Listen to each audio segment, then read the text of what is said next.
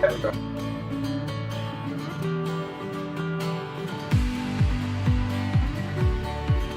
we'll just sit around here where you can see him clearly.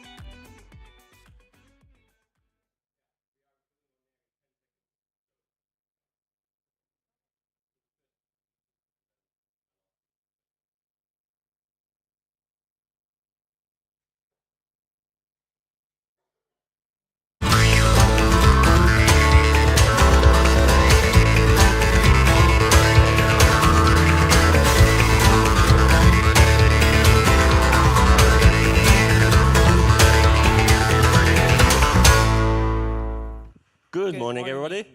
Good morning, and welcome back. I hope you had an amazing day yesterday and you are prepared for a continuous and inspirational discussions for today. Yeah, and whenever you feel you're tired, just don't be.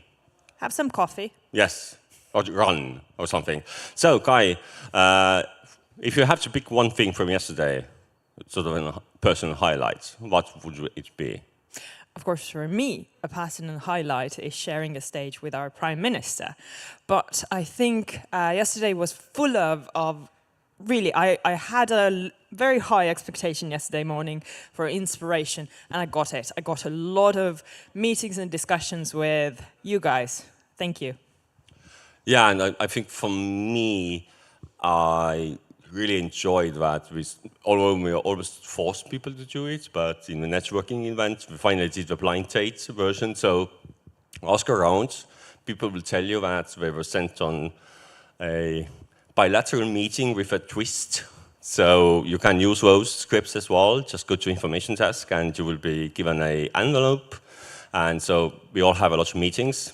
Do it a bit more creatively. And so read more from the webpage. And just in case, prepare for lengthy meetings, because some of them were very short, efficient 10-minute meetings. Some of them lasted for an hour and a half, and the emotions that they came back with are very, very satisfied. So use those scripts. Okay, so as always, we do have a guest today. So I'm going to ask Sabrina to join me. And hello, good morning. Hello, hello. How are you? Okay.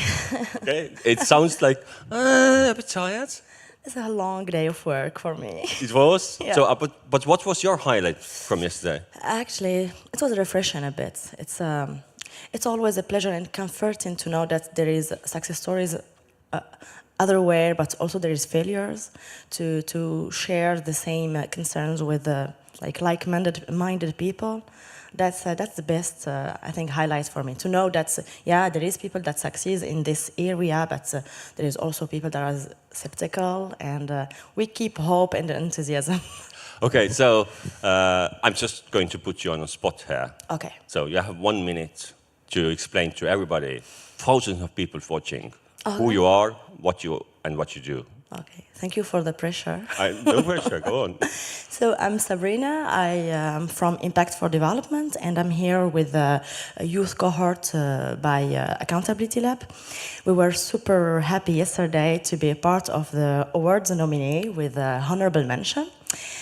Basically, we are working on promoting open local development in many areas, and we'll be more than happy to work with anyone in this, in these buildings, in this summit.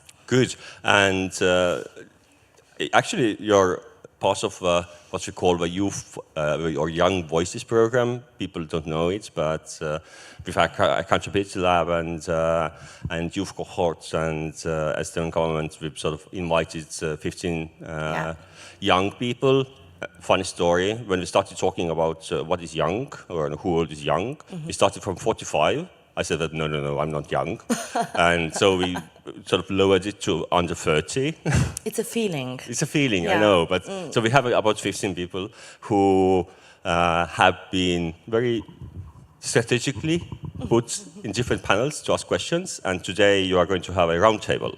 Yeah. What it's going to be It's about. the power of youth, actually. Yes.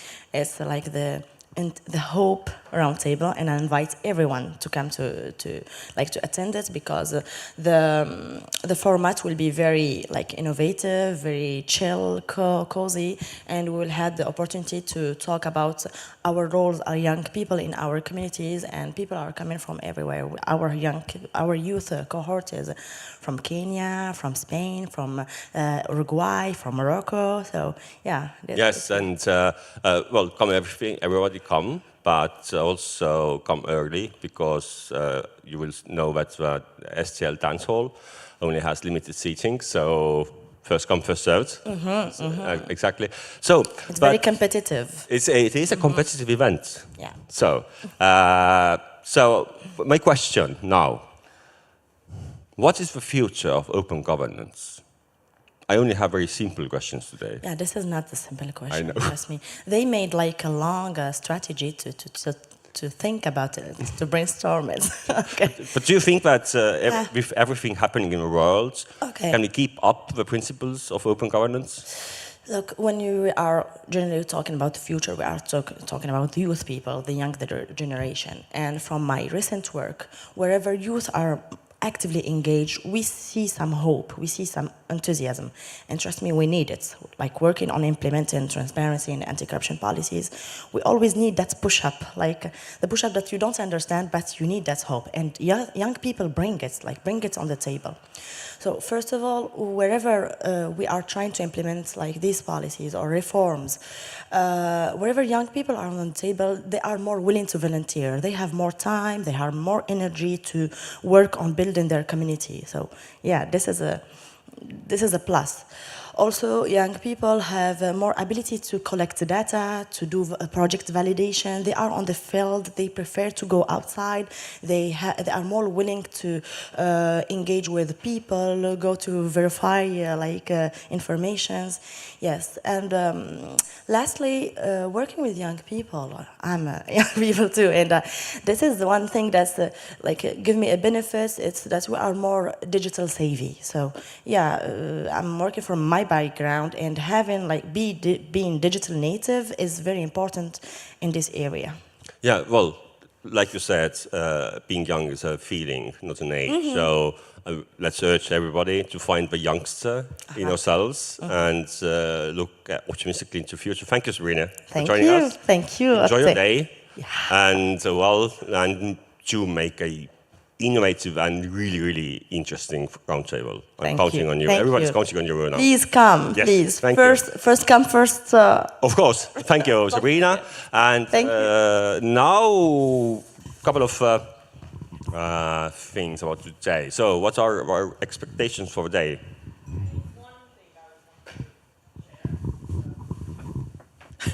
One thing I would like to share from today, getting inspiration from Sabrina, thank you. Lessons learned. I think today's lunchtime, 12 o'clock, I think, at the center square there, you can join the Embassy of Utopia for not so official program. So there are stories, there are people sharing their own lessons that they've learned, not wanting to use the word fuck-ups. No, We don't say that. We say failures. Failures. We say failures. Yes. But inspirational stories from people who have really sort of learned from their mistakes and are willing to share them and share the story. So this is something that I do recommend. Go listen. Other things we have this morning, 10 o'clock, we awarded people yesterday. And there's an expo tent in the center.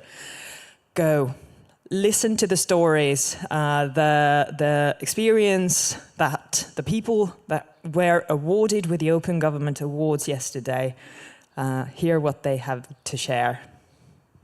Exactly, yeah. To use the opportunity, I mean, we all sort of get the newsletters saying that something amazing has happened somewhere, but now you can actually see the people behind those reforms and the innovators we awarded yesterday. So it's in the center square as well at the tent. You'll see that there's 2 time slots today. That's in the schedule as well.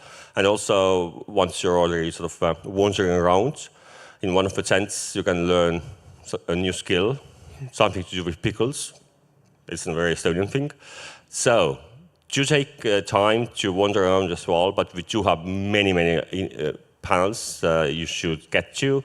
And I have a feeling that the star power will left for the closing plenary. So do not leave, especially because after the closing plenary, we are going to have a group photo of thousands of us and some drinks and food. So enjoy your day.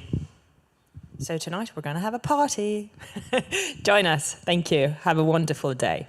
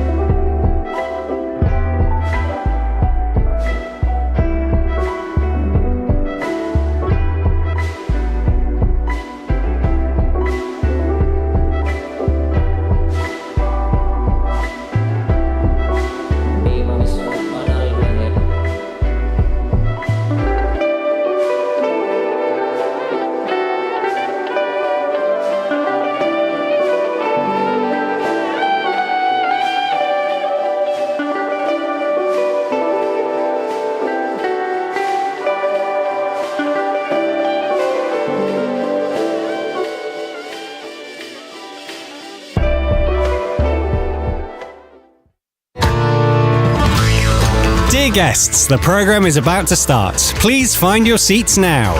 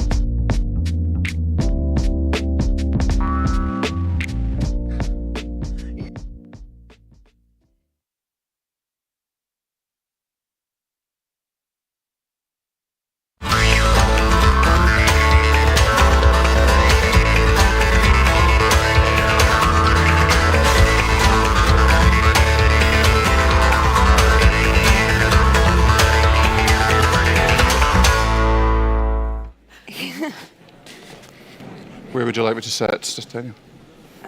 Wherever you prefer. Good morning, dear OGP community. This session is about protection and participation of environmental defenders. And usually, when we speak about this issue, we find ourselves among family and friends.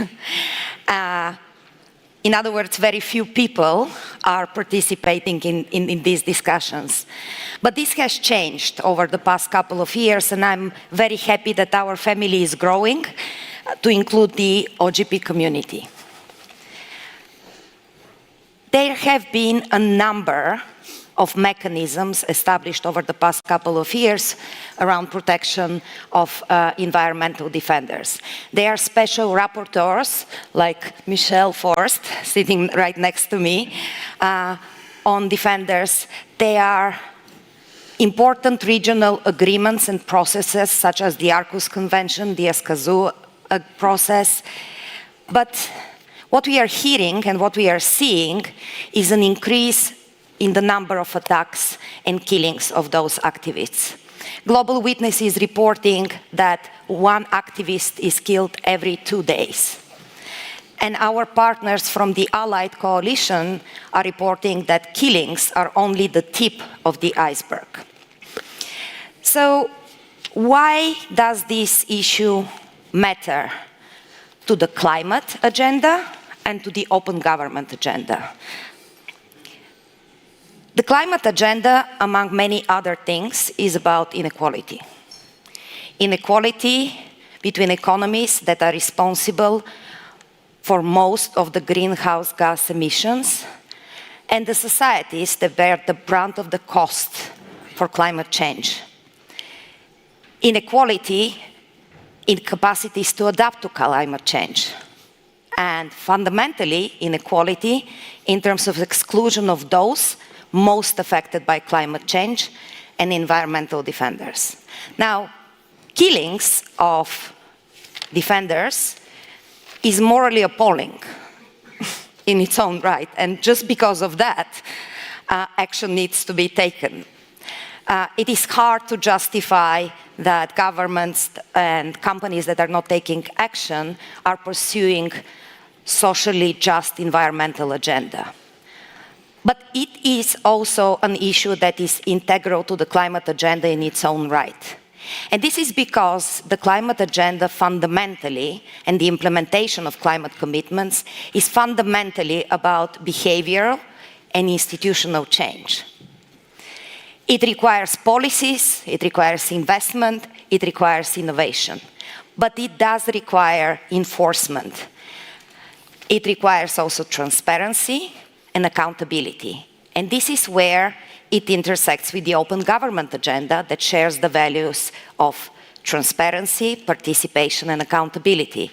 Transparency to open access to valuable climate data and information that informs climate responses. Participation to consult whether these responses are adequate. And transparency and accountability to ensure enforcement of those responses.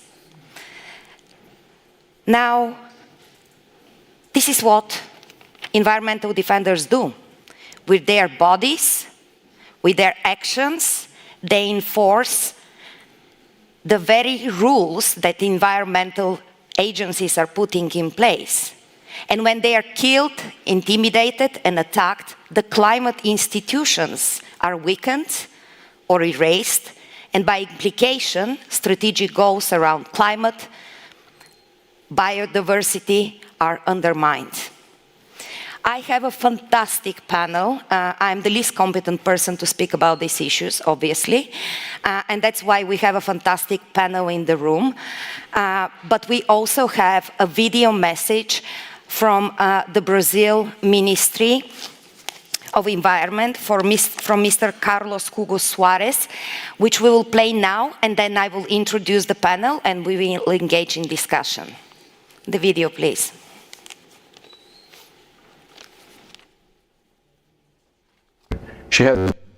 Ladies and gentlemen, it's a big honor to be speaking on behalf of Minister Marina Silva in this panel. Ms. Silva is a beacon of environmental defenders, and her career attests to the importance of giving voice to and protecting those who have the environment as the highest priority, often putting their own lives at risk. Loyal to her personal history, Ms. Silva has made a priority to revert the somber situation that environmental defenders still face in Brazil, especially in the Amazon region. As a public political figure, she has used her hard-earned clout to push for more inclusive participation in decision-making in environmental matters, and to push for broader and more effective legislation to protect environmental defenders. Let's not forget that many of the environmental defenders are part of indigenous peoples and local communities. Together with the protection of their ancestral lands, we must guarantee that these populations that defend their sustainable way of life are protected too. Brazil is a country of continental dimensions.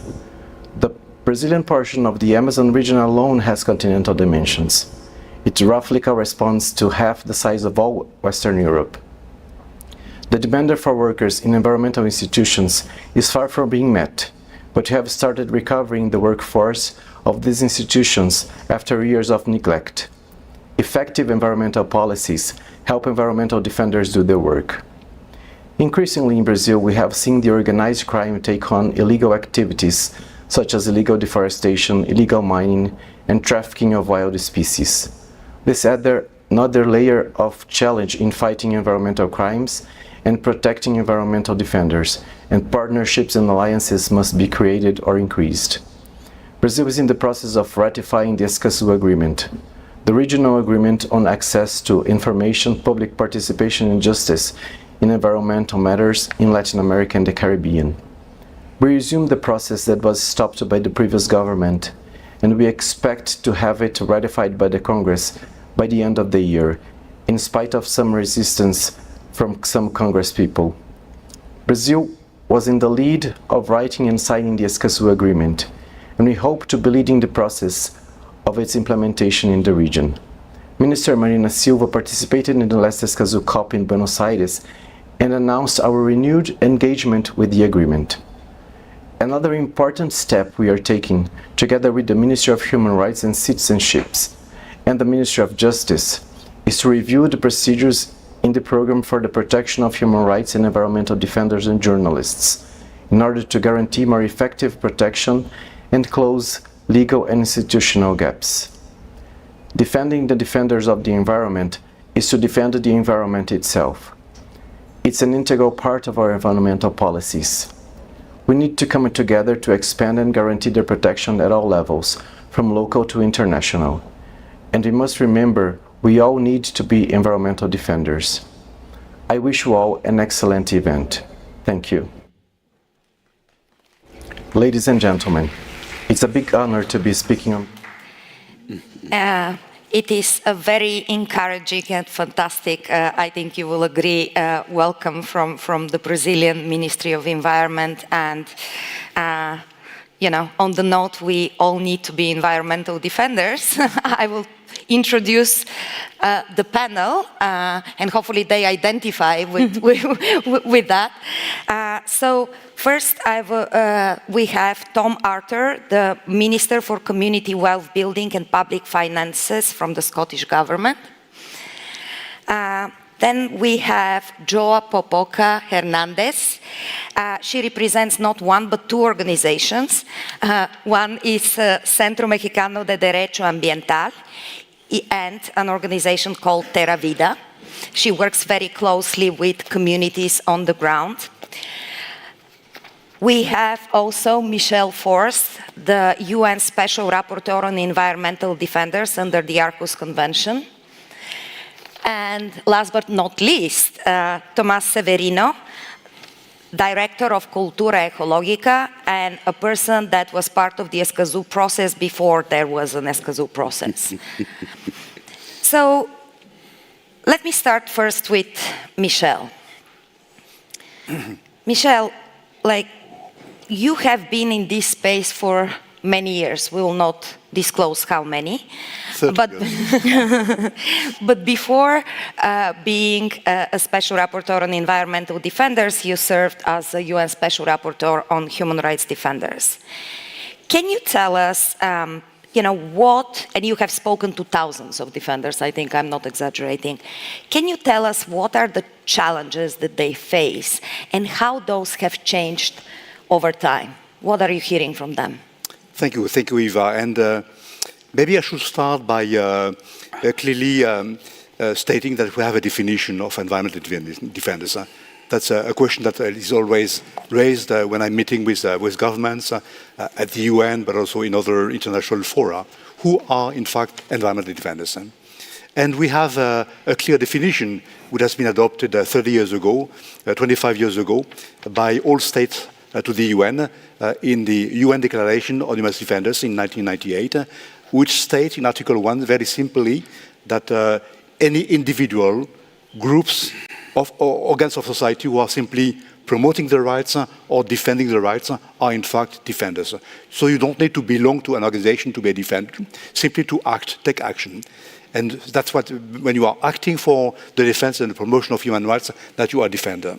And when I was on the other mandate, Eva, in 2016, I prepared one of my first reports dedicated to the situation of environmental defenders. And I decided to adopt the same definition. In fact, environmental defenders are simply human rights defenders. And there are people who are simply fighting to promote and to protect land and environment. That's as simple as that. So we don't need to challenge this the definition which has been adopted by the UN. Now, defenders are, many of them, environmental defenders are defenders or become defenders not by choice, in fact, but out of a necessity. And many of them don't self-identify themselves as being defenders. And that's something that we need to note. So defenders, environmental defenders, represent a wide range of profiles. Individuals, groups, communities, indigenous peoples, journalists, simply who are fighting or reporting on land and environmental rights. We have examples of journalists or lawyers in many occasions. Also, indigenous people, and we'll speak on this, maybe on the Amazon region, that are opposing mega projects, extractive industries, deforestation, and there are also illegal lodging defenders. So the dynamic is very challenging and sometimes appalling also. In a couple of days, Eva will have the next report by Global Witness that you quoted, informing us on the new data. And as you rightly say, we have one killing every other day. And that's more than 2,000 killings since the Paris Agreement has been adopted in 2015. Let me give you some examples. In Latin America, we see infamous examples of defenders being threatened, killed, abducted, threat to families, death threats, enforced disappearances. In Africa, we see the increasing role of companies in the extractive industries, agribusiness, but also deforestation. In Europe, what is new is that we are seeing new generation of climate activists using new forms of mobilization like civil disobedience, going to the street, gluing their hands on the floor, blocking access to airports. New generation that are trying to simply to protest against inaction of states on climate. And for that they are facing threats and violence in law enforcement, but also facing prison sometimes. But everywhere, Eva, we see criminalization of defenders and vilification. They are called eco-terrorists, they are called Talibans, they are called Green Khmers, which is a shame for me.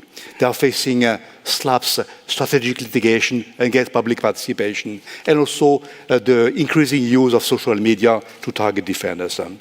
At international level, Eva, what is worrying for me is that we see more and more issues for risk for defenders that try to attend the COP meetings. Visa denial, surveillance, harassment, arrest, but also reprisals for those who are speaking to the... and what are the drivers of these attacks? Simply greed, the lack of political will from states to tackle impunity, corruption, powerful interests linked to agribusiness, as I said, and also mega project. To conclude, Eva, public participation is for me a key element, always an issue for countries. It's because private actors and decision makers exclude defenders from decision making that defenders are put at risk. Indigenous people in Colombia, in Peru, in Honduras are not consulted when they are facing powerful economic interest and opposed projects. They are threatened and then killed. Have in mind also a population in Armenia who is not consulted with the construction of a mega dam that would deprive them from access to water. And they are simply going to the street to demonstrate and are facing defamation, lawsuits, and also slaps. Young citizens in France, in Germany and UK, not heard when they are doing action against climate inaction. They are facing restriction on their rights, rights to protest, arbitrary arrest, but also severe penalties and prison. To conclude, yes, again, participation is a key element of agenda, major issue to deal with at OGP, to address the triple challenge that we are facing now: climate change, pollution, and biodiversity loss. Thank you, Michel. I promised the audience we will move the conversation to a more optimistic picture soon enough. But let me turn to Mr. Arthur. The rapporteur has identified public participation as a key, and Scotland has been championing participatory climate decision-making through the Scottish Climate Assembly and OGP commitments. Now, participatory decision-making is a messy process, and it's probably not easy. Can you tell us about your experience, what you have learned and what you still need to invest in? Thank you very much. You said it's a messy experience, but what aspect of any of our lives cannot be described as messy and complex and multifaceted and nuanced? And sometimes the trap that politicians can fall into, particularly when competing in the attention economy of the 24-hour media cycle, is to always seek to be reductive and to simplify and to present simple solutions to complex issues which don't exist. Always particularly with a fear that if they seek to indulge in the complexity of an issue, some opponent will come along and seek to offer a more simple solution. What participatory processes do, I think, is act as an antidote to this, primarily and immediately by engaging individual citizens in an issue and allowing them to deliberate, and to come to form a consensus, create that legitimacy and consent which is necessary for legislators and government to act, but to also can enhance our political culture. And I think it can help to inoculate our people, our citizens, against some of the spurious and disingenuous arguments that are purported by people who are opponents of taking action on climate change or who wish to advance simplistic solutions to any other issue. So that messiness and complexity is something I think that should be celebrated, not just celebrated, but recognised as absolutely essential. And we have recognised in the process of taking forward citizens' assemblies in Scotland, 2 to date, that when you ask broad questions, it can be challenging to find definite answers. But what you can do through that process is identify those areas of consensus, but also help to awareness raise, and to help to ensure that there is a collective understanding of the challenge that we face. So the debate is no longer whether or not we face a challenge, but what is the best approach to address that challenge. So climate assemblies have provided that opportunity for widespread engagement, and then following that from the findings and views that have been derived via the assembly process for that direct engagement and constructive challenge to government across a range of portfolio areas. With other particular approaches we've taken, for example, through participatory budgeting, that is again as an opportunity to work at the more granular level in individual communities and to create a situation where individual communities are starting to reframe their decision-making processes through a climate-aware lens. And again, that is about fostering an understanding that climate change is and addressing and defending the environment is not some specifically siloed, compartmentalised aspect of public life or administration, but has to run through all decision making, just as it will run through all aspects of our life and moving towards net zero. Thank you. I want to turn to the audience and see whether anyone wants to share other examples of participatory decision making around climate issues. And it's okay if you don't want to share. I mean, just checking the temperature of the room. Yes, I can see a hand there. Hi, my name is... And please introduce yourself yes. and keep your remarks to a minute or two, please. Yes, my name is Simone Filippini and I'm the chair of the Netherlands Commission for Environmental Impact Assessment. And what I see is that this instrument, which as an essential part has obligatory participation of stakeholders in the process of that assessment, really leads to better decision-making and more well-informed local government, often local government or provincial government, national government, to take decisions that protect both the environment, biodiversity and people when large infrastructural projects are envisioned. And I think that's a great practical example to bring lofty, high-level ambitions and commitments to really the grinding diesel of the practice. Thank you very much. Yes, there is a comment here. Hi, my name is Emin Hussein. I'm from Azerbaijan, exile-based human rights defenders. I have a question regarding lack of awareness around environmental defenders. For example, recently we have a very important case in Azerbaijan when a mining company poisoning lake in the western region in Azerbaijan, and police brutality, and after famous former member of parliament arrested. And when we see and compare reaction of our like-minded partners from Western community, which is they're always supportive with traditional human rights defenders, in this case we see lack of attention. Why it's happened? Maybe it's happened because it's a fight for environment and Azerbaijan economy dependent from energy partnership with Western partners like UK and US and European Union. That's what reactions, or it's our problem with a problem of environmental defenders, for they don't know how to defend themselves better. Thank you.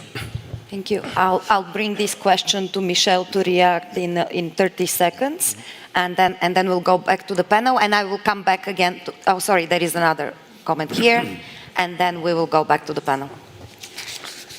My name is Gib Saliga and I'm from Papua New Guinea.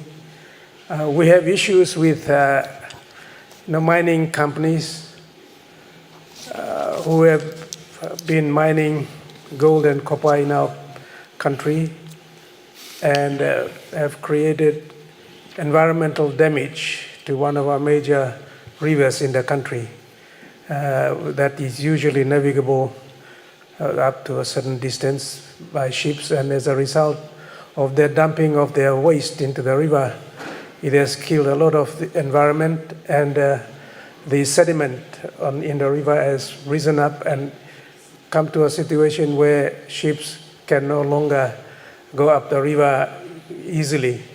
And so when the people complain, the government is in cohorts with the developers and say, well, you don't have any proof that the environment has been damaged, and it's very difficult for ordinary villagers to get world-class scientists to come and tell us, well, this is what the company has done. And so how do we get assistance to get properly qualified people, scientists, to come and give us a proper assessment of the damage, and that the damage is indeed from the mining companies and not just natural, because that's what seems to be happening. The defense that is put up by the mining companies. Anyway, that's our issue. Thank you. Thank you. So I'll bring it back to the panel, and there will be opportunities to engage more. So I think, Michel, if you want to take the questions within a minute, it's not easy, I know. Very briefly, yes. This mandate that I'm holding now has been created precisely to respond to your needs, in fact. And I'm able not only to speak to states when I see that states are threatening defenders, but also to companies. And that's what I'm doing. But I'm receiving complaints coming from defenders or from communities, from indigenous people. I'm able to speak not only to the state, to raise awareness, but also to address letters to CEOs of companies raising awareness on what needs to be done, and then to see what reaction states and companies will have. So come back to me, and we'll discuss later on how now my mandate could be active for Azerbaijan, but also for countries in Africa that would also need the support and the backing of the mandate. So as I promised, we will move towards a more optimistic picture and talk a little bit more about the complexities and messiness and how they need to be celebrated. So one of the challenges has been, among many, has been to connect the issue of environmental defenders and take it out of the human rights silo and connect it to the environmental and climate processes and agenda. And one of the examples of that actually happening is the Escazú process in Latin America. And as I told you, Tomás has been in this process since it became before it became a process. So, Tomás, how easy or how difficult it was to connect the environmental agenda with the agenda of participation and protection of environmental defenders in the Escazú process, and what were the kind of arguments civil society has used? Thank you. Just to start with, I'm glad to say that to see the room very full and to have these discussions in this OGP forum, this is something that we've been trying to do for many years, and so fostering synergies and with these processes, it's very important. The Escazú agreement, for those of you that don't know it yet, is a very new agreement that came into force in 2021. So it's very new. It's based on the Aarhus Convention, and it includes one different approach in terms of a guarantee to protect the environmental defenders. It's the first human rights and environmental rights treaty in its kind that includes such a provision in Article 9. So that's very important. And that was a proposal made by civil society, because Latin America and the Caribbean has been the most dangerous region for exercising environmental rights and human rights around the world. And so we've been on top of the list of killings, attacks, and harassments. And so it was a natural demand. We could not have a treaty that did not address this issue, the elephant in the room, so let's call it. And so governments could not move away from this demand. But I want to make clear that this was a civil society demand. And so, because if we understand that environmental defenders are the tip of the iceberg, as you said, in a very nasty picture that is because of the development model. between the extractive illusion that we live on and the people defending not only their own land and resources, but the resources that in which life is basically sustained. So putting it simple, you cannot move away from that scenario. And if we don't understand the issue of harassment and attacks and killing of people, it's because we are not internalizing the economic, social, and environmental impacts of the economic models we live on.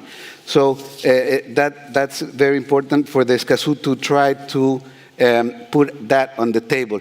And also because it's not about just governments, as has been said here, companies, legal companies and illegal companies, and funders, and international financial institutions, and development banks. So everyone has been sort of comfortable or not or looking away from these problems, and we need to step up and say it cannot happen no more.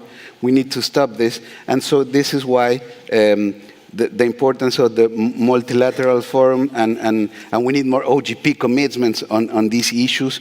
And I have a few questions for the OGP community. What can the OGP community do for environmental defenders? Mapping, generating information, improving data sets. We need more engagement, and we need governments to compromise on this agenda as well. And also, there is one thing that I'd like to point out before this first intervention. Escazú also has a provision on sharing information between authorities of the region on all illicit activities that are bound to natural resources and environment. And I think that this is a key issue, and we need to, by exercising the rights of information, participation, and justice, we would not need to go and defend defenders, because Escazú has this preventive approach, and then the reaction to the attacks in the Article 9, and also the possibility of sharing that information. So it has an integral approach that we hope that we can use. Thank you, Tomás. I mean, the Escazú process is exciting, not only with the agreement as a product, but the process itself and the engagement of civil society. But I guess the $1 million question is, does it matter? How does it change the realities for defenders on the ground? And so Joe is here to share with us, what are you learning from the communities that you work with, and how the Escazú protections integrated in the agreement, will they impact the realities of defenders on the ground? Thank you, Eva. Well, I think the first thing that the Escazú agreement has been able to do is to shed light over the rights within this agreement and connect the dots. We have been able to, as Tomás have already explained, to understand the link between the communities that are defending the land, the territories, the resources, how these communities have been being guards, being protectors of these resources for the longest time, and how the access to information, participation, and justice have been the tools, the right tools to enhance that process of defense. And shedding light over this relation has also been able to make visible them, the environmental defenders, as such, right? And the rights of also, because they are now in the public agenda.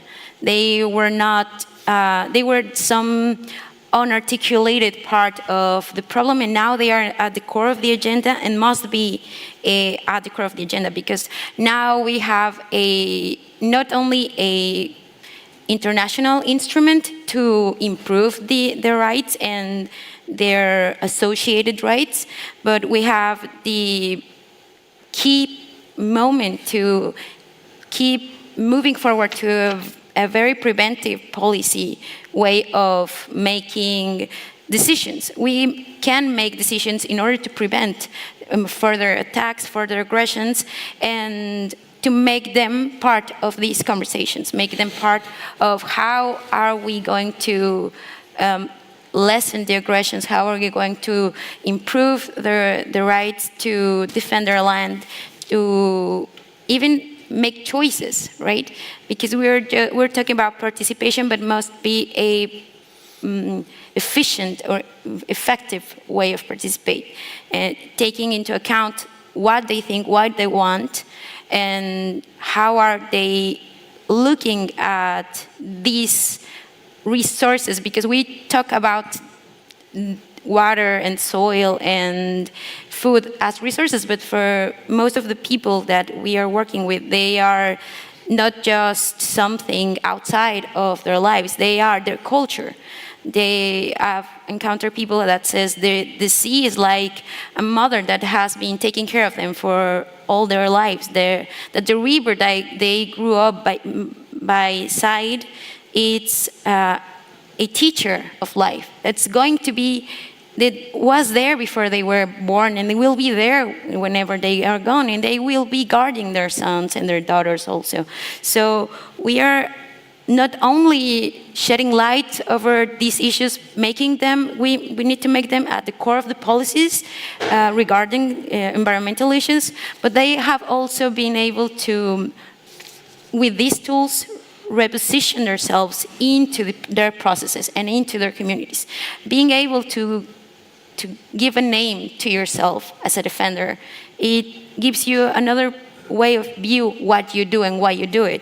So this is like the most things that I've been able to see, and so mostly we are actually facing these issues from a very intersective way, because we need to view the values behind these cultural issues, because it's a cultural issue, because we value differently the water, the food, the soil beneath our feet. Why is the water no longer sacred if it's all what we need to live, right? So these are some of the things that we've been seeing, and mostly it's this very potent instrument, a very potent tool, the Escazú Agreement, to bring more to the core, to the public agenda, what the environmental defenders are actually doing, and that have been doing for decades, even for generations. Thank you for bringing those who matter and who we are talking about in the room. And here I would like to open it to the audience again and ask colleagues to reflect on examples of similar initiatives, and in particular, colleagues from Africa, Asia, to share their experiences with similar processes, in their, whether at the national level or a regional level, are there conversations around with governments and civil society around protection of environmental defenders? Would anyone like to share experience? I know that there is a representative from the Katiba Institute in the room, and I hope he's here, leading a process in Africa. No? Yes, I can see a hand there. It's difficult to see from here because we are blinded a little bit by the light, so I apologize and hope the colleagues with microphones are able to see. There is a hand back in the back. Super complicated to see people. Hola, voy a hablar en español, si se me permite. Voy a referir un caso que en Europa parece que las cosas están siempre claras en el primer mundo, pero no es así, no siempre es así. Quiero trasladárselo al representante del acuerdo de Escazú Un caso en España, en el Mar Menor, en Murcia, donde una iniciativa legislativa popular recaudó 500.000 firmas para proteger una laguna salada llamada el Mar Menor y se le dio personalidad jurídica a esa laguna. Pero actualmente hay un cambio de gobierno y hay una crítica. Sí. Perdón.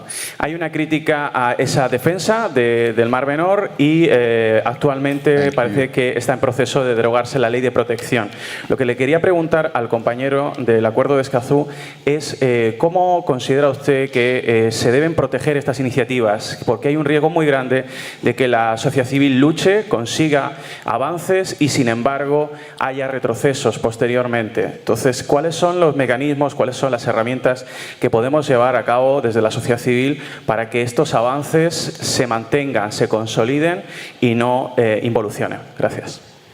You have called into question my Spanish skills, so I'm hoping I understood the question, and so Tomás, I will give you the chance to respond shortly, but just wanted to see whether there are any other thoughts or examples in the room of processes, so I can see a hand on here. Okay, my name is Kevin Mabonga from Katiba Institute in Kenya. Hi, Kevin. Hi. So in the region, there are a number of CSOs that are coming together to champion for defending environmental defenders in the East African region, and not just East African, but some other regions in Africa. But the challenge remains, we have mixed reactions on whether people should take the Escazú kind of model or not, but there are efforts towards championing for environmental defenders in our region. Thank you. Thank you. I would also like to ask the audience if you have thoughts on how to connect the issue of protection of environmental defenders to the climate spaces, to the climate agenda, and make it integral. If you have thoughts about that, that would be super interesting to hear. So I see a hand here, and then I move to the other side of the room because I will be accused of bias. There you go. Yeah. Hello, it's up to me. Thank you. I'm from Europe, so you didn't call directly the experience of the European country. I'm from Italy, exactly. I'm not an expert in this topic, but working in OGP and creating a kind of national coordination or actors working on public participation to stimulate public participation. I discovered recently, because they asked to join, an experience that I consider very relevant related with the use of water. And we have a kind of national coordination, a table for agreement for rivers. And this has been put in place with many agreements taking place in different parts of the region. You know, we have many rivers.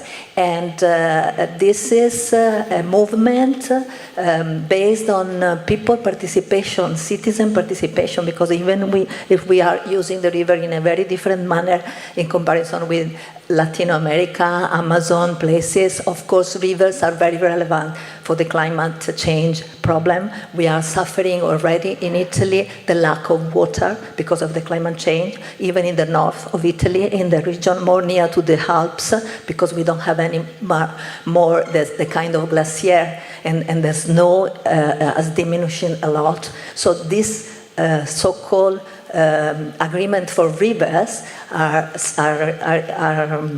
based on a kind of cooperation in between citizens and political responsible at municipality level and at region levels.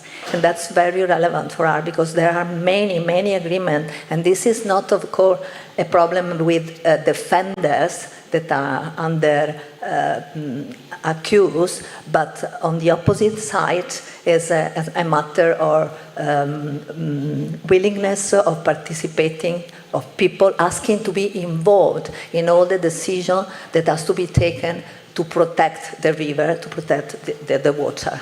Thank you for this perspective. So is there anyone that wishes to speak on this side of the room? We have time for 2 more interventions. Go ahead. Yeah. Muy buenos días. Mi nombre es Sandra Cerrato Flores. Soy la directora del Instituto para el Desarrollo Sostenible de la Mujer Lenca de Honduras. Y como dirigente y representante de las organizaciones de mujeres indígenas de Honduras y también relatora de la Mesa Técnica de la Alianza de Gobierno Abierto en Honduras. Y me gustaría hacerle al representante del Acuerdo de Escazú, ¿cuáles son las medidas concretas que se están tomando para garantizar la participación y el empoderamiento de las mujeres indígenas en la toma de decisiones relacionadas con la justicia climática en Honduras y cómo se está asegurando que nuestras voces sean escuchadas y tomadas en cuenta dentro de la implementación de las políticas y acciones para abordar el gran problema que tenemos en Honduras de justicia climática? Muchas gracias. Thank you so much. And one more on this side, very short. Yes, there is a person here. Gracias. Mi nombre es Cristian Avendaño, vengo de Colombia. En Colombia hemos tenido, en el Congreso logramos aprobar y acoger Escazú hasta hace apenas unos meses. Desafortunadamente, pero pues logramos, después de una lucha ahí en el Poder Legislativo, lograr que se acogiera Escazú hasta hace unos meses. Sin embargo, hay diferentes organizaciones de la sociedad civil que han defendido el territorio y han defendido los recursos naturales desde hace muchos años y lograron a través de unas manifestaciones de más de 100.000 y 200.000 personas en algún momento detener un proyecto megaminero en Santurbán, en Soto Norte, de una empresa multinacional árabe. Sin embargo, a pesar de haber detenido el proyecto, yo creo que el siguiente paso con la organización de la sociedad civil que tiene que dar el gobierno nacional son las alternativas de reconversiones económicas en esos territorios. Es decir, el paso a seguir en participación efectiva de estos defensores ambientales debería ser esa reconversión, esa llegada de la institucionalidad a esos territorios en donde se encuentran estas riquezas naturales, en esa visión ecocéntrica que se debe tener alrededor de esos recursos. Por ejemplo, este es un páramo que provee de agua a más de 2 millones de habitantes y no ha sido posible que los defensores de estos ecosistemas puedan ser escuchados de manera efectiva por el gobierno nacional con las propuestas que tienen de reconversión de las actividades en esos territorios.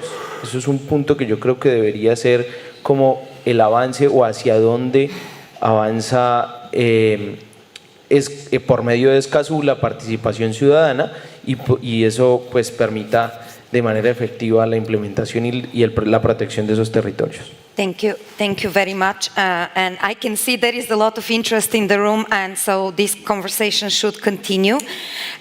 So I'll bring it back to the panel, and Tomás, because you, just like me, have the time just in front of you, try to answer those questions in a minute. A minute each? No, a minute in total, and then I will give a minute to Joe as well, and then we'll move towards speaking about the global level. So, okay, so I'm going to start with the Colombia and Honduras issue. Colombia and Honduras have not yet ratified the agreement, though their governments have said that they will, and we are hoping that Congress the Constitutional Court approves it, and Honduras, we understand that they're about to send it to Congress as well. So we hope that they can ratify.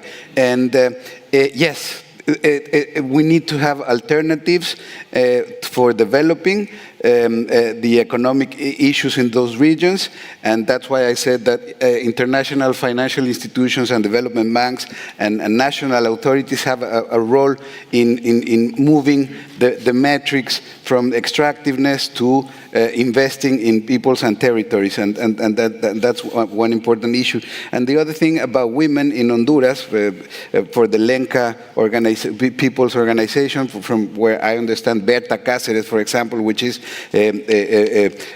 for us is a model, a role model to follow.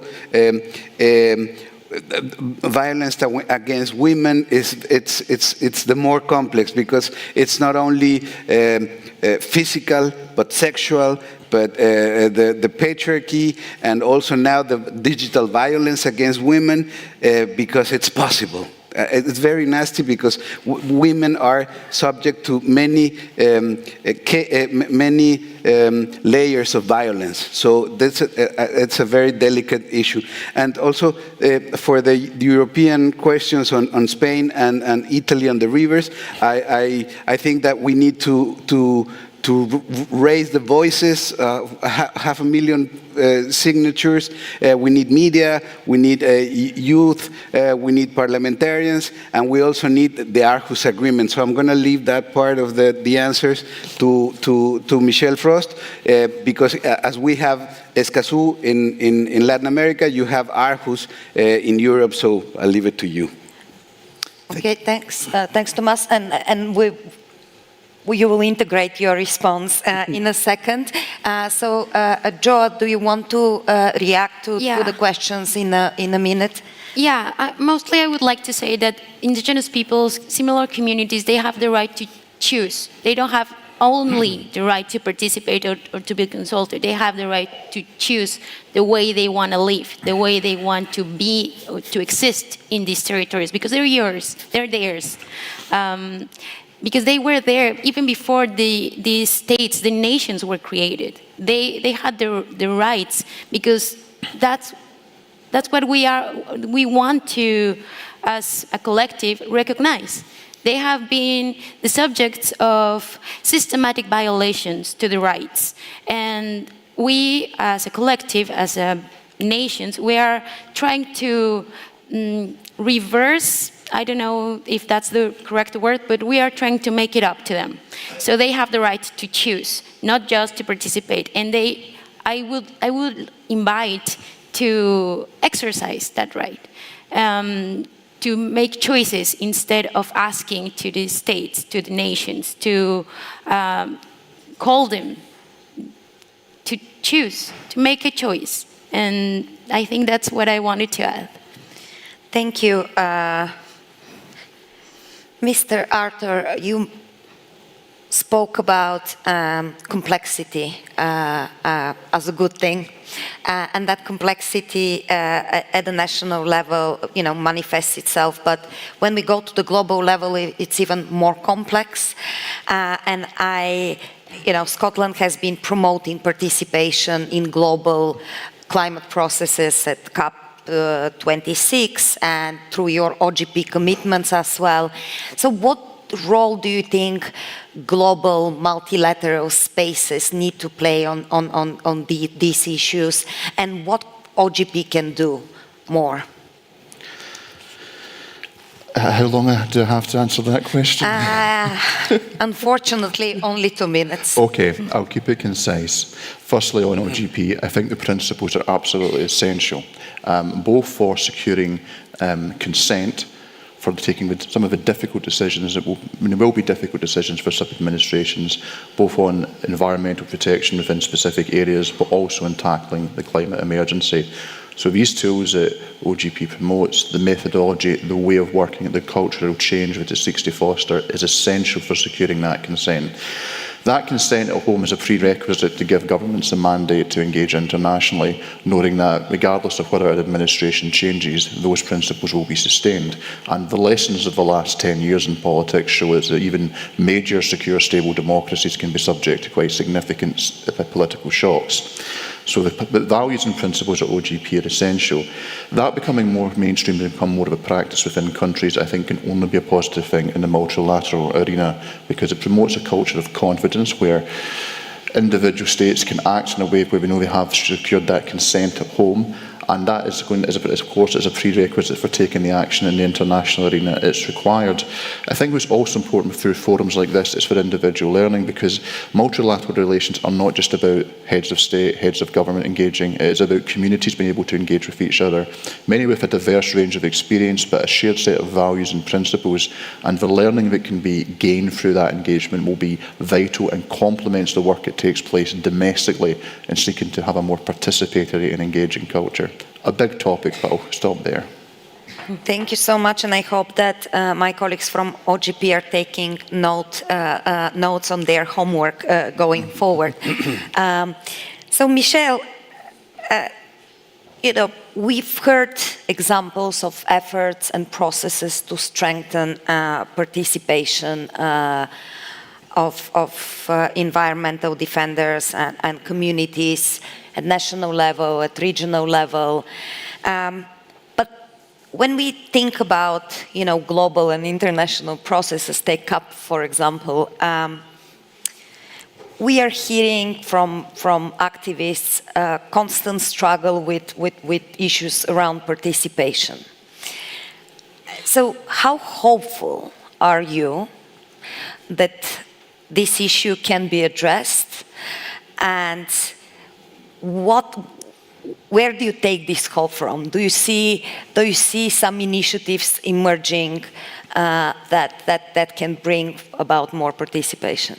Thank you, Eva. And yes, I'm always hopeful, and that's a position that we all have to have in preparation of the next COP meeting. But we also need to remind states of the obligations, in fact. States have obligations, and we must remind states that they have obligations according to international law that have been ratified. And concretely, we need to take a stand to make sure that states are concretely reminded of their obligations. And what we need is some states that are taking the lead, like maybe Scotland being champions, taking the lead to push for concrete action. What we need is a sort of group of global leaders to push for action, to push the needle for effective participation of defenders at the preparation of the next COP meeting. We see that we have defenders in the room, environmental defenders. I met with some of them yesterday. We are going to meet today with them, and they are expecting more coming from states, more coming from OGP, more coming from state participating into international fora. And they must be heard, those defenders, and they must not be heard in 10 years' time, not next year, not tomorrow, today. They must be heard today. That's my conclusion. And Michel, when you make the case why this issue is integral to the climate agenda, what is the case that you make? Why? Because the climate agenda is messy, right? And it's that's a word that we've been using, and it's very complex. And why would we add another issue to a very packed agenda? Yes, simply because we see that there is an increasing interest to the broad issue of climate and environment. We see more and more people going to the street to demonstrate, claiming for more action from states, and that's precisely to respond to the need expressed by defenders and by communities that we need to take action to remind states of their obligations. Thank you very much. It is difficult to summarize such a rich discussion, but I'll give it a go. So one important word to stay with us is that complexity is essential to achieve progress and to allow and to be open to divergent points of view so that decisions can be taken together, I think is one important takeaway from what we discussed. And that the issue of participation is not an issue to be discussed only at an OGP meeting or only at the national level. It has to be covered at all levels, starting from communities to localities, to the national level, to the regional level, and to global fora. And it's important that this participation is practiced consistently in all policy making, as Mr. Arthur suggested. And another takeaway is that we are still seeing defenders not being able to engage with existing processes. And so there is something about making sure that these processes actually hit the ground and make an impact for what they were created. And that's another important takeaway. And finally, I will tell to my OGP friends, I think that there is a consensus here at the panel that OGP has a very important role to play, both because it's a community of learning and sharing, and a community of support, and community that can exchange practices around participation, but it is also because of the values that OGP holds that are essential both for the protection of environmental activists and for as well as for the climate agenda to advance. In my panic to hold time and to be sharp, we have 36 seconds left, but I will use them to thank all of you for engaging, and please approach the mandate and the panelists as much as you want to continue this important conversation. Thank you very much.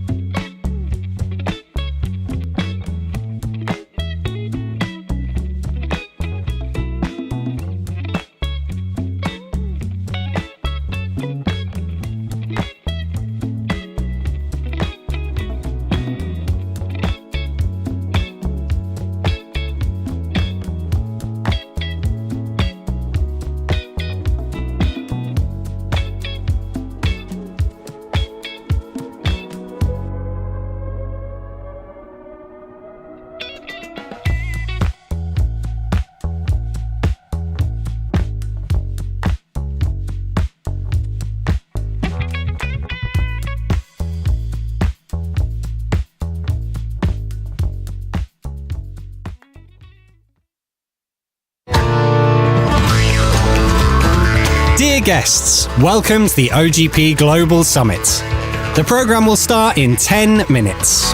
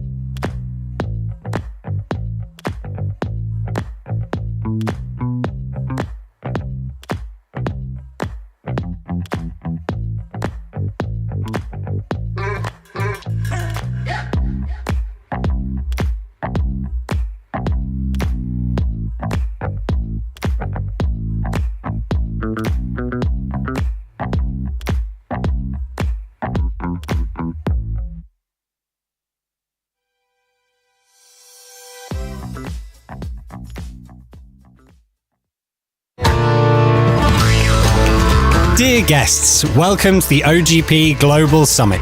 The program will start in 5 minutes. Please find your seats.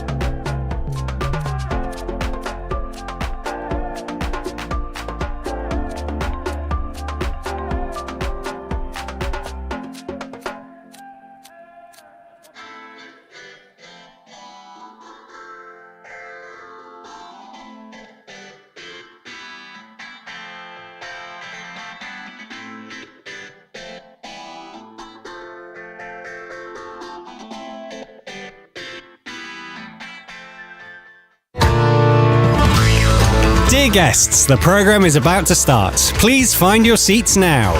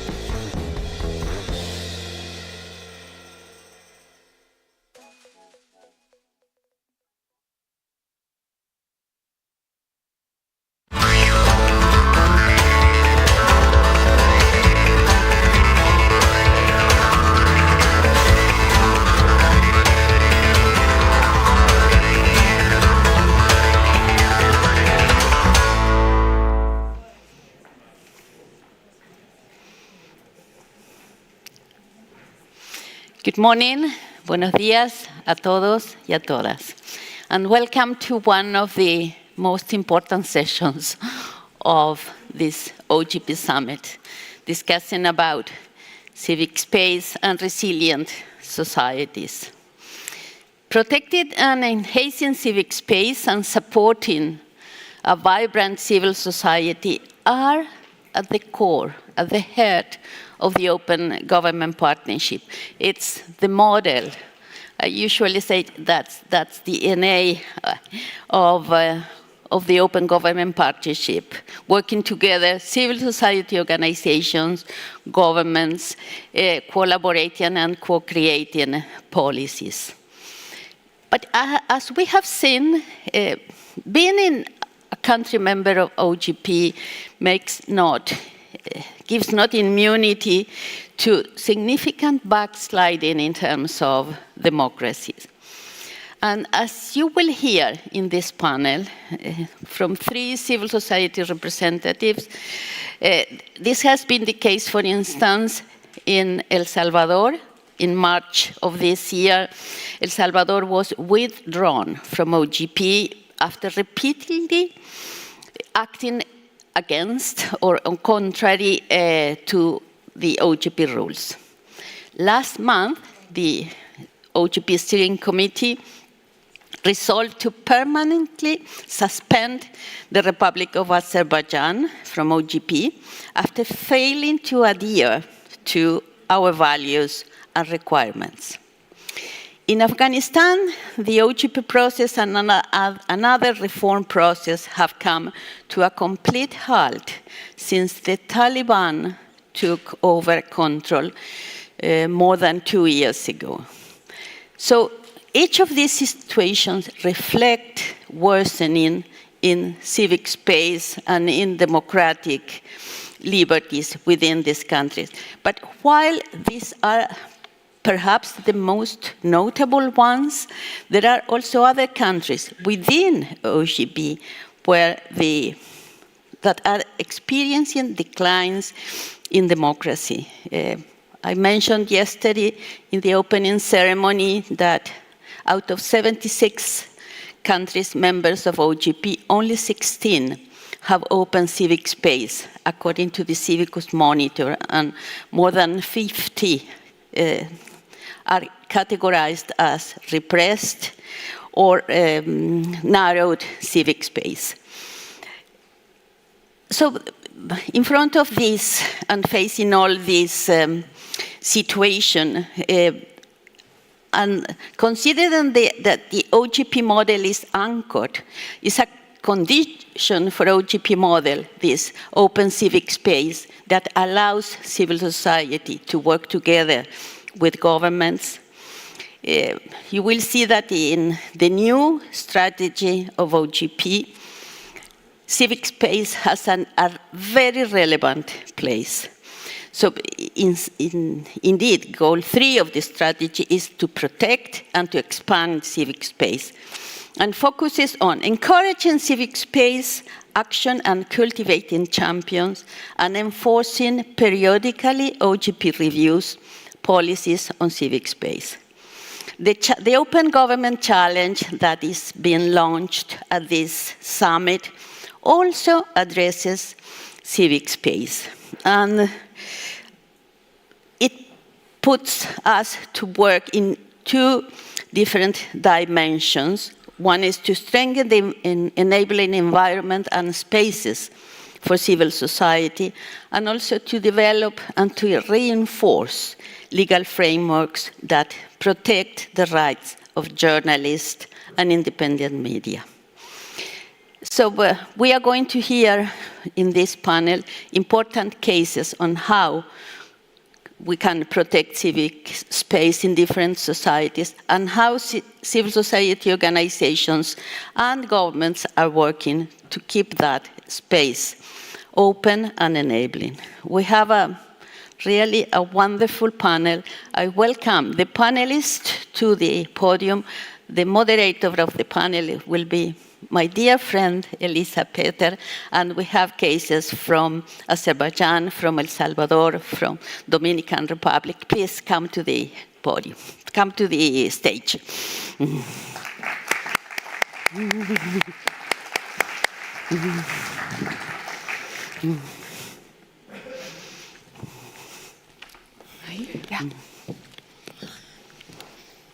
Gracias. Gracias. Thank you very much, Annabelle, and welcome to all of you. Welcome to our distinguished panelists, who are all in their own rights and in their respective countries, fervent supporters of civic space and very courageous reformers in government. Civic space, as Annabelle said, is core to open, resilient, inclusive, democratic societies. Yet, in many OGP countries, we see that civic space is under attack. Civil society, dissent, freedom of expression is under attack. So what we're going to hear today from all of you is how, in times of democratic transition, as you said, when democracy is under attack, how can OGP help protect that space? And alternatively, when there are reformers in government that are pro-democracy, how can OGP help them expand that space for civil society and citizen engagement? Before I give them the floor, I just wanted to go back to the Slido. Thank you so much for participating. We wanted to get a sense of what civic space means to each of you. So thank you. This is a word cloud. The biggest thing that comes out really is freedom of expression. So maybe that's something we can come back to. How do we preserve and encourage OGP countries to preserve freedom of expression? Democracy, the theme of this summit. Yes, civic space, as you said, Annabelle, is a fundamental pillar of open democratic societies. So thank you. The way this conversation is going to take place is that I'll ask a question to each of the panelists, but we also want to hear from you. So we'll ask you questions through Slido throughout the event. So please, for those of you who haven't yet logged into Slido, please do so with the code at OGP Estonia, and we'll ask you a couple of questions throughout the next hour. Great. So unfortunately, one of the speakers couldn't make it today. He's from Afghanistan, and he's been the executive director of the Afghanistan Democracy Development Organization. As you know, there's long been pressures on democracy in Afghanistan, both internal and external pressures.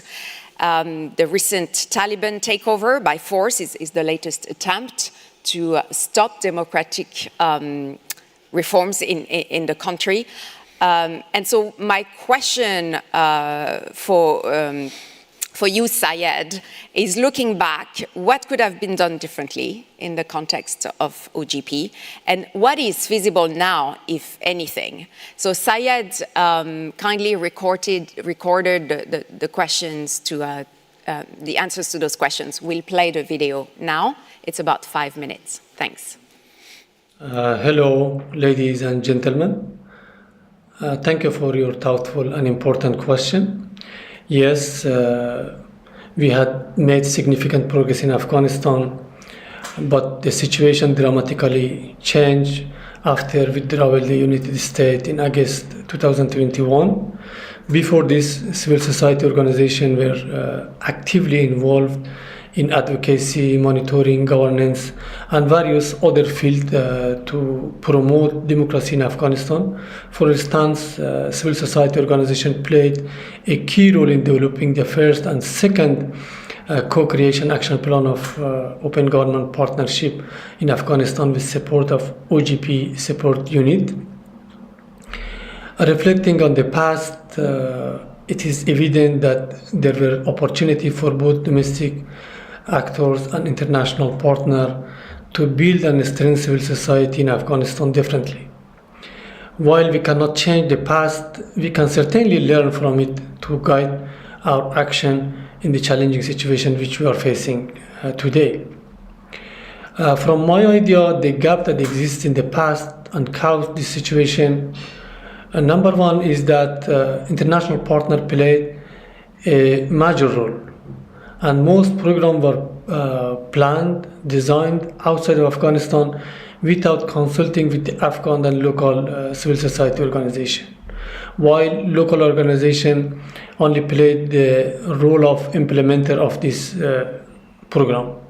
This approach caused problem not be identified and program not be effective. Two, report from Ministry of Economy indicate that most of the projects were implemented in the central and the big province of Afghanistan.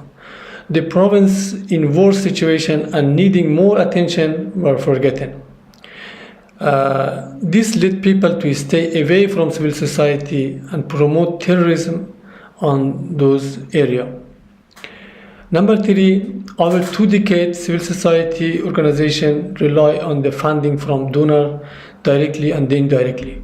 According to the Ministry of Economy and Ministry of Justice, there were around 3,000 NGO and more than 4,000 associations operating in Afghanistan before the fall of the government in 2021. Almost 90% of these civil society organizations lost their funding source while international donors left Afghanistan and stopped their funding program. Civil society organization is currently facing a crisis of financial stability. Number 4, the government considers civil society organization as competitor and not being honest with the civil society. In this situation, the monitoring role of the civil society became weak. Civil society was marginalized in absolute peace talk, and the government and international partner didn't fully support meaningful participation and involving of civil society organization and activists in peace talk. My specific recommendation to international partners in the current situation of Afghanistan are 1, supporting civil society. Afghan civil society should be supported technically and financially, both inside and outside of Afghanistan, especially civil society in exile. This organization can still play an important role in advocating for human rights, women rights, accountability, transparency, and for future democratic situation. 2, supporting and establishing of active civil society platform and engaging of civil society in Afghanistan affair. A reliable core civil society organization such as, for example, Civil Society Joint Working Group can play active role in Afghanistan issue, especially for the peace talk and the other program for future of Afghanistan is important. Direct funding and financial support should be made directly to civil society organization and not through the de facto authority. This ensure that the necessary resource reach to those organizations which actively working on the promoting democracy, transparency, and accountability. If I conclude, we must learn from the past to design our action today, empowering local leadership, ensuring inclusivity, building a stronger alliance, securing long-term funding, and engaging in dialogue could have strengthened civil society in future of Afghanistan. Today, our focus should be on supporting civil society, especially civil society in exile, advocating for the democratic values, delivering humanitarian aid, and providing direct funding to ensure that the Afghan people have the best possible chance at the brighter future. Thank you for your attention.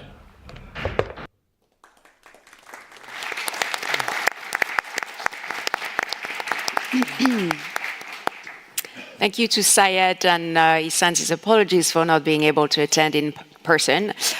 He is in exile, and I think his point about the importance of supporting civil society in exile when civic space is very closed is a really important point. So I'll now turn to Milagros Ortiz Bosch, who's the Director of Ethics and Government Integrity at the Government of the Dominican Republic. Welcome, Milagros.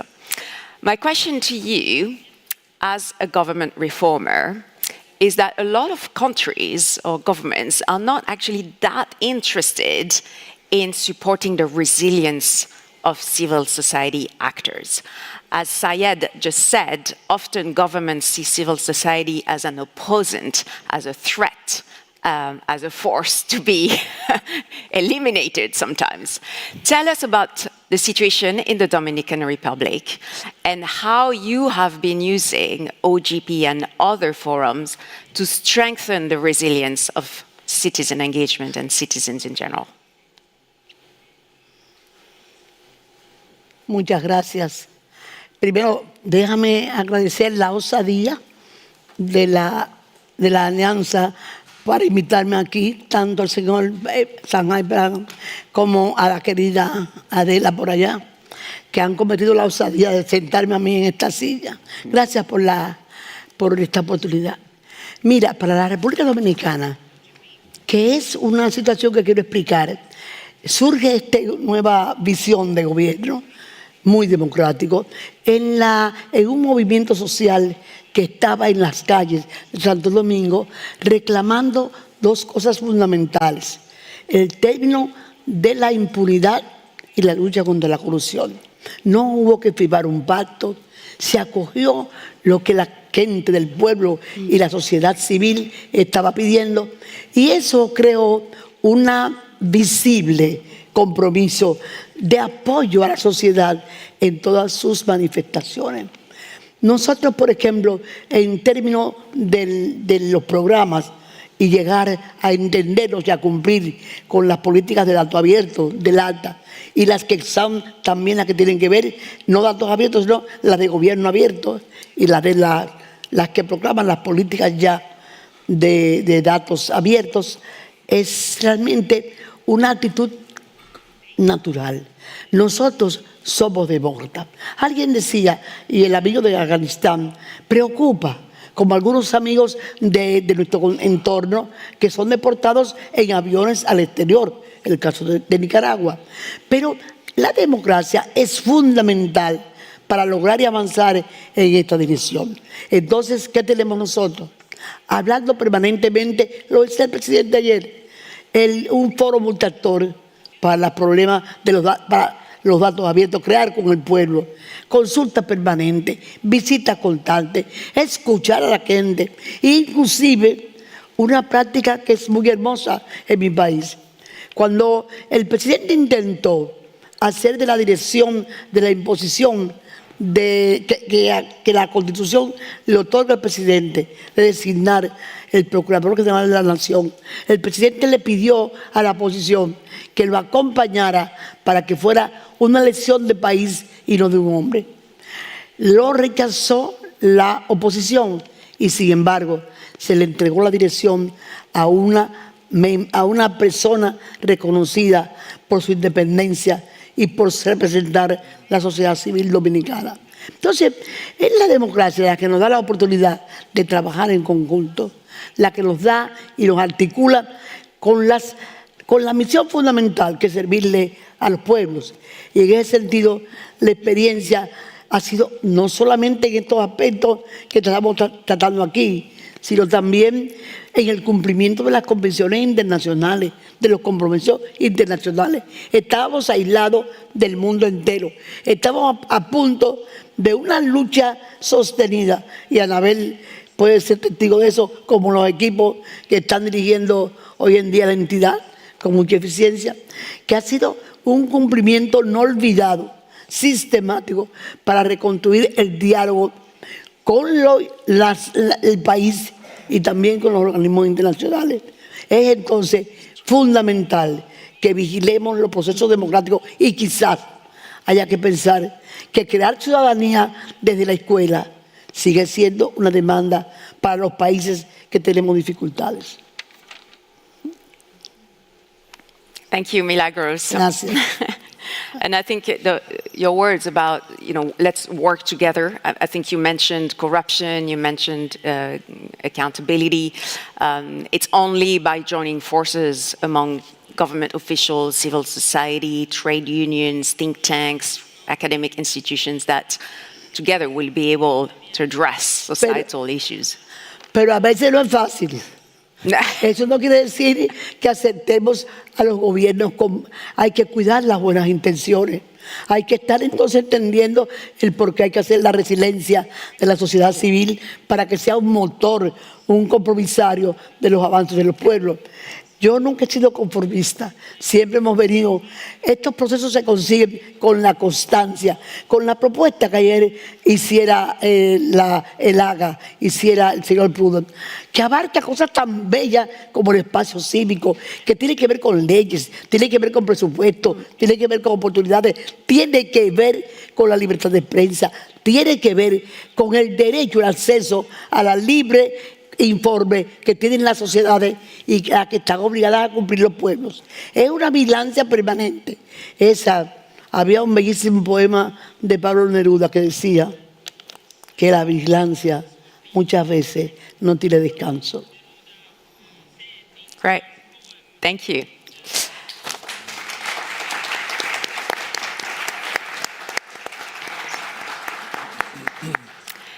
We're going to Azerbaijan.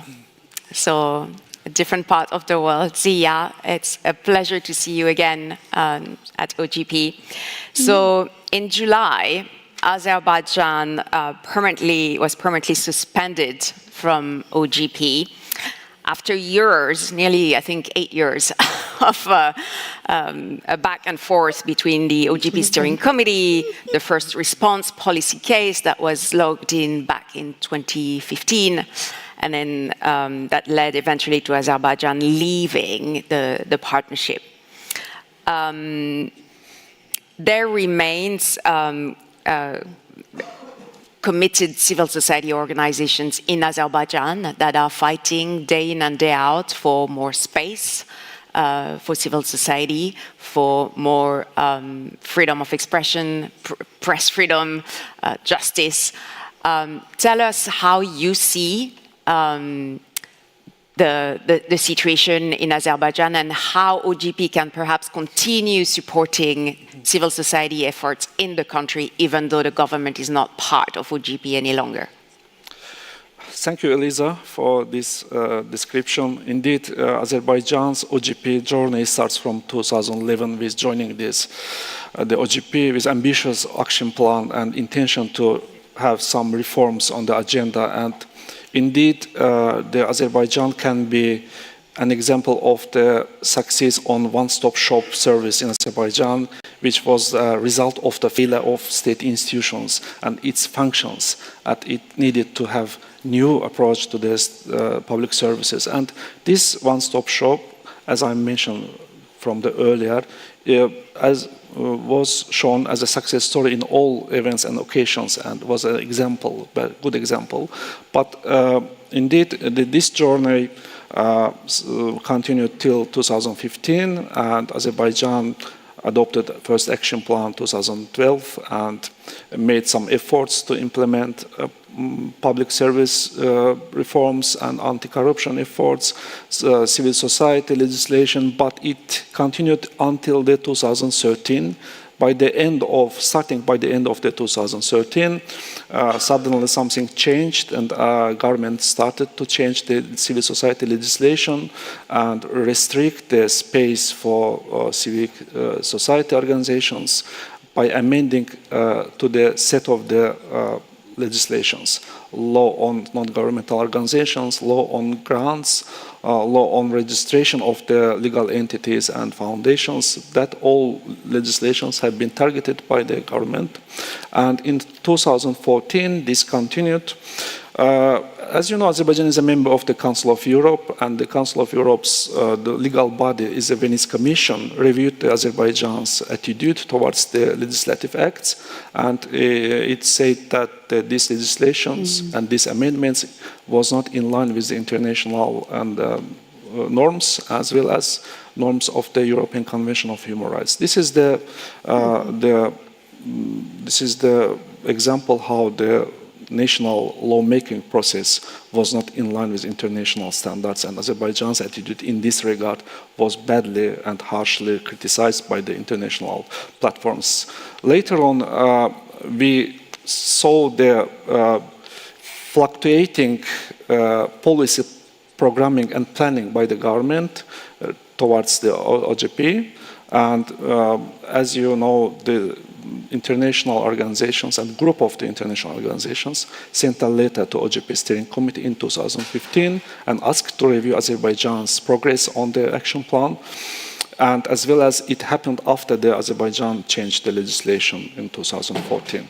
And this change was not in line with the principles and the principles of the open government. So in 2016, OGP Steering Committee made inactive Azerbaijan status as a result of this all happening in the country on the ground. And 2018, it prolonged the inactive status until the July 2023. And indeed, Azerbaijan was given some period of time to review the process, to review the legislative acts, and to bring it in line with the OGP procedures, but Azerbaijan unfortunately failed to implement or didn't have wish or willingness to implement these reforms on the agenda. And in 2019, a group of Azerbaijan civil society gathered and worked on the roadmap indeed, and this process was led by the National Coalition of the OGP, and it was successfully quite, and I was the part of this process with the ideas and suggestions. But as a result, in the final, it showed that government will not be changing anything. And we recently witnessed the permanently suspension of the Azerbaijan from the OGP, unfortunately. We know how this logic comes to this day, and this is how this procedure revealed. So this whole process in parallel with OGP also sometimes threatened the civil actors in the country, and some arrests, some intimidations. Also, we saw these new legislative acts on media law and political parties law in 2021 and 2022, respectively. And this new legislation also restricts the freedom of speech, freedom of the information, and freedom of assembly for the political parties. And in overall, this harms the civic participation in the country.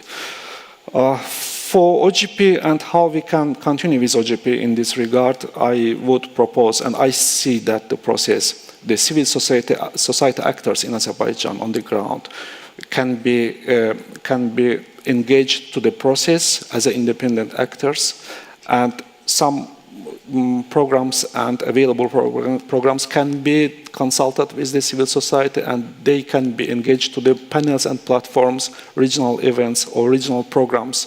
It can be sub-granting, it can be engaging to the programs or inviting to the international global forums and summits to speak out about the issues. Also, I would propose that there can be special maybe cooperation unit within the OGP with suspended countries, civil society groups, that because if we suspend the government and if we suspend the country, it shouldn't mean that we also should cease the cooperation with the civil society, because civil society was the key and champions of the reforms, and who were who have willingness to continue this reform. So there can be a new partnership mechanism with suspended countries, civil society, and there can be institutional cooperation with them. For example, to have some institutional support to civil society, to engage them to the programs, as I said already. Also can be voluntary review of this by the civil society of the policies and programs of the open government principles in the country, despite that government was not willingness to adopt this and to implement this. So I see that we need to have more engaged open government partnership agenda on the countries, and especially in regard to Azerbaijan. For now, that's all. Can you put up the slide? Thank you, Zia, and thanks also for the very concrete recommendation of potentially establishing a way for OGP, the support unit, the OGP community to continue to engage with civil society players once the country has been suspended. And I want to also recognize that today a number of civil society leaders, intellectuals, independent journalists are either facing serious threats and or spending time in jail. So our thoughts go to those really courageous colleagues of yours. Thank you. Let's go back to Slido for a minute. We want to hear from all of you in the audience. And there's no right and wrong answers here. It's how do you feel that in your own country civic space is? Is it completely open with large civic freedoms being respected and honored? Is it narrowed? Is it obstructed, repressed, or closed? Those are the way in which the Civicus Monitor categorizes civic space in different parts of the world. So even if you don't know the official rating of the Civicus Monitor for your country, we just want to hear from you how you feel as a citizen. You feel like you have open access to your government, are able to mobilize, assemble, express yourselves freely. It seems we have a very privileged audience today, with nearly 60% of you thinking that civic space is It doesn't coincide with the membership of OGP, at least according to some ratings. So open in about half of your countries. The answers are still coming in.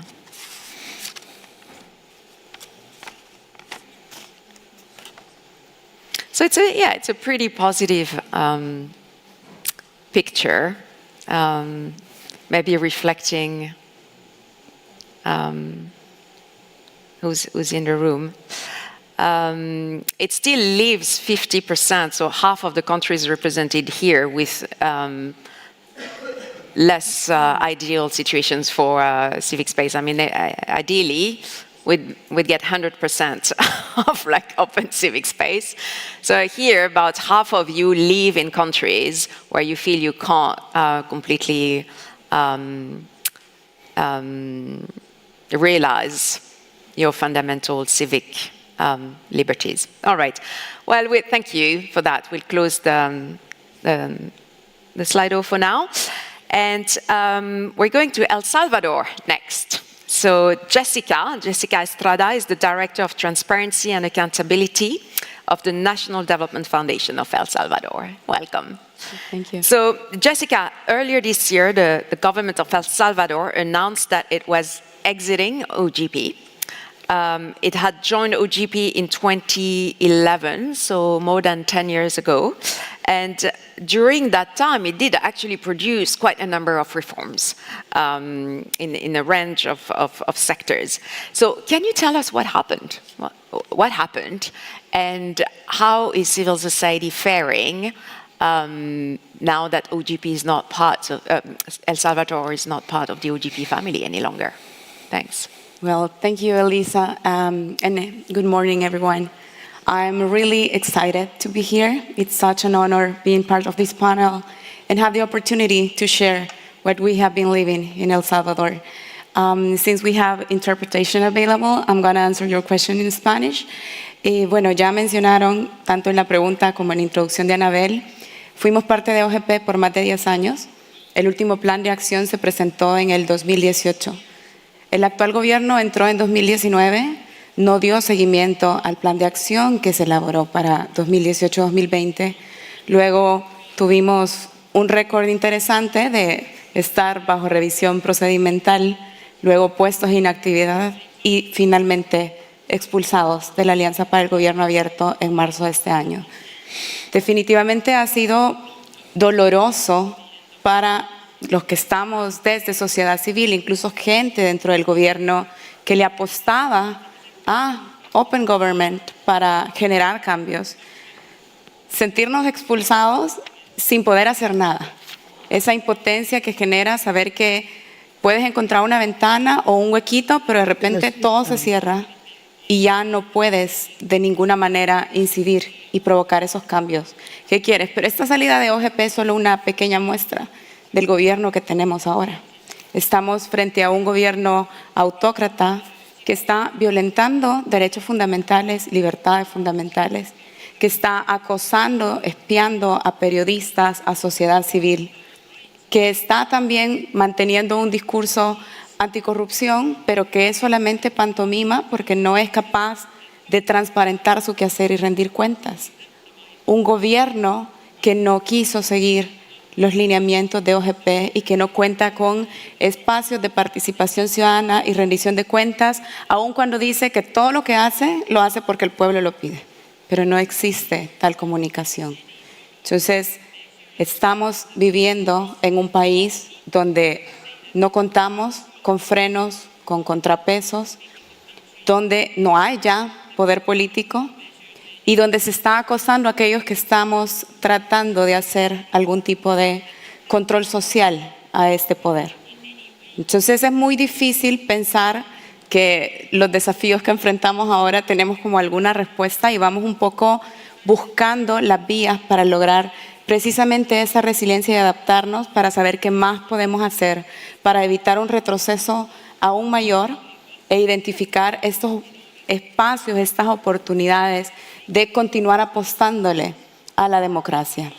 Y pensando un poco en las dificultades que enfrentamos y cuáles pueden ser algunas de las estrategias o tácticas que estamos nosotros siguiendo y que pueden ser de pronto útiles para otros que lastimosamente pueden ir por el mismo camino, que parece se está volviendo una moda. Bueno, hay varias y de hecho traté de sintetizar en 3 y ya lo mencionaba, estamos siendo acosados, los que hacemos trabajo de defensa de derechos humanos, de combate a la corrupción y muchos otros temas. Entonces, frente a ese espionaje, frente a ese acoso, ha sido necesario encontrar mecanismos efectivos de protección, no solo institucional, sino también personal, de protección de la información que manejamos, de ver cómo también salvaguardar esa información y trasladarla a otros para que en algún momento, espero que más temprano que tarde, todos estos casos que estamos conociendo y sobre los cuales internamente no se puede hacer nada, puedan ser retomados, puedan ver la luz de la justicia y podamos también comenzar a construir de nuevo una democracia. Hay muchas amenazas también de cierre de organizaciones sociales, de leyes que se están promoviendo para dificultar el trabajo tanto de organizaciones como de medios, por ejemplo, medios independientes. Y frente a esto, lo que estamos apostando primero es de tener también algún mecanismo alterno para continuar trabajando, incluso si estamos fuera de nuestro país, y que ya está ocurriendo, ya escuchamos esta experiencia. Y, por supuesto, ver cómo nos apoyamos entre nosotros, fortalecemos las redes internas, pero también externas, porque es importante ese apoyo que podemos encontrar quienes compartimos valores y que nos permiten también ser más resilientes.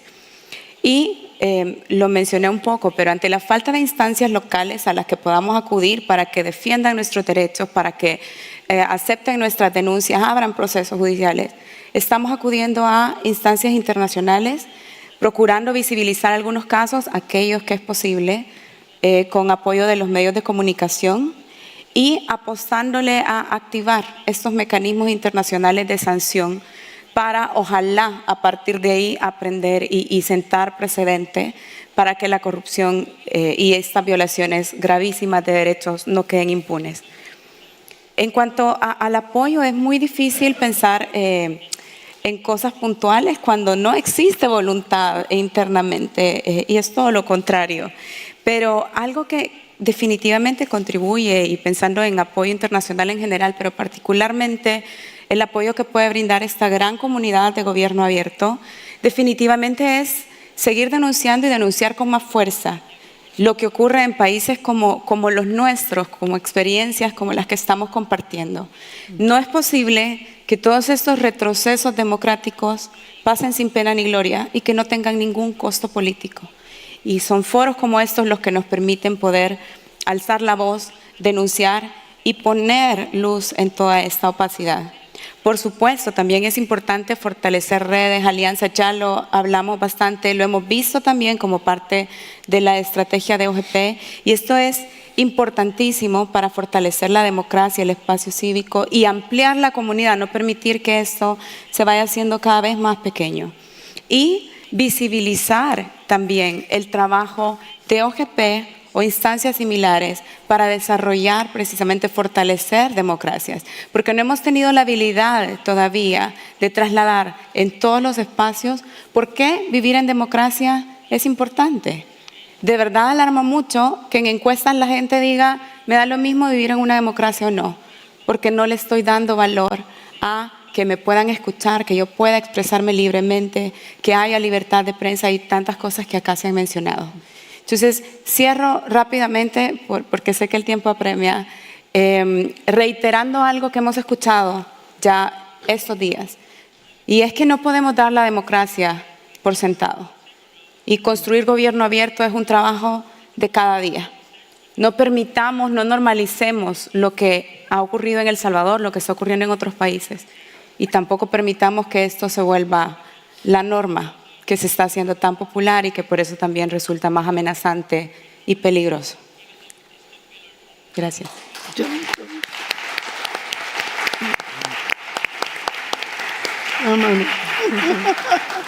Thank you, Jessica. And yeah, you're right. Democracy always needs to be fought for. It can never be taken for granted anywhere.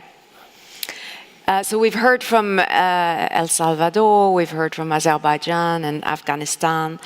But one question I have for the audience, so we're going back to Slido, is what percentage of OGP countries do you think committed to improve civic space in the latest round of action plans? So 25%, 33%, 50%, half of them, or more than half, 66%. How many do you think committed in the action plan to improve civic space?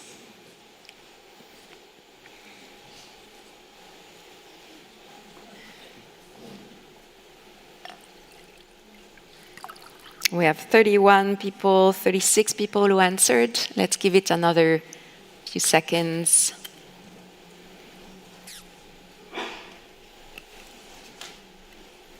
Ooh, very close, huh? It's a tight score.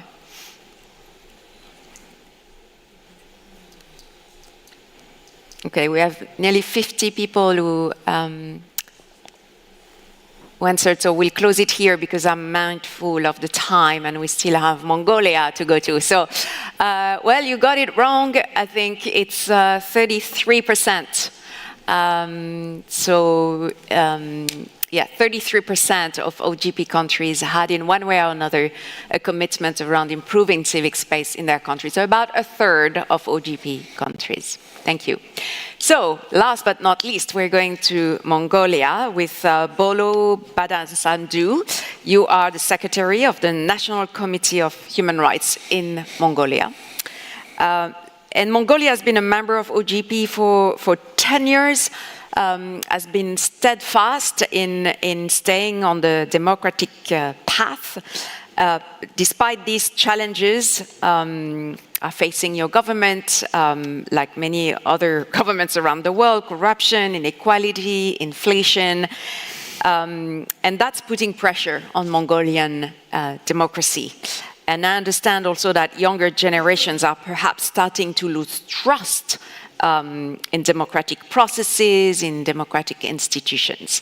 So can you share with us a couple of examples of how you ensure, as the leader of a human rights organization in Mongolia, how do you and your organization ensure that civic and democratic spaces continue to thrive in Mongolia? Thank you. Thank you. And allow me to borrow your power to ask questions from audience. Allow me to ask you two questions from all participants in the hall. If you are against corruption and promoting the transparency, please raise your hand. Thank you. And if you are for the realization of human rights and fundamental freedoms and standing against the death penalty. Would you mind to raise your hand? Thank you. This is resembling the core elements of the civic space to me. And as a reliable democracy sandwiched with two superpowers, reliable democracy, nicknamed and minted words by the American colleague. So as a reliable democracy, we need a contribution from the all generations. As our colleague mentioned about that democracy shall be engaging in all days. Now I would like to echo in her words and allow me to express that all generations shall be contributed to maintain and sustain the democracy in your respective countries and around the world. And you already know about that we are neighboring with the two superpowers, and they are demanding and they are eager to expand their influence all around the world, including our country. However, our values-driven actions always keeps the track on the main right way, I'm presuming. And one of the main tools to convince the political leaders, it's OGP values I would like to highlight. So based on the recently adopted strategy provided by the OGP community was very helpful to interact with the political party representatives and policy makers. And currently the government is clearly expressed that we are against the corruption following the young protesters' demands in a few months ago. And based on their demands, we managed to adopt the national strategy against corruption. So now we have a difficult action to implement it. Minting words, writing on the paper, it's in some way easy to produce or create, but the implementation process is difficult and hardest. Now, as a point of contact in Mongolia, I can promise in front of you that one of the main area for our next Nation Action Plan will be the protecting and expanding the civic space in accordance with the OGP strategy. Why I'm confident to my words is I already applied the strategy to convince my big bosses, and already there is a commitment from the leadership at the cabinet. So personally, I joined the government last October, but within a small amount of time, convincing political leaders and power users were difficult, but OGP documents, OGP values enshrined by their strategy was very helpful.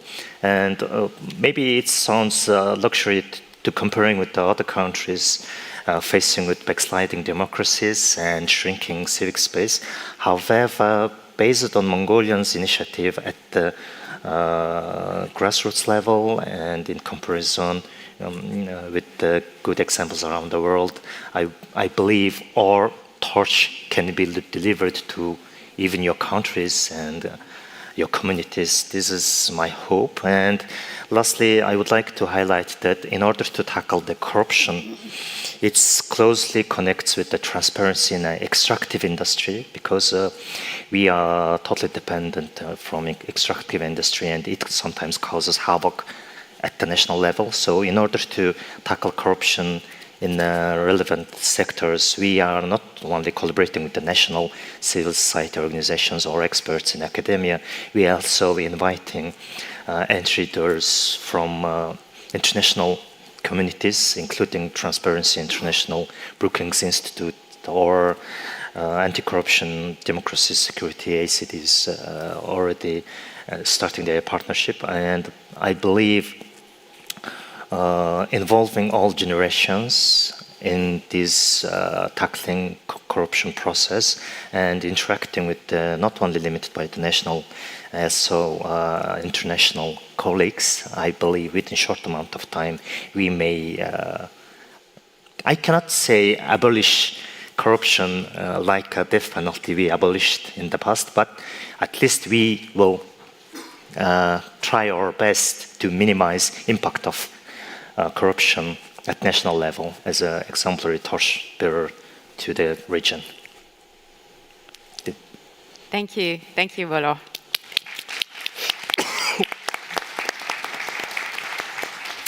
So I must admit I've done a very poor job at keeping the time.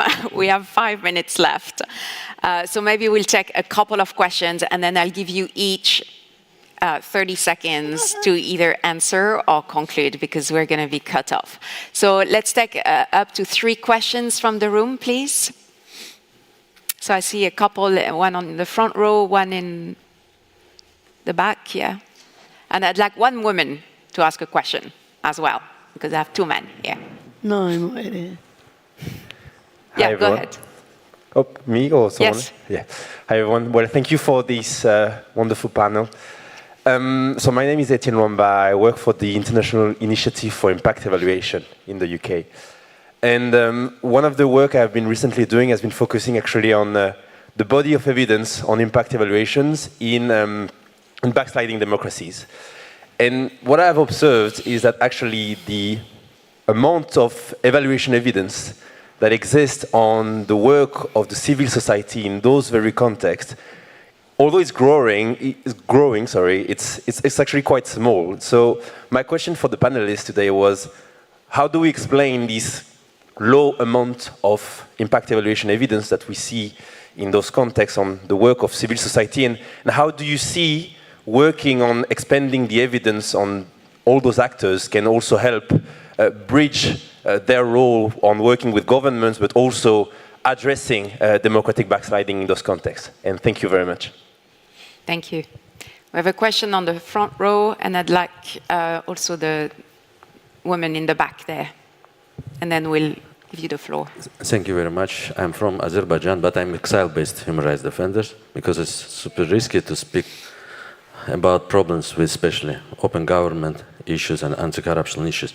My questions to all of you, because you raised, for example, it's AITI coalition, for example, which has covered extractive industries, transparency issues.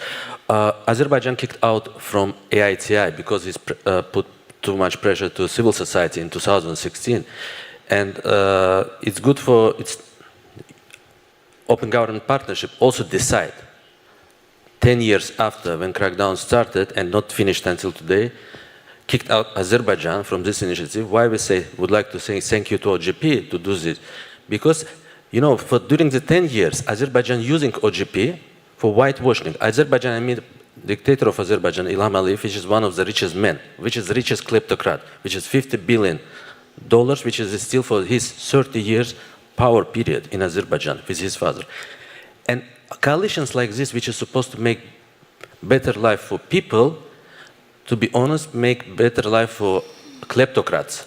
And we give them credits for 10 years, finally, still Azerbaijan members in Istanbul Action Plan in OECD, Azerbaijan member in Moneyball, Azerbaijan member in Greco. And we think, do you think it's better to keep these kleptocrats in this organization, give them credit, and they're using you guys as like for whitewashing instrument, or just remove them completely and work with civil society? Do you have a question for the panel?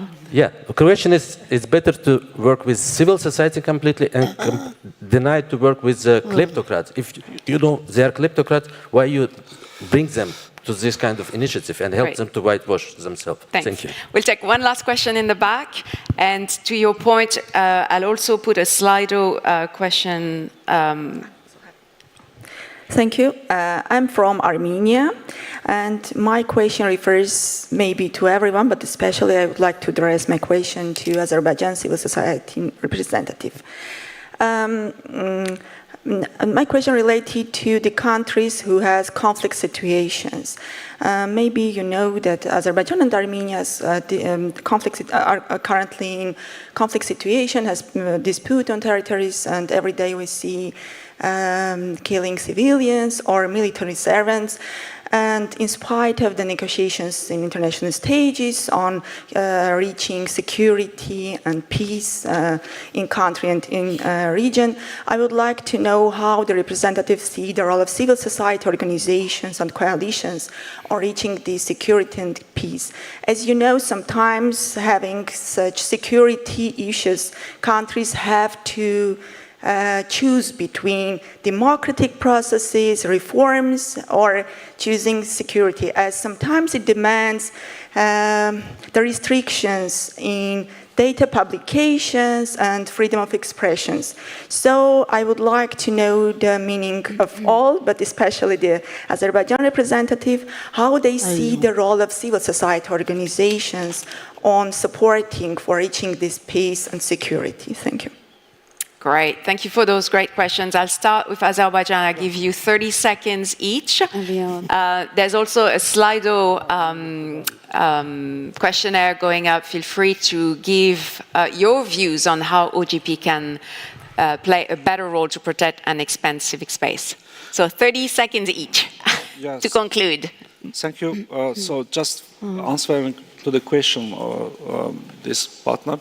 So regarding the peace and security, so unfortunately we witnessed the war between two countries as a failure of the political approach to the problem in the past. That was truly the point. But civil society in both countries are not truly keen to speak on the peace and security because of the conflict situation, because of the war before. And before the war, we had the bad tensions between the two countries, civil society groups and others. So there was no true intention by the civil society groups to discuss any meaningful issues and to have meaningful approach to the issue. So, but I would like to wish that the civil society in both countries will be able for the future to have more comprehensive dialogue for having the friendly settlement of the conflict. Thanks. No. Thank you. No. So personally and professionally, my tactic is to stand together and work together with the CSOs and human rights defenders. And I believe without words and positions from all stakeholders, there won't be any progress or prosperity in any country. This is my belief. Thank you. Thank you. Jessica. Es muy difícil en 30 segundos querer responder, pero inspirada un poco en la primera pregunta que hacían, estaba pensando que el mundo ahora nos empuja mucho a querer respuestas inmediatas y vivir en democracia, dialogar, ponernos de acuerdo para ver cuáles son las soluciones colectivas. Muchas veces no es inmediato, entonces estamos dispuestos a sacrificarlo. Quizás lo que tenemos que hacer es como volver a lo básico y caer en cuenta de por qué es importante dialogar, que solo de esta forma tomamos en consideración no solo lo que dijeron los que están cerca de mí o las grandes mayorías y descuido a las minorías. Entonces, eso creo que es importante hacer conciencia. Y número dos, solo pensando en el contexto salvadoreño, es que también sacrificamos muchísimo por las mismas tendencias que marca el mundo. Y la gente ahora prefiere tener una rockstar y un presidente que dice ser cool, pero que no sabe cómo hacer políticas públicas. Y que muchos quieren emularlo porque eso gana votos. Pero eso no construye países mejores y no son una apuesta verdadera para el desarrollo. Entonces es importante ver de qué manera volvemos a esto básico, no dejar que todo lo que el mundo nos va arrastrando lo llevemos también al nivel de toma de decisiones porque nos está haciendo muchísimo daño y se está replicando de una manera alarmante. Thank you, Jessica. Bueno, yo sí que quiero opinar de una manera muy directa. La democracia es una construcción y no se consigue porque se la da otro, sino porque los pueblos la construyen. Ayer Sanhan Program hablaba de cómo hacerlo, cómo salir a buscar, cómo explicar, cómo enseñar. No es sentado esperando que lo va a hacer, sino haciéndolo nosotros mismos que vamos a conseguir que avance la democracia. Es difícil, pero ese es el camino más seguro. 3 advertencias quisiera hacer por mi experiencia a todos. Primero, hay que reconocer, muy importante, que una gran parte de las frustraciones con la democracia que pueden tener las sociedades o diferentes sectores está en el financiamiento del desarrollo. No es posible que los 8, los 20, los miles se reúnan a discutir cómo van a resolver la nueva finanza del mundo y no se den cuenta que la riqueza no está ya ni en el oro, ni en el petróleo, ni en la bauxita. Está en los datos, en nuestros datos, que compañías inteligentes lo organizan y los difunden, felizmente lo hacen, pero hay que devolverle a la sociedad que no construye a los seres humanos una parte de ese dinero. Segundo, quiero explicar esta parte muy pequeña.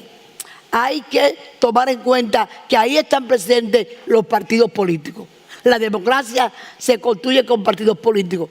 Hay que saber, lo están haciendo bien, se está modernizando, están usando la tecnología, están dejando que la use el que no puede usarla para educar y formar. Y por último, vuelvo a decir, es un proceso de construcción democrática. No hay manera de no hacerlo así. Y por lo tanto, a veces estamos cansados. Todo lo que hablan los compañeros indican que hay que reformar y revisar ese lanzamiento, esa resiliación a través de la sociedad civil, pero con un plan de saber que solamente creando fuerza la vamos a alcanzar. Muchas gracias.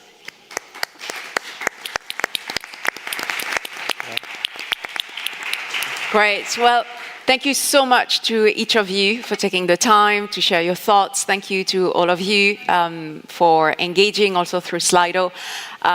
Let's commit to each other that we'll raise that number of a third of OGP countries making commitments on civic space to getting it to 100%. It is one of the 7 objectives of OGP in the new strategy to promote and protect civic space. And so I look forward to more conversations and maybe more positive conversations in the future in the context of OGP. Thank you. Thank you.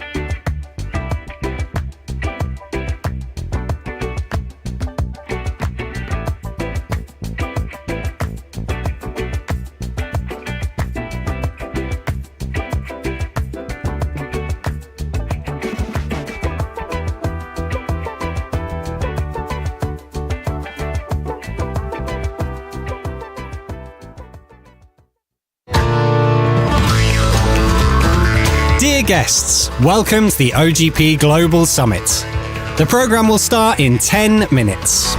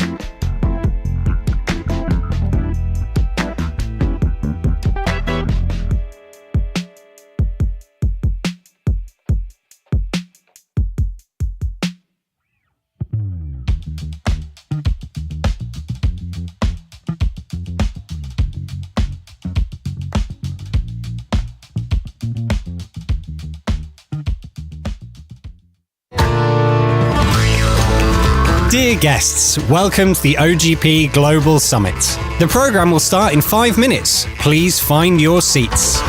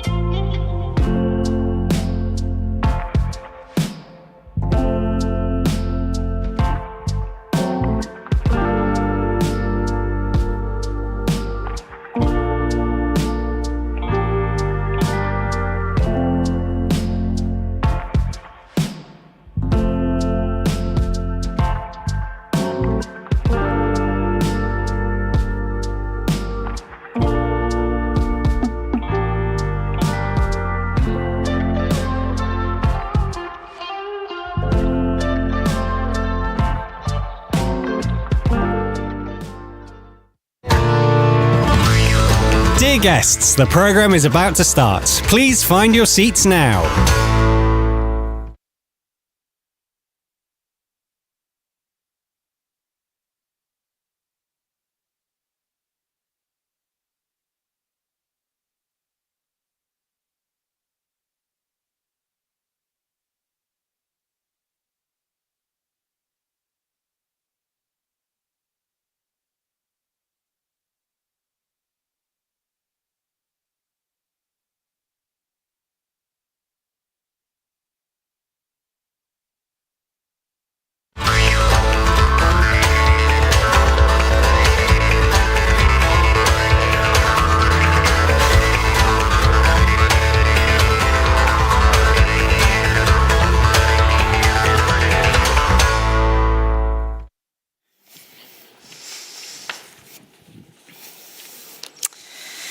Well, good afternoon, everyone. My name is Eva Buscha, and I am the Regional Director for Eurasia at the National Democratic Institute. In this panel, we're going to be discussing the relationship between open government, citizen and civilian oversight, democratic resilience, and national security. So specifically, we're going to ask a number of critical questions. Can open government enhance security and resilience? How do we ensure that secrecy does not lead to corruption, waste, and anti-democratic practices? How do we balance the right to information with protecting national security? What is the appropriate role for elected officials, journalists, business, and citizens in providing oversight?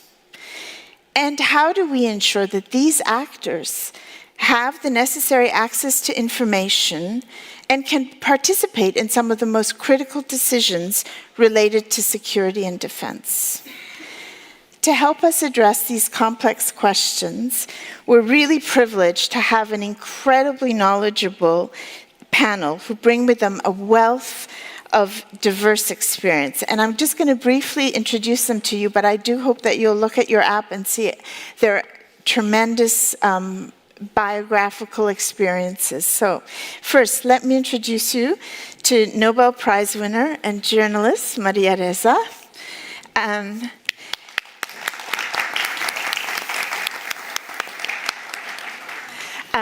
Then former US Congresswoman Jackie Speer, who was named in the 150 Fearless Women by Newsweek. Transparency International Ukraine's director Andriy Borovik. And Transparency International's Defense and Security Program Manager Mohammed Bennour. So I'm going to start by asking the panel to address the same question, then we'll go into some specific questions, and then I very much hope you, our audience, are going to have lots of questions for us. So the first question I'd like to get everyone's thoughts on is, what is the importance of, or the role of open government and citizen oversight in the context of national security? And are there particular areas, be it the formulation of security, defense strategy, spending, or operations, where oversight is particularly critical? Ms. Reza. Oh, wow, I'm first. Okay. You're first. I used to cover terrorism, counterterrorism. This is when 9/11 happened. I looked at the Al-Qaeda networks in Southeast Asia. So I worked a lot with security agencies, with governments, and there was always that perpetual battle between the public's right to know and the government's right to keep things secret until it becomes operationalized, right? It's a delicate balance, but it all rests on trust. on citizens trusting governments and governments trusting citizens. As a journalist, my push always was to give the public more information so we can prepare. It's almost like if a flood is coming, you have to know where the flood-prone areas are so you can get ready for evacuation. OGP itself, the Open Government Partnership, Rappler, which is a company that I helped co-found in the Philippines, this was one of our first initiatives because it's incredibly important to look at everything now in terms of data. And this is why it's fantastic to be in Estonia, because when you're looking at bits and pieces, you know, it's like looking at little threads in the carpet. But with the ability of data and increased computational capacity for our machines, we can pull up. And this is where the magic of OGP, of Open Government Partnership, begins. Having said that, I'll just end by saying that all of this has also now been corrupted, not because of governments nor citizens, but because of very greedy tech companies. And we could talk about that later on. Thank you. Mr. Borovic. As representing Ukraine, I would say that we have many unique features. Right? One of them is civil society, which is extremely active during the peacetime or during the war. So from one hand, it's really hard to choose where civil society or the citizens should be active in oversight in spending or something else regarding the national security. But from the other hand, we need to remember that the war is extremely expensive thing. So probably if still I have to choose, more attention to the spendings of the government should be in the light of the attention of the civil society. Mm-hmm. I think that national security oversight is critical. And in my work on the Armed Services Committee in the House of Representatives, I felt like Sisyphus most of the time, kind of pushing this big boulder up a hill only to be forced to do it over and over again. What I would say is that what's important is to put a spotlight on these misappropriations or the conduct, because it has the effect of being a disinfectant. I'll give you a couple of examples. Senator Feinstein, when she was the chair of the Intelligence Committee on the Senate side, looked at the horrific torture activities that our government engaged in and did a report, which then changed policy. We have had a number of issues where government purchases have been wasteful. We've had a littoral combat ship that costs $500 million a pop, and most of the time they're being repaired or sinking. Imagine spending that kind of money on a ship that doesn't float.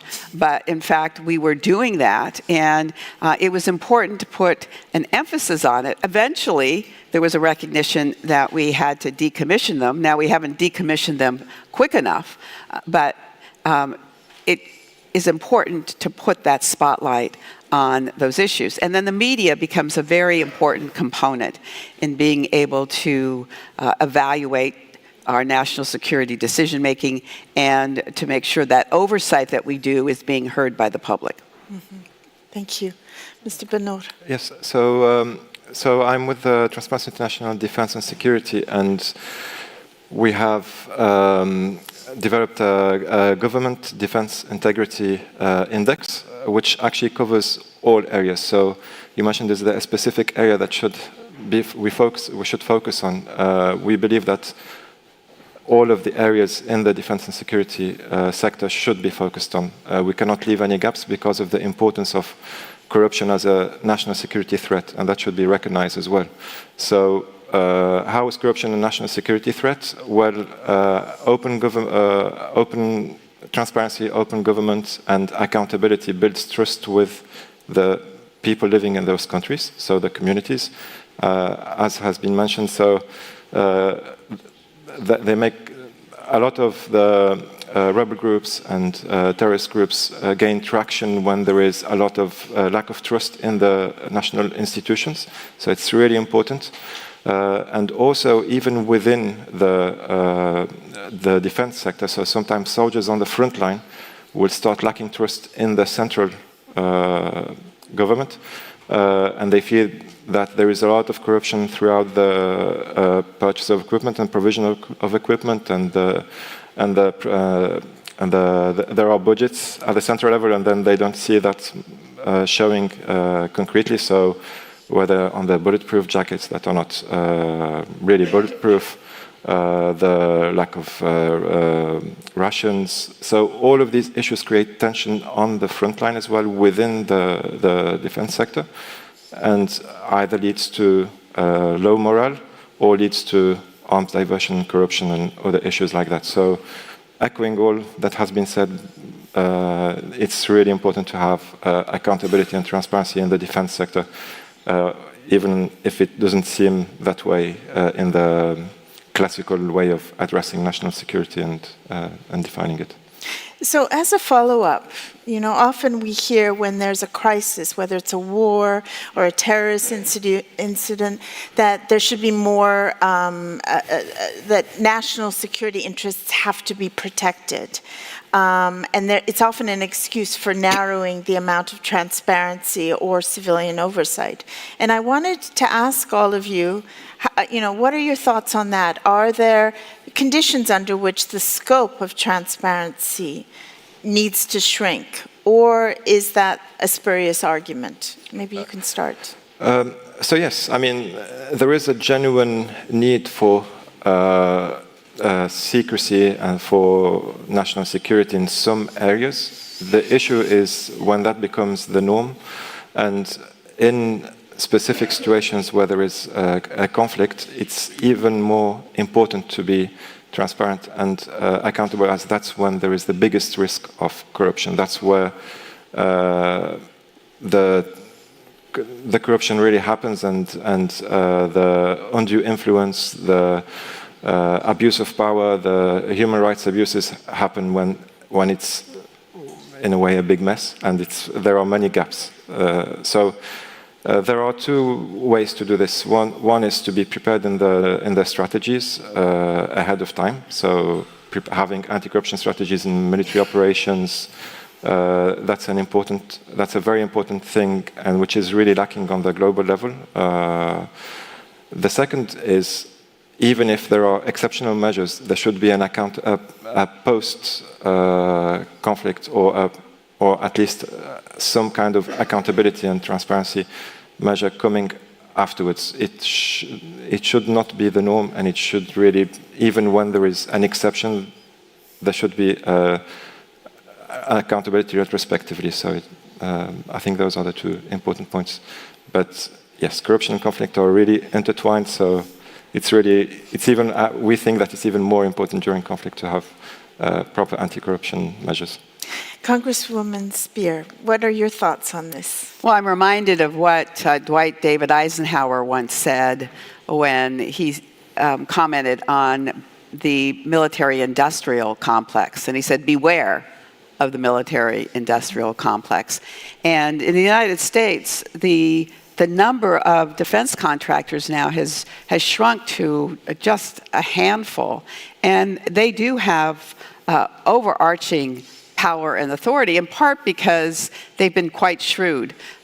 Not only are they big employers, they're big employers in almost every congressional district in the country. So when you contemplate striking a particular weapon system because it's no longer effective or it's outdated, you're also striking jobs in those communities, and so those members of Congress will speak up and say, no, we've got to retain this outdated weapon system. So they, and when they do get caught with their hands in the cookie jar where they have overcharged, or in the case of the F-35s, Lockheed Martin has been under the scrutiny for years now because they have cost so much extra money because they haven't kept these logs on spare parts. Now, it seems like small, but it actually turns into hundreds and hundreds of millions of dollars. But they also were at the trough, so to speak, when we were providing funding to companies during COVID. So even though they were making billions of dollars in terms of profits, they were also seeking money from the federal government and received it through the COVID CARES program. And because they are a national security company, they're seen as untouchable because we have to be secure. But nonetheless, we have an obligation to put them under the spotlight, which we did. This is near and dear to your heart right now. So. Yeah, that's true. Yesterday at one of the panels, there was a question on the screen, and the audience, the question was something about the transparency, whether it can be compromised or not, and 57% in the audience said no, there is no way when it can be compromised. But let's be honest, there is in any situation in politics during the war, in the sense of transparency, there is no purely, black and white. There can be absolute transparency and absolute secrecy. There is always should be some balance. So it's always like a little bit gray in a good sense. And when the full-scale invasion started, for example, in Ukraine, even us, we were supporting temporarily terminating some competitiveness and transparency, for example, in public procurement, because we were understanding that the government needs literally everything to buy now, and there is no time for 60 days procedures and going to the market, because all the market is already shocked, and we were in supporting that. But then with time, then when we were understanding that this will last more than 1-2 months, because previously where the Russia were invading, it took less, the question of transparency came back to the agenda, and the question of the competitiveness of the procuring the stuff to the army and the state came back to the agenda, and more transparency is coming back to in Ukraine. So the balance, that's what needs to be found. But in order to be prepared for this, we usually, when we say an oversight, quite often we mean external oversight from the civil society, citizens, but let's not forget there should be internal oversight. So the government of any country should be ready, whether it's US or Estonia, Ukraine, prepared with both internal and external oversight. If there is not a time for external oversight because of real question of whether the state will exist tomorrow, then the internal oversight should come into force and working on the daily basis. So then when the situation will be resolved, or in our case, when we will win this war, there won't be no, some impression that, oh, come on, everything was did wrong at that time. So I think these are the details that make it very real, right? Which is what open government partnership is about. But I would actually give you 3 reasons why we need to look at the context, how the world has changed, and why all of a sudden it's become much, much harder, not just for governments to do the detail, to do the accountability, that transparency that is much more difficult today, but also for civil society to do that work. And I would give you 3 reasons. The first is that security, national security, has been used as a weapon for increasingly authoritarian governments to gain power and to attack human rights activists and journalists, right? An easy example is how quickly Hong Kong's National Security Act was then used to really kill its democracy. And I'll put democracy in quotes because that shifts with every country. But my friend Jimmy Lai, who ran a news organization, Apple Daily, that was far larger than the New York Times, 2/3 larger than the Washington Post, right? It's giant. 8 million uniques a day, he's in prison. And that's because of national security. The second thing is, what we used to use as national security against terrorists, in the Philippines, it's called red tagging. We now begin to use those same weapons against journalists, human rights activists, opposition politicians. So what we're seeing is actually women, LGBTQ, far more marginalized. We're using security as a way to consolidate power for increasingly authoritarian. And you're talking about VDEM in Sweden puts the number of authoritarian governments. Last year it was 60%, right? I was shocked this year they put the number up to 72%. Your civil society, you know this. And then finally the last part, right? Sorry. So the terrorist part, what used to happen only with terrorists, is now being used in our politics. right? Extremism and radicalization has pulled apart, and how did that happen? You go to the third part, which is the technology. I would say that is the spark that has shifted a lot of the details of open government partnership and our ability as civil society to hold governments accountable. The tech now, and I'll do two things in here. The first, that has corrupted the information ecosystem. I became a journalist because information is power, right? And why is it corrupted? The first is just you and me on these. MIT came out with a study in 2018 that said lies spread 6 times faster than facts on the very tech platforms that connect us. That is now the public sphere. News organizations no longer protect you, and you're not protected by the tech company. So the first is the corruption of our information ecosystem.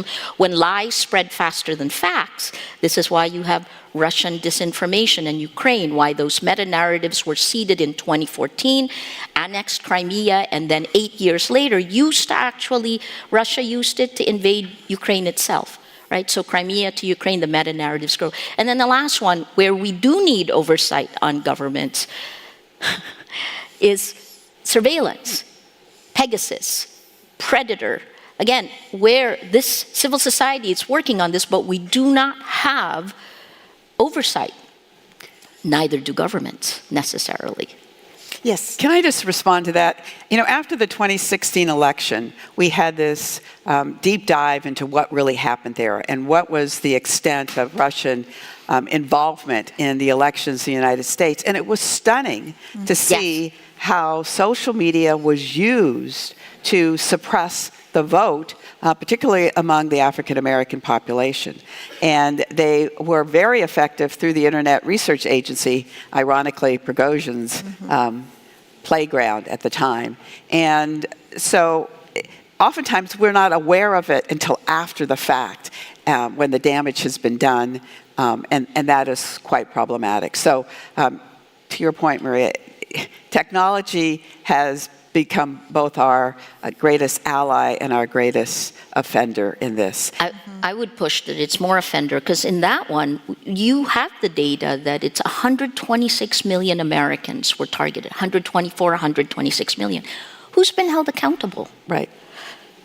And you wanted to comment on this? Just a brief comment to what Maria said about disinformation. Let's be honest, 10 years ago, almost 10 years ago, because of the disinformation, the whole world were fooled about what was happening in Ukraine. That's why in Ukraine we're saying that the war hasn't started 24th of February last year, but it started in 2014. Yeah. So we're almost 10 years in war. But this time, they almost fooled the second time, when many leaders and actually those people who are supposed to know what Ukraine is were fooled with even saying this publicly that Ukraine will fall in 3 days. But we didn't. But now, after that, I think for this time, even our government made a really good conclusions over that situation. And from the communication point of view, I think Ukraine and the Ukrainian government and the world actually made the conclusions with all those scandals which were happening for the last 10 years, that no, you should do much more proper analysis of the data which you have, and this time they failed. Yeah. I want to go back specifically to the role of the journalist, which you know very well. You've been, at the cutting edge of breaking corruption stories, doing investigative reporting.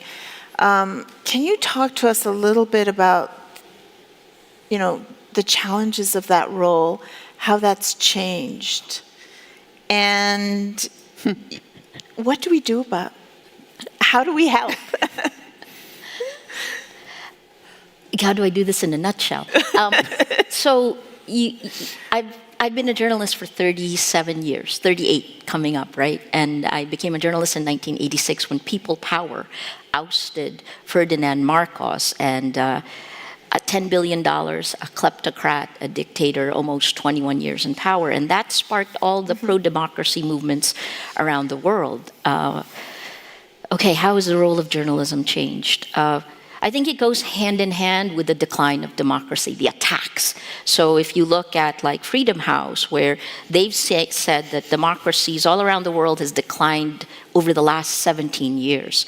Okay, those are markers, the same way VDEM will show you not markers from Sweden. But What does that mean for journalists? It means that many more of us are harassed, attacked, killed in the last decade, for sure, but maybe even the last 15 years.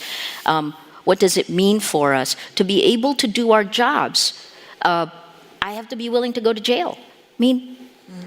Or violence. Right? I have had, in 2019, in 3 months, 8 arrest warrants against me, and I've done nothing but be a journalist, right? Okay, let me not bring you into my woes, but of those 10 criminal cases, 7 have already been thrown out. I have another court date on September 12th where I hope another one gets thrown out. But every day we live with a Damocles sword of a potential shutdown, right? That's still there. So what that means as a journalist is not only do you take greater risks, you get paid less because the business model of journalism is dead, advertising. And again, I go back to, I sound like I'm anti-tech. I love tech. I drank the Kool-Aid in 2011, and we literally built Rappler on top of Facebook, right? So I know it's best and worst. Right now, it is its worst. And that is because the business model of surveillance capitalism is premised on insidiously manipulating the users for profit. So let me end this with, there's a 10-point action plan that Dmitry Muratov and I kicked off last year and about 300 Nobel laureate civil society groups, many of you here have signed this. The 10-point action plan really boils down to 3 points. The first is stop surveillance for profit.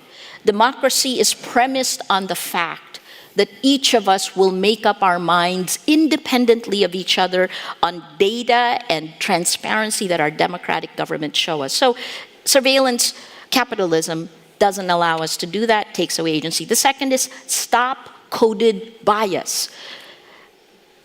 Coded in the engineering platforms that we use, if you're a woman, LGBTQ+, if you are marginalized in the real world, you are further marginalized online. Coded bias comes from the movie of Joy Buolamwini, where she was an MIT student and she couldn't do an AI exercise until she's black and she's a woman, and she couldn't do an AI exercise until she put a white mask on. And then finally, the third of those 10-point action plans is journalism as an antidote to tyranny. So even as we're under greater attack, we need journalism to survive at its purest form, challenging power, helping power not be corrupt. Yeah. I want to switch gears a little bit and go to you and talk about, we sort of started touching on this, the use of national security as an excuse by government to crack down on information or not provide information. And I know you monitor this a lot, and I wonder if you could share with us, what are some of the newest trends that you're seeing in terms of this, this phenomenon? Yes, so again, to come back to this, there is a genuine, the complexity of this sector is that there is a genuine need for some form of secrecy. As you mentioned, it's not all white or black, but it's used as a blanket to cover for either corruption or abuse of power or undue influence and human rights abuses.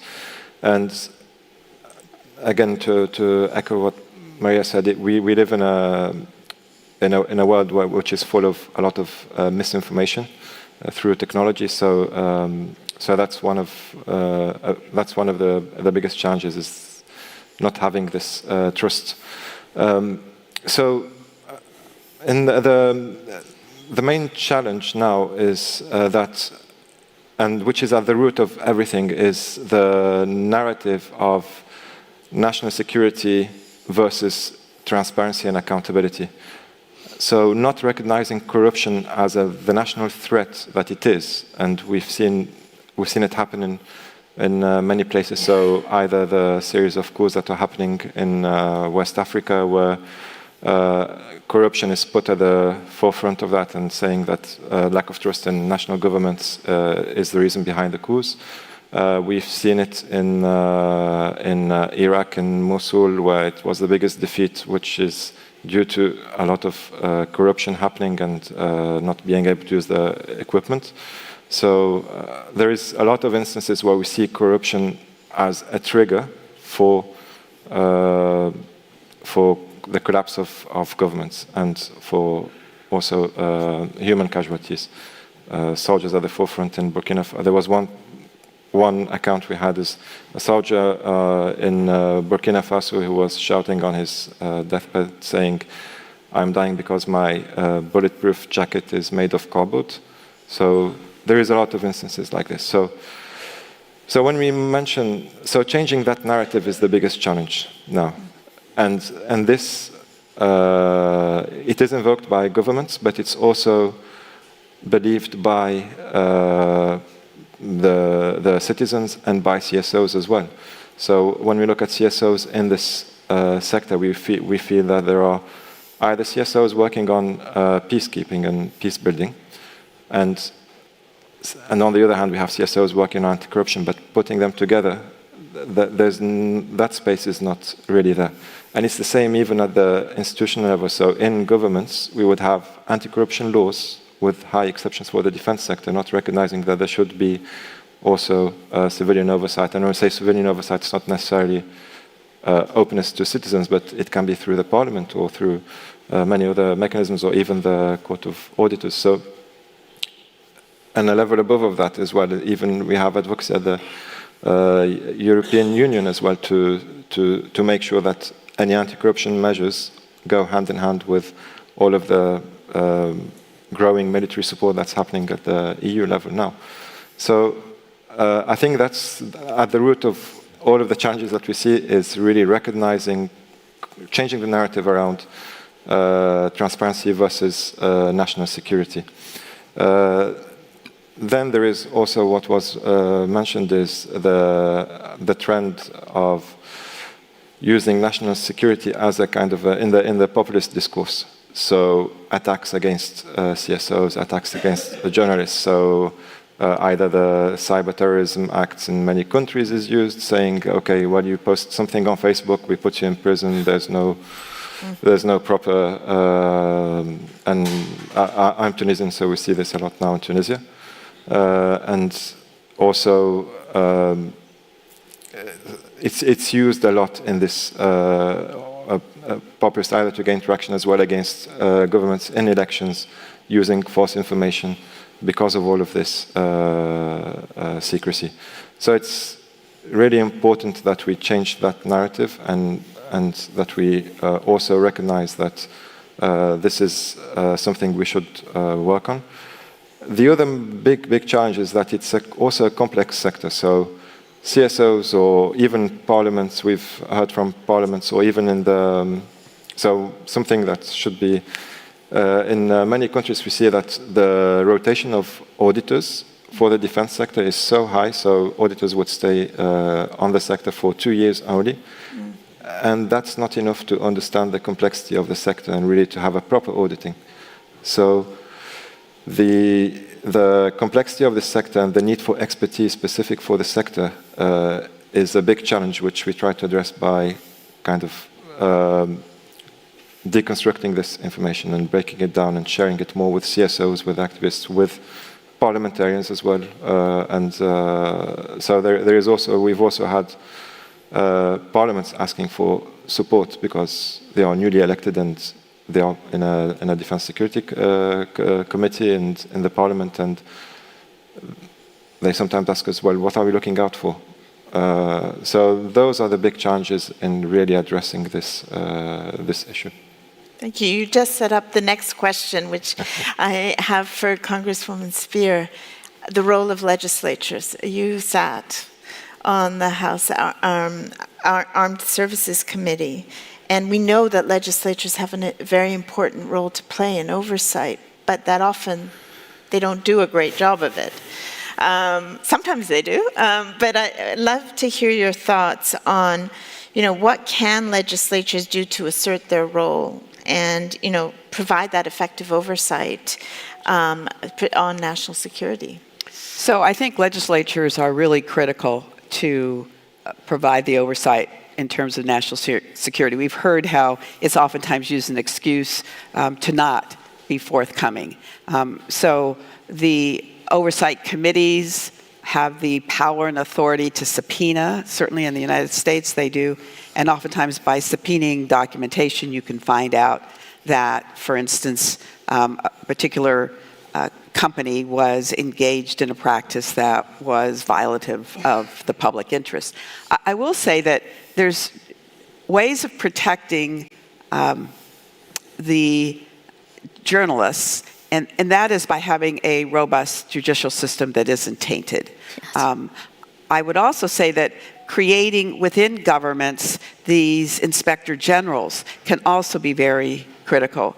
We had a special inspector general for Afghanistan reconstruction, and he was able to uncover the fact that we were providing funding for a ghost military in Afghanistan, that we were building schools that kids never went to, and that is, again, a disinfectant that is really important. So creating a structure within government, even separate from the parliament or the legislative function, to provide that kind of information is very helpful. Then you need people who are courageous enough to stand up to the national security apparatus and look at how information is classified. There is an overclassification and creating top secret status for documents that should not be. And boy, we need something to be able to review that moving forward. And sort of as a follow-up, I don't know if you'd be willing to share with us sort of what was your biggest challenge in sort of pushing against the defense sector as a member of Congress? Well, there were many. There were many, some of which took as many as 10 years to overcome. One was the sexual assault in the military. 30,000 service members a year sexually assaulted, men and women. And for almost 10 years, I was unsuccessful in getting that through Congress. I even had Democrats who weren't supporting me at the beginning, but I kept at it. And the media became a good ally for me. And then a horrendous murder of a young private at one of our military installations, where she was killed and dismembered and then buried, became kind of the tipping point. And so we were successful, but it took 10 years to take sexual assault cases out of the chain of command and place them with independent prosecutors and investigators, which hopefully will make us more safe moving forward. I think the safety of service members oftentimes can be a cry that will get the attention, because on the one hand we want a robust military, but we want to make sure that our service members are safe. So if you find out that a particular company is making an armored vehicle that is not safe, then you can get some traction because it's impacting the safety of our soldiers. Thank you. I wanted to talk a little bit more, Mr. Borovic, about what's happening in Ukraine now. You know, we always look to Ukraine before the events of the full-scale invasion. Ukraine was leading with Prozora, with the procurement, with transparency.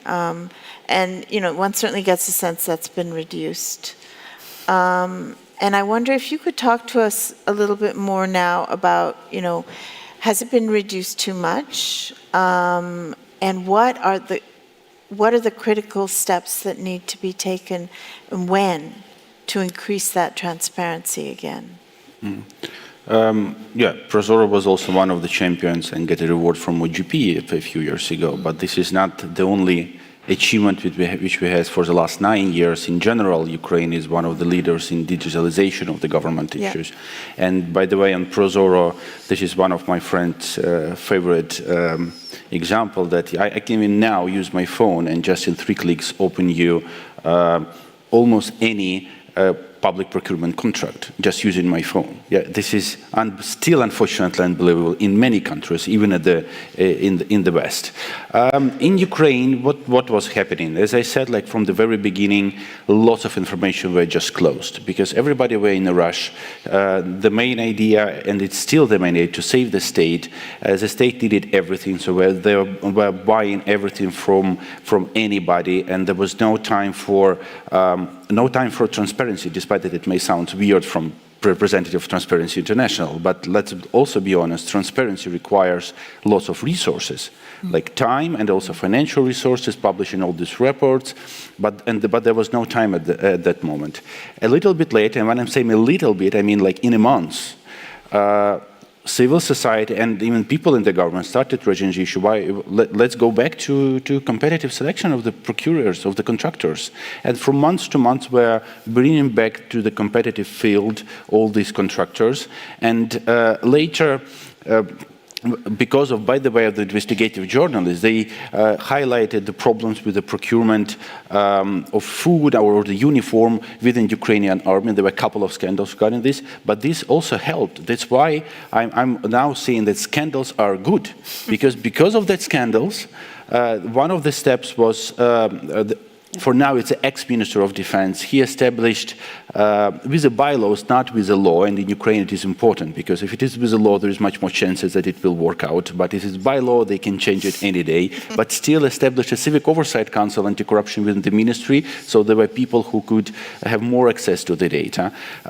Then there was another scandal, and now the public procurement of non-little part of the things which we need for the defense are so high in the agenda, so there is no other way than do the reform and bring it to the competitive market, opening all the information. As in another example, because of the work of investigative journalists, the legislators, because of the push of the civil society, pushed an amendment saying that, okay, guys, you cannot publish every public procurement contract because there is address of the military unit where it goes. So with the analytics, you can calculate how many forces there is, but you can publish prices. So let us see what is the price per unit, and then we will make the conclusion whether you are effective or not. So there is many changes that are still happening. There is much more transparency than it was at the beginning of the March last year, and becoming more and more every month. And this is also what makes us different from many other countries which are in war or in conflict. We not only bring back transparency, but we also continue doing the reforms which are demanded by the society, by our Western partners, because as it was said, that the corruption is also a threat to the national security. And when there is external threat, we cannot allow for us to have internal threats as well. So we need to do this change. Yes, we need to find enough of power inside of us that, except of like seeing how Russia is killing peaceful citizens literally every day. For example, yesterday, because of the Russian missile, they were killed and attack on the food market in Ukraine. 16 people were killed, more than 30 were wounded. This night was also horrible for Odessa region, which is most important from the point of view of seaport infrastructure. And an hour ago, another was attack on the city. This is not on the battlefield. This is not a front line. This is just the peaceful cities. So, and even within these circumstances, we're still able and finding the power inside of us to move on and develop the country. And my last point regarding the corruption and transparency. If you will look at literally any sociology poll in the country about the future, about what you're expecting after the winning the war, what do you want, what you're afraid of now, number one will be the security threat. I mean, like personal security of the people that they're worried most about. The second one will be that people worry that after winning the war, corruption will still exist. So there is no other choice for our government and leadership to start more actively solving this problem. And with the push, of course, of the civil society and our partners, it's actually happening. Mm-hmm, mm-hmm. We'll want to return to that because while I'm talking to Ms. Reza, I'd like to ask you to think about some other examples where civil society, legislatures, government have worked together to increase democratic resilience. So think about that. I'm going to turn to you, and you know, we've been talking about technology and data and the weaponization that we've seen of technology and you know, the surveillance that's been happening. What do we do about it? Well, first, I want to pick up the question. Okay. You were going to throw him, and then I'll go to what we need to do, right? Like, so pre-Duterte, we actually, former President Duterte took office in 2016. So I would look at the timeline of information warfare, information operations in 2014, right around the time when news organizations lost our gatekeeping powers to technology, and technology companies abdicated responsibility for protecting the public sphere. 2014 was the meta-narratives that were there. Those meta-narratives have evolved over time, but the political dominoes, so seeding, meta-narratives, information operations, took 2 years to have a global impact. The first was the election of Duterte in the Philippines. About a month later, you had Brexit, and then you had all the succeeding elections that year. That was the election of Donald Trump that November, right? So you go back to these three things, three sentences I say over and over. Representative Spear talks about Sisyphus. I feel like Sisyphus and Cassandra combined, which is, if lies spread 6 times faster. And that is a study, I'll tweet it for you, or exit, whatever. When do we get off? Let's talk about that also. But, if you don't have facts, which you don't, because the way information warfare works is you say a lie 1,000,000 times, it becomes a fact. If lies spread 6 times faster, our data in the Philippines shows that if you lace it with anger and hate, it spreads even faster. So there's both the viral and then the meta-narrative changing the ground beneath you. If you don't have facts, you can't have truth. Without truth, you can't have trust. Without these three, we have no shared reality. We cannot have democracy, let alone fix things like climate change, right? These existential problems. We are at an existential moment for journalism. So what do? I mean, the easy thing to do is long-term education. We have to call a spade a spade. The second medium term is legislation, and the EU is leading the way in this. The Digital Services Act, the Digital Markets Act, they just kicked in at the end of August, and it's still not enough. And then in the short term, it is just us. What is civic engagement like in the age of exponential lies? And we'll talk later on about generative AI, right? How we've connected it. Let me tell you, so short, medium, long term. Here's what did work with open government partnership, and it connected with something very critical to the Philippines. When we partnered with the government, we had a civic engagement arm called MovePH. We built a tech platform for disaster risk reduction, and it was actually something we handed to the Philippine government in 2015.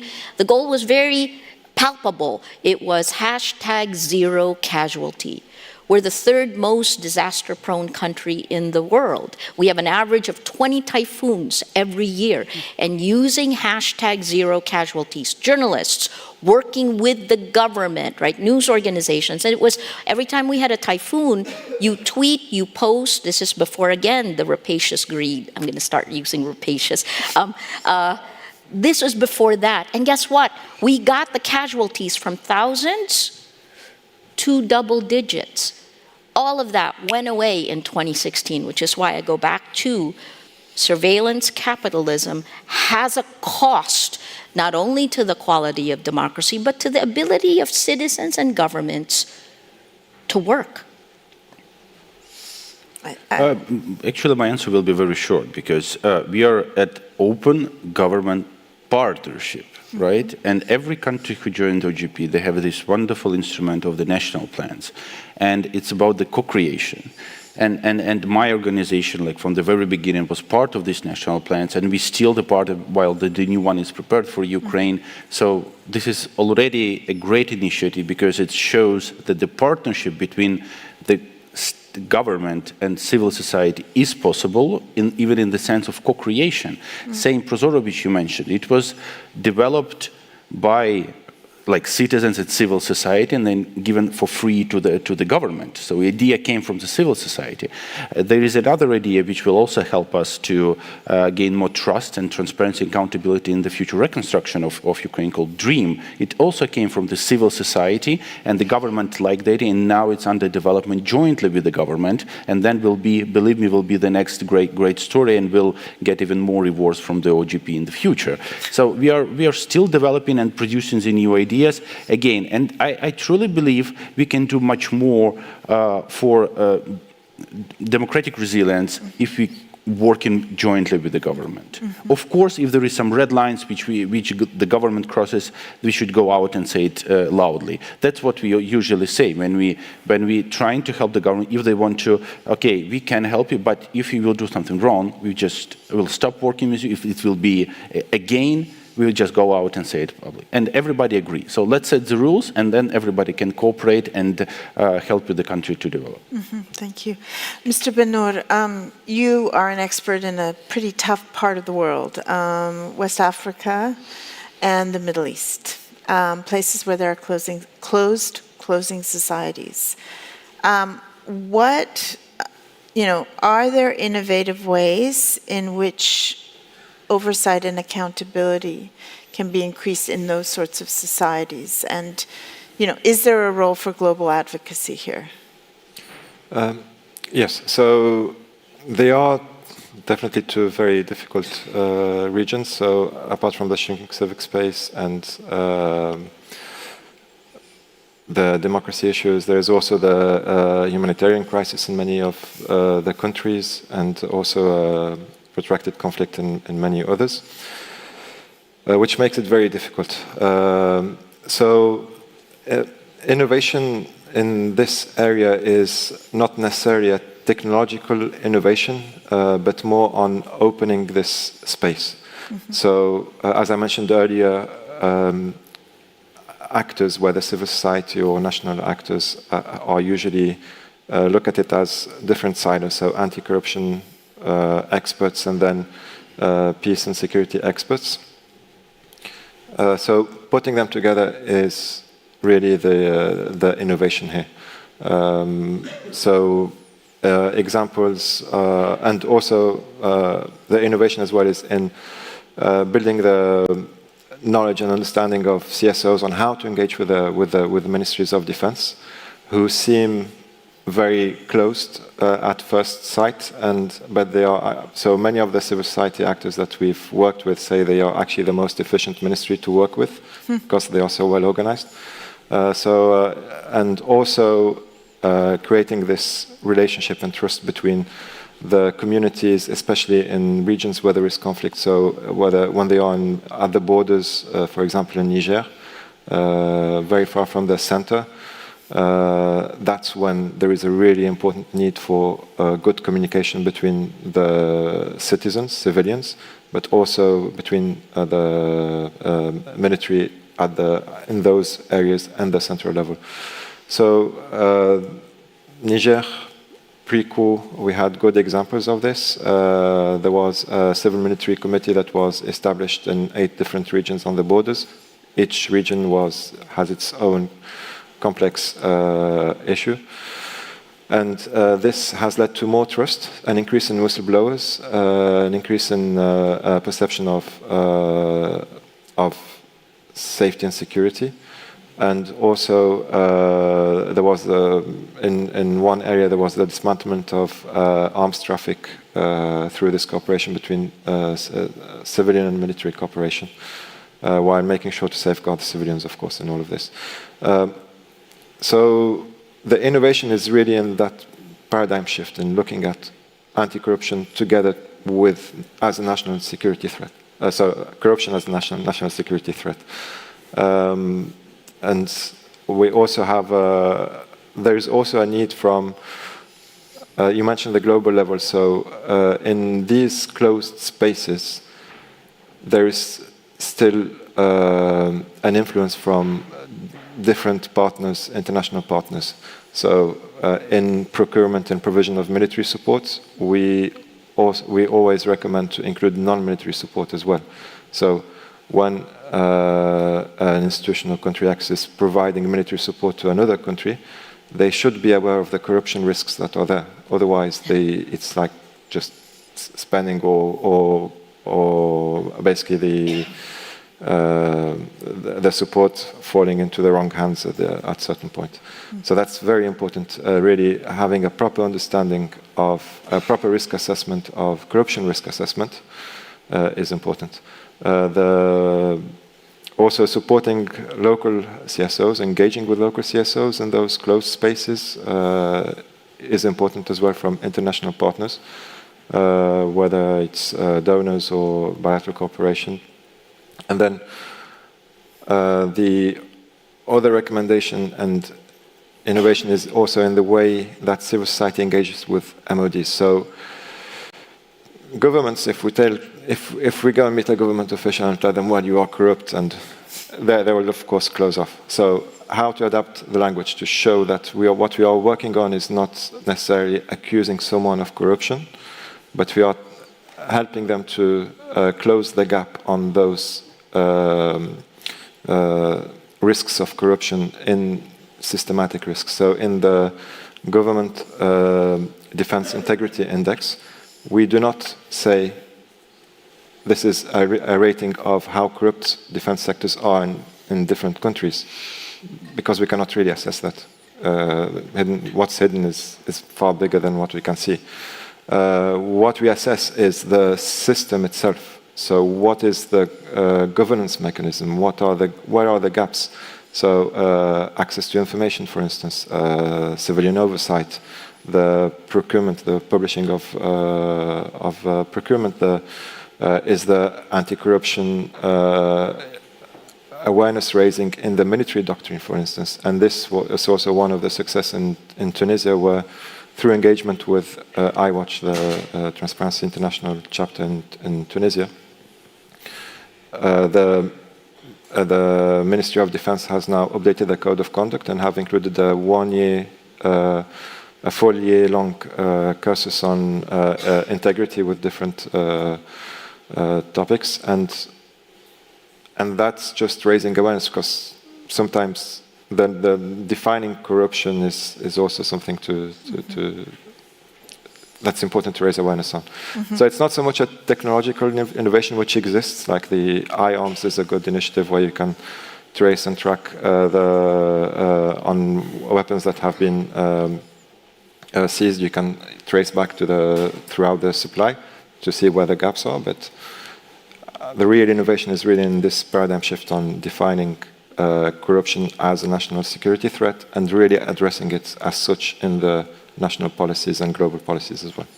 I'm going to turn to you, our audience, in a second, but one final question to Congresswoman Spear. I'm delighted that we actually have gender balance on this panel, but in the area of security and defense, women are often very underrepresented, as are other groups. And I'm just wondering, what are your thoughts on how do we get those voices into this space? Well, I think it's very important to have women's voices in this space, in part because we are seeing an increasing number of women serving in our defense establishments. In the United States, it's about 20%. In our various military academies, it's now approaching 30%. They tend to be the number 1 or 2 in their classes in those particular institutions. So I think having more women in this space is probably going to mean less war. Nice. And there was once a famous statement made by, I think it was Alice Walker, that she won't think we'll have real parity in this country until everyone on the National Security Council is a grandmother. Because going to war is a very costly act. In the United States now, we have a national defense budget of $885 billion. It is as much or nearly as much accounting for inflation as we spent in wars, in the Korean War and the Vietnam War. So in a status where we're not at war, although we are certainly providing extraordinary funds to Ukraine in their effort, we are spending a lot of money on war and on defense. So I think that we just need more women in legislatures as well. We're 25% globally. We're about 28% in the US Congress. That's not enough. We're not, until we reach parity, which is expected not to happen for another 140 years, we're going to be in trouble in terms of having enough women in the national security space. I think we have room, the organizers, I understand we have 5 minutes grace. So we have an opportunity for about 2 questions. So I'd love to turn to you, audience questions for our panelists. And could you introduce yourself and tell us who that question is directed to? So I see a gentleman in the back there and then a gentleman in the front. And I would like one lady to ask a question too, please. So. Thank you. My name is Ivy Chipkin. I'm from South Africa. I want to ask a question to the panel, but specifically to Congresswoman Spear, in relation to the question of national security in the context of openness and oversight in the context of global partnerships and global relationships. What is the role of organizations like OGP and civil society organizations? I'm from the think tank in South Africa, trying to hold the government to account. We're in a situation where the American ambassador to South Africa has accused the South African government of selling arms to Russia. There was a South African investigation, government investigation, an inquiry which found that no government weapons had been sold. But we understand that information has been shared by the CIA on Capitol Hill that is quite compelling, that guns and weapons were sold by South Africa to Russia. We as journalists and civil society organizations would like to hold the South African government to account, but equally to the US government to account, to have an opinion on the pronouncements by the US ambassador. We are not privy, obviously, to US intelligence in this regard. Are these sorts of partnerships, are there opportunities for us to be able to fill the gap, if you like, to have an informed position so that we can hold the South African government to account, or in the case maybe, hold the American government to account in this particular instance? So, big question. I served on the Intelligence Committee for 8 years. I can tell you for the most part, there is a reluctance to share intelligence. What was very interesting and very effective is that for the first time, we started sharing that kind of intelligence in Ukraine, and were able to expose what Russia was doing at the borders even before the war broke out, to show that they were trying to create an environment that looked like it was the Ukrainians that were attacking the Russians. What I would say to you, if the US ambassador actually has made that statement, you can take it to the bank, because we are so reluctant to share intelligence that he or she had to have run it up the flagpole to make sure that it was appropriate and that they had high confidence that that intelligence was accurate. Thank you. Gentleman here. And there's a lady at the back that I saw, and then we'll have to finish. Bonjour. Je vais parler en français. Je ne sais pas si vous pouvez m'entendre. Oui. Thanks. Alors, je suis Abdou. Je suis membre du OGP Côte d'Ivoire et je représente le ministère de la Communication et de l'économie numérique dans le cadre de l'OGP en Côte d'Ivoire. Ma question va porter sur la souveraineté de l'espace numérique. Aujourd'hui, c'est un problème majeur et c'est un défi pour tous les pays. Et on voit aujourd'hui les crises politico-sociales que peuvent engendrer l'absence de maîtrise ou de la souveraineté numérique. Moi, j'aimerais savoir quelles sont les mesures aujourd'hui que vos différents pays mettent en place pour pouvoir garantir la souveraineté de son espace numérique, pour maîtriser, et qui a aussi un impact sur la démocratie dans les pays, parce qu'il y a des populations qui ne sont pas encore préparées, qui ne sont pas éduquées à l'usage de l'information, donc ce qui peut engendrer aussi des défauts de compréhension ou de perception de l'information et engendrer des crises démocratiques dans les pays. Je vous remercie. Okay, I'm going to ask you to help with this. It's a long question. Okay, so to respond directly, so yes. There's interpretation. Okay, perfect. So yes, it is absolutely an issue to be aware of, and actually that's what you have been mentioning throughout the how do we manage to have digital integrity of the information. So I can also talk from my personal experience in Tunisia throughout the Arab Spring and so why did the uprising in Tunisia happen on Facebook? It is because there was no trust in the formal information press. And that's when it was a good thing in the beginning that we had that space to interact with each other and know what was happening really, it shifted quickly to become the main source of information, and which was then identified by many either political parties who invested a lot in building fake profiles, or also, as we see in many countries, there is influence through social media. There is, it has become a way to. It is a weapon. It has become a way to influence. So yes, how do we build integrity in this area? It's very tricky, because where we've seen laws on trying to improve digital security in this space, we've also seen that it has been misused to close the civic space, and where it was very vague, so that any person is just putting two lines saying, well, I don't disagree with my president's statement, then they can put directly to jail, saying, well, this is a kind of a terrorism act or a nuisance to the public safety. So it's a very, I'm not giving an answer because I have no answer, but it's just to point out that it's a very tricky and complex, and we have to be very careful on how we put this. We have to be very specific and make sure that it's not used as a way to impede on the freedom of citizens and their expression. The other way is also to be more transparent officially. So build people's trust in the official information.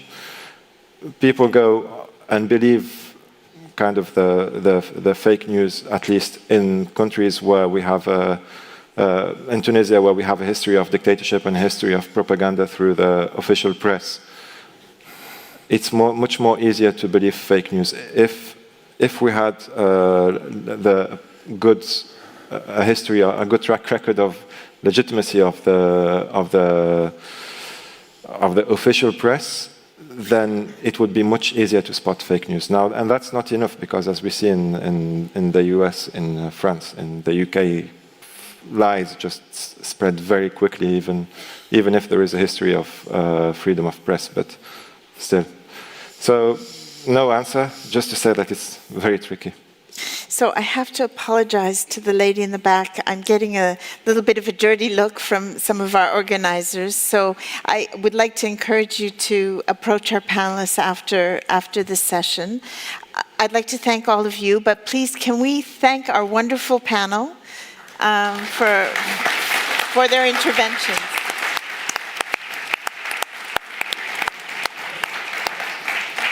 Thank you very much.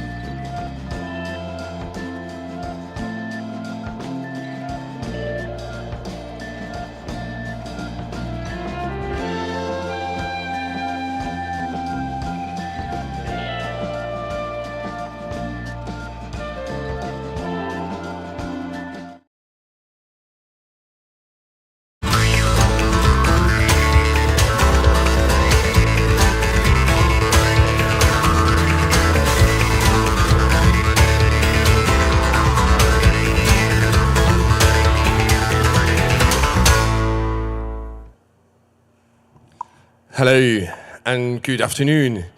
My name is Jan and I'm one of the curators of the official off-program of the Open Government Partnership Global Summit in Tallinn. And the off-program is still titled The Not So Official Perspectives. I was here talking to you 24 hours ago. I'm back here now. I can see the cameraman here standing in front of me. I can see one person, hello. I can see a few more people there. And therefore, I do hope that watching me online, there are at least, I don't know, let's say 14,000 of you.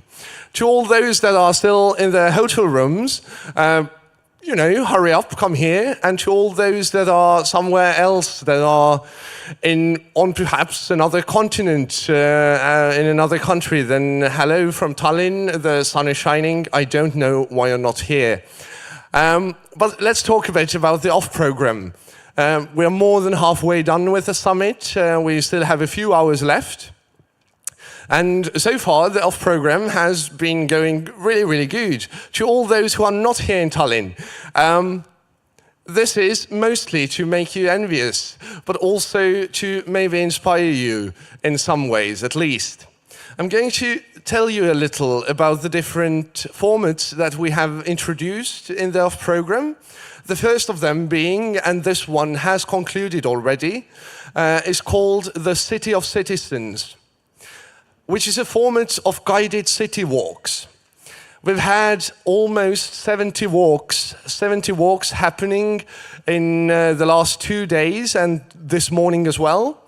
And the aim of this thing was that instead of doing the usual, arriving at the airport, taking a taxi from the airport to the hotel, sleeping for a night, and then taking a taxi from the hotel to the conference venue, we introduced hundreds of people attending the Open Government Summit with about 50 different Tallinners, 50 locals who gave the people from all over the world a guided tour from their hotel to here, to Telliskivi.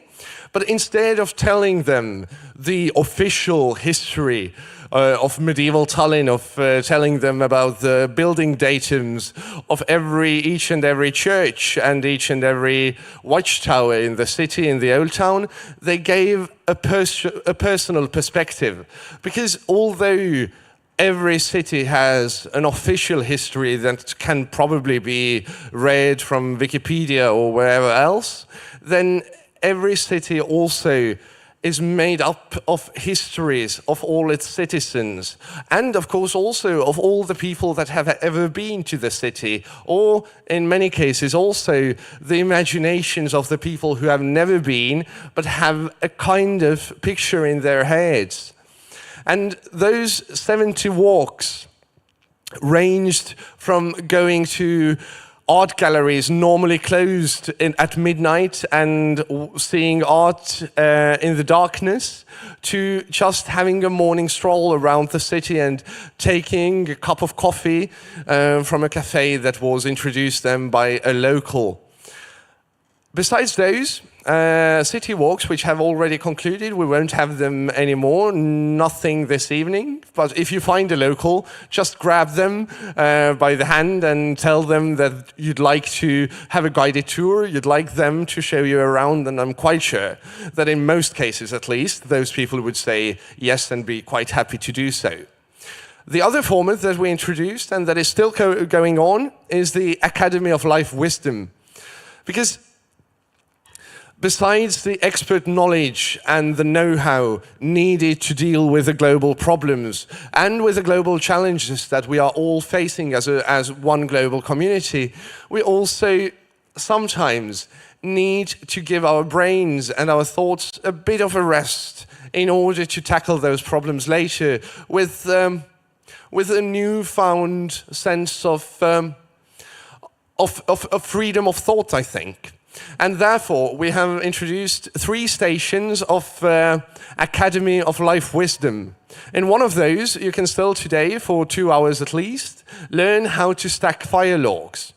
although this might seem like a really simple process, the teachers that we have there, the academics, have lifelong experience doing so. And all of them, I've talked to them all, and they all say that there is a hidden philosophy behind it. The same goes for pickling cucumbers. I know that some people from Germany who were here by car made themselves a few cucumbers to take with and to, enjoy whilst driving back to Germany. One of the side events of Academy of Life Wisdom is the Academy of Staying Alive. It was in the Teleskivi in Fotografiska backyard. Yesterday we have moved it to the main square, and there till 6 o'clock you can help and learn at the same time to weave or to make camouflage nets that then will later be sent to Ukraine, to the front line. The camouflage nets are the making of those is being taught by an NGO called Aitan Kaitsta, or We Help to Protect. They have become really, really incredibly professional since the beginning of the war. Next to that, we also have the Embassy of Utopia, which was here where I'm sitting at the moment, but today we have decided to move the Embassy of Utopia to the main square as well. So each and every one of you is welcome to take the microphone and give a 5-minute talk, but not about utopias. Rather, we would like you to share some of your failures. Whether they are catastrophical ones, like forgetting one's mother's birthday, or they are something, less like making a bad political decision that affects each and every one of our mothers. Just come and share those. Take the microphone and share those, because we do believe that whilst important truths and successes are shared in the many venues and many halls of debates, then on the main square, amongst the people drinking coffee and having meetings, we really invite you to not talk about successes, but more about the failures that have maybe, perhaps, led to bigger successes.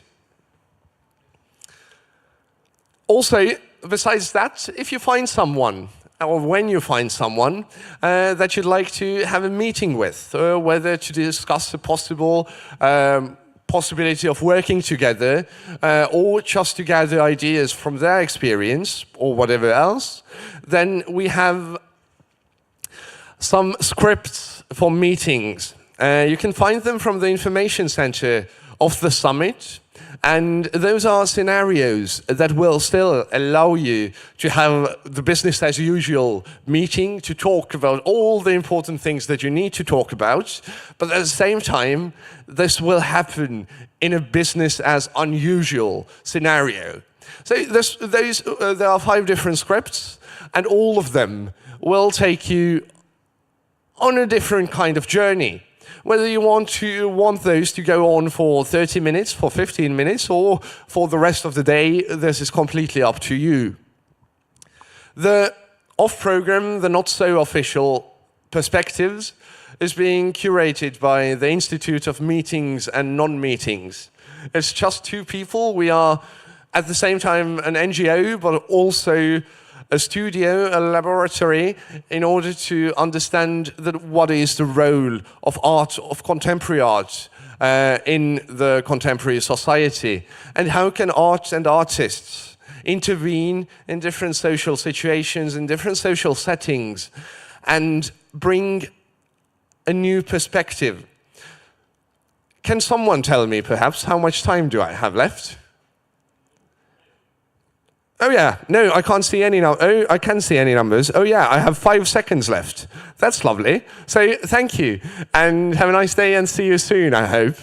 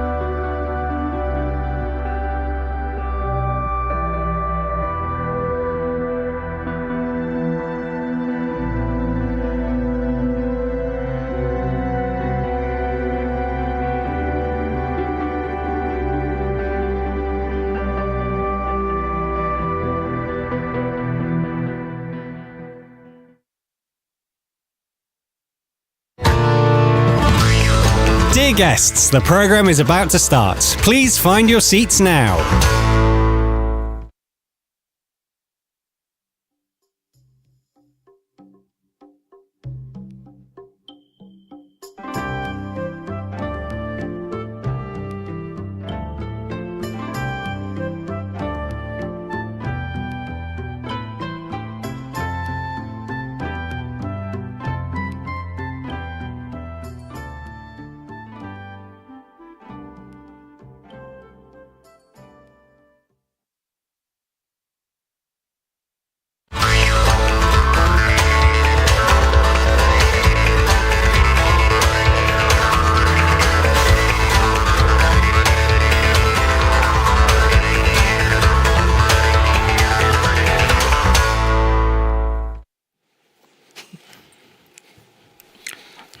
Right, good afternoon, colleagues, and welcome to today's session.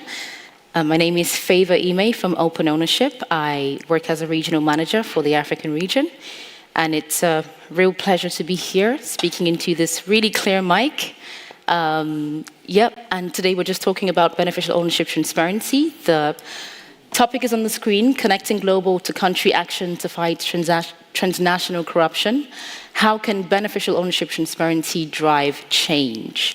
And we have a wonderful set of panelists today that will be discussing this particular topic. And of course, we're going to invite some of you on stage, actually, on the blue chair, to share some of your thoughts. And we'll take a few questions and answers as well towards the end of this session. So I'll start by introducing the panelists today. And in no particular order, I would start with Katerina. A round of applause for Katerina, please. Katerina is the Deputy Executive Director for Legal Affairs from Transparency International Ukraine. And then we have, secondly, Alhaji Abubakar Garba. A round of applause for him, please. Fantastic. So he is the CEO and the Registrar General of the Corporate Registry in Nigeria. And then last but not least, we have Mark Robinson, the Executive Director of EITI International Secretariat. And a last round of applause for him, please. Fantastic. So I'm hoping that we have an interactive session today. We're talking about a topic that I think is very crucial to anti-corruption, to fighting illicit financial flows, and it's really beneficial ownership transparency. Just to make sure I don't bite my tongue, I may say the word BOT or BO, and it just simply means beneficial ownership or beneficial ownership transparency. So BOT is a very technical and nascent concept. And it definitely is not a silver bullet to combating corruption, illicit financial flows, procurement fraud, and other underhanded practices. However, it's safe to say that there is a global consensus that BO information is a crucial data type that can expose underhanded practices in businesses and in governance, especially when you combine beneficial ownership transparency information with contracting data, with data on asset declarations, asset recovery, and the likes. Now we're at the Open Government Partnership Summit, and I think there are about 75 member countries in OGP. And interestingly, 80% of these countries have made commitment to implementing beneficial ownership transparency reforms. And I think that underscores the importance of this particular topic. Now, in the just recently concluded Ukraine Recovery Conference, world leaders highlighted the importance of beneficial ownership transparency and wider anti-corruption reforms as essential for supporting democracy and the rule of law in Ukraine and other countries as well.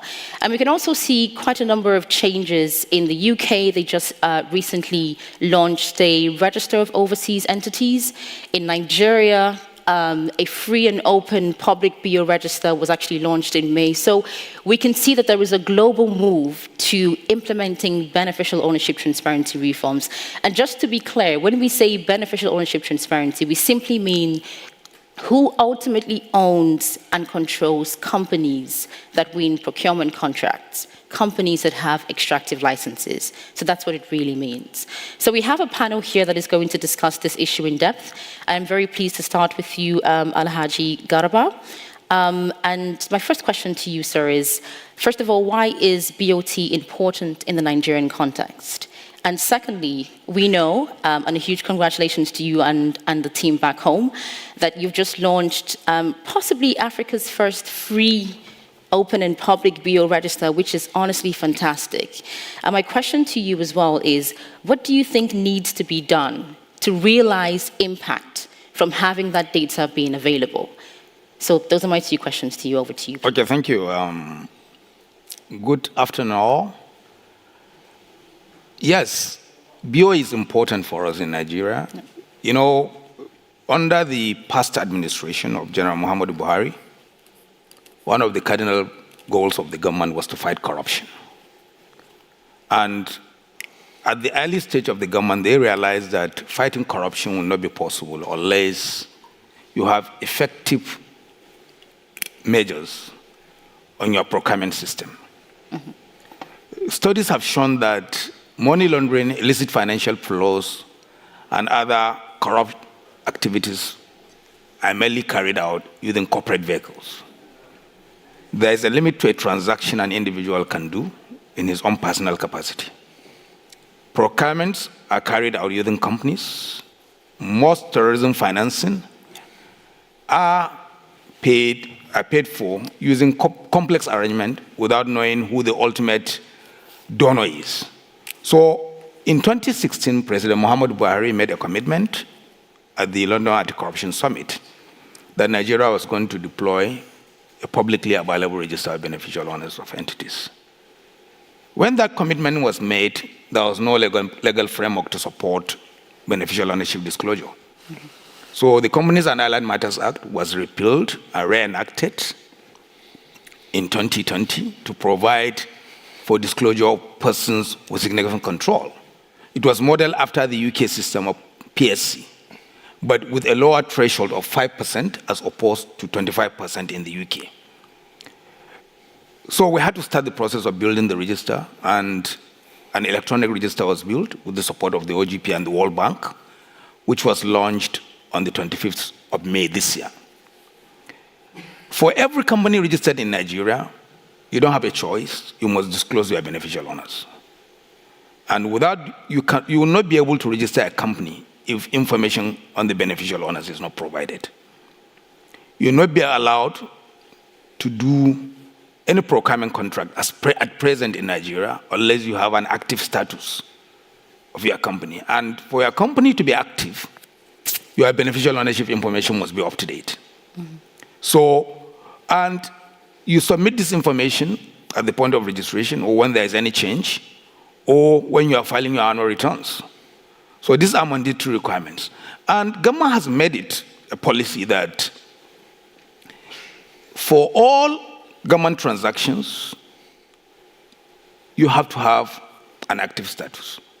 Although the level of implementation from one agency to the other differs, but we have a direct link with the Bureau for Public Procurement. Their procurement portal is integrated with our own system, such that every information about every company is available to them, and only companies that are active are actually onboarded on the procurement registration portal for contractors. So we've also given access to other government organizations. They have direct access to the portal. Those that have enterprise systems have API integration. Others have been enabled to check information about these entities. And as Febo has mentioned, the information is publicly available to anybody interested. Mm-hmm. And what we have seen with making it open and publicly available is actually helping us, one, to ensure the integrity of the information we are maintaining, because we have a discrepancy reporting tool in the system that allows not just stakeholder organizations, but any member of the public to report any discrepancy to us directly. So this, although the number of reports that have been received are very few, but this is a good tool to check any wrong information. Another measure we've taken is, over the years, in the course of company registration, rendering company registration services, we have realized that sometimes people provide wrong information deliberately. Sometimes, because we used to insist that to register a company, you must upload either the data page of your international passport or your driver's license or your voter's card. We had instances where some of these means of identification were cloned. And we had issues where even names of unborn children were put as directors or shareholders of a company. So to address this challenge, we've now integrated the system with the National Identity Management Database. This is a biometric database of all Nigerians, including non-Nigerians resident in Nigeria. To obtain that card, the national identity card, you must submit your biometrics, you must put your fingerprints and other details. So with the integration with that database, it allows for instant validation of your information.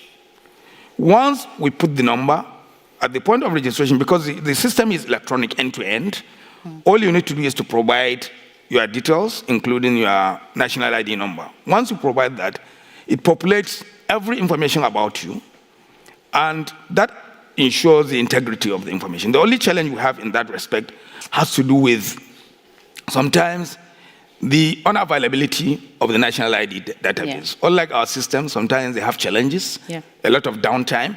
So sometimes we have to disconnect to allow people to proceed with their registration. What we are looking at is to see how we can do post-registration validation or verification from the same database after the company has been registered, in case their own system is down at the time somebody has initiated his registration application.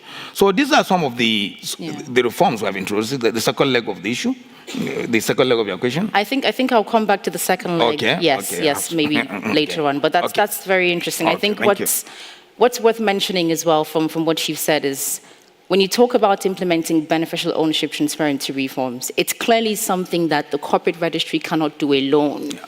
You know, there is need for engagement with other government agencies that hold different types of data sets, so you can use that to verify and improve the integrity of the data. So that's a really important point. And I think we'll just move over to you, Katerina.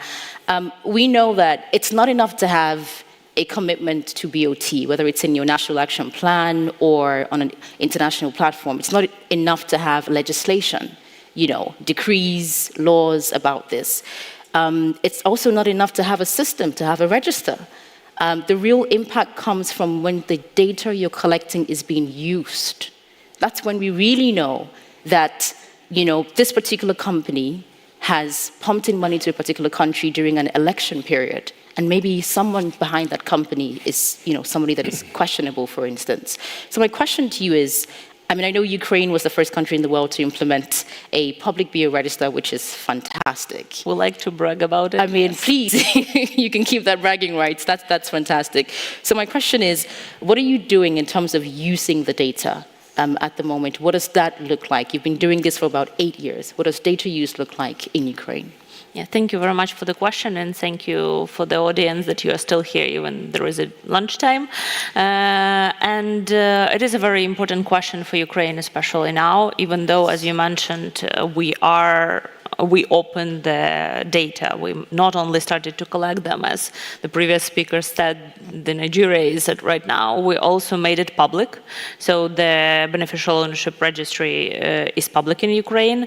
And now, thankfully, to OGP and a lot of our commitments, for example, to European Union integration, which is very topical for Ukraine always and now specifically, there are also a number of European Union directives, FATF recommendation, etc. So besides the local legislation on the national level, there is all those international obligations that Ukraine at some point will have to fulfill, and beneficial ownership is part of it. But considering the situation that we have in the country now, basically war going on, all that progress that we made during the last years since 2014, the Revolution of Dignity, is a little bit, let's say, challenged. And the obvious reason is martial law in the country and ongoing war. Due to the martial law, a lot of this data that we had previously opened and collected, and more that we also did, because we are doing this for a longer period of time than a lot of other countries, we also renovated, and there is obligation in legislation to provide basically any changes that is done to beneficial ownership, to the structure of the company. It was closed for the initial months of the invasion. Now it is opened, but also only to the stakeholders, so we as public cannot access it. And it's a great challenge. Basically, why it's a great challenge? Because especially now for Ukraine, the availability of this data came to another level. And two main, let's say, new areas that we probably never thought of before when we started opening the beneficial ownership data is asset recovery and future reconstruction of the country. The asset recovery, I'm talking here primarily about the Russian assets. It is a very topical issue for Ukraine. We need money to fight. We need money for the soldiers. We need money for keeping the country stable. And one of those sources is obviously the assets connected to Russian individual, to Russian as a state, and to Belarus, for example, also, that we can confiscate and use for the economical stability of the state. And how you can identify them, obviously, the beneficial ownership data is one of the primary sources. As an example, we have several confiscation mechanisms, and one of them is through administrative procedure for these Russian or Belarusian related assets, and a lot of it based on the beneficial ownership data or data connected to it.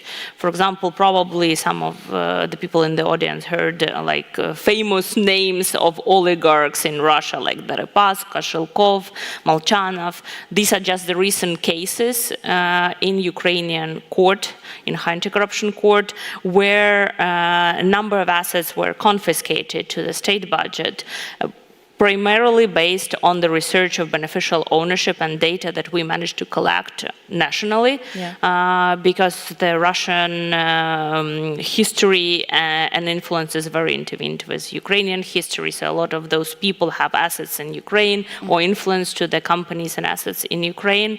And it's very complex structures. It's very complex enterprises, often with Ukrainian individuals and companies intertwined with the Russian owners or Belarus owners.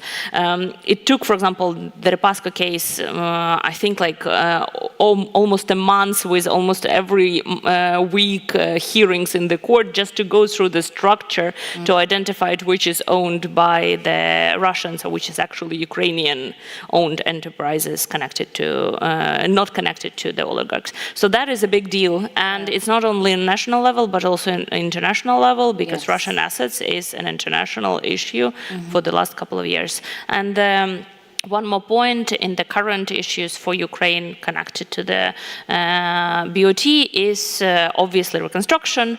And for example, we use now data about beneficial owners.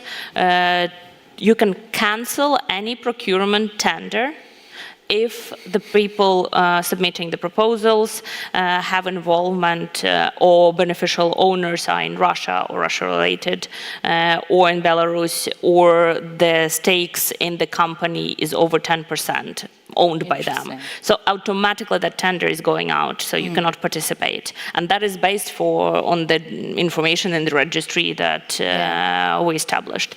The same goes for privatization or sales of those already confiscated Russian assets. And you can, I don't think I need to even explain how important any procurement procedures are for the future reconstruction, especially if the international business will be involved. So these are the great implications for the use of beneficial ownership data. The last point that I would like to make is that the only small challenge is that even though Ukraine made great strides during the years to work with openness for beneficial ownership, at this point we cannot just deal on the national level. It has to be unified strides in other jurisdictions to move towards beneficial ownership transparency, because on both of this topic that I today mentioned, asset recovery and reconstruction, there will be and there are international stakeholders involved. Yes. And we don't have that information often about the international level. So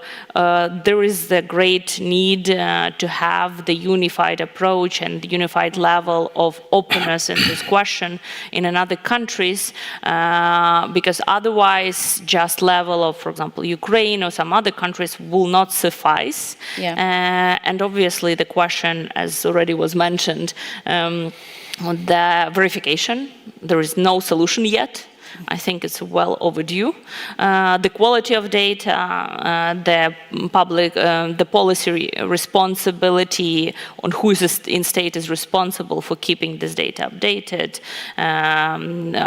like to a proper standard, completely filled, etc. This is also a challenge for Ukraine. So let's just say we still have a lot of things to cover if we want to move forward, and hopefully OGP plan and initiative will stay with us. They've been with us in this question for the last 8 years. So hopefully they will help us and other countries to move forward in the question. Fantastic, thank you very much. Very interesting and important points there. I think one thing that really stood out to me is your phrase on unified strides. And I think that's very important because we're talking about a concept that is, or a problem that is transnational. When lawyers and accountants and professional service providers try to put together complex structures, they don't just do that in a country. They spread the assets in different countries, in different regions, different parts of the world. So truly, like you said, if we do not have BO declarations in those different countries, and how then do we know who owns what? We just, we hit a roadblock. And I think that's a really, really important point. And I'm really pleased to see that more countries, like we saw yesterday, Malawi has now made a commitment to implement BOT. And, we're seeing more countries embracing this. It's really important because even if Ukraine does it, even if Nigeria does it, even if UK does it, if other countries don't have it, it's very possible that we wouldn't be able to uncover as much as needs to be uncovered. So that's a really important point there. But I'll just hand over to Mark at this stage. You're leading a really important organization that focuses on driving transparency, especially within the extractive sector. That's a big economy right there. And we just wanted to get a sense from you why you think BO2 is very important within the context of the extractive sector, and also how you think we can leverage international initiatives like the EITI and the OGP as well to further drive progress on these sorts of reforms. Thank you, Favour. And of course, you've heard two of the most inspiring examples of creating public registers that we currently can learn from, which are informing many other efforts elsewhere. So great to hear those stories. This matters hugely in the extractive sector, which has been plagued by deep-set problems of corruption and anonymity from the very outset. We like to think that is changing because the EITI is giving increased importance to the beneficial ownership transparency agenda, and it has been doing so more or less for the past 8 or 10 years. Our 2016 reporting framework, the standard, first brought in a provision on BOT transparency then, and we've been refining it ever since.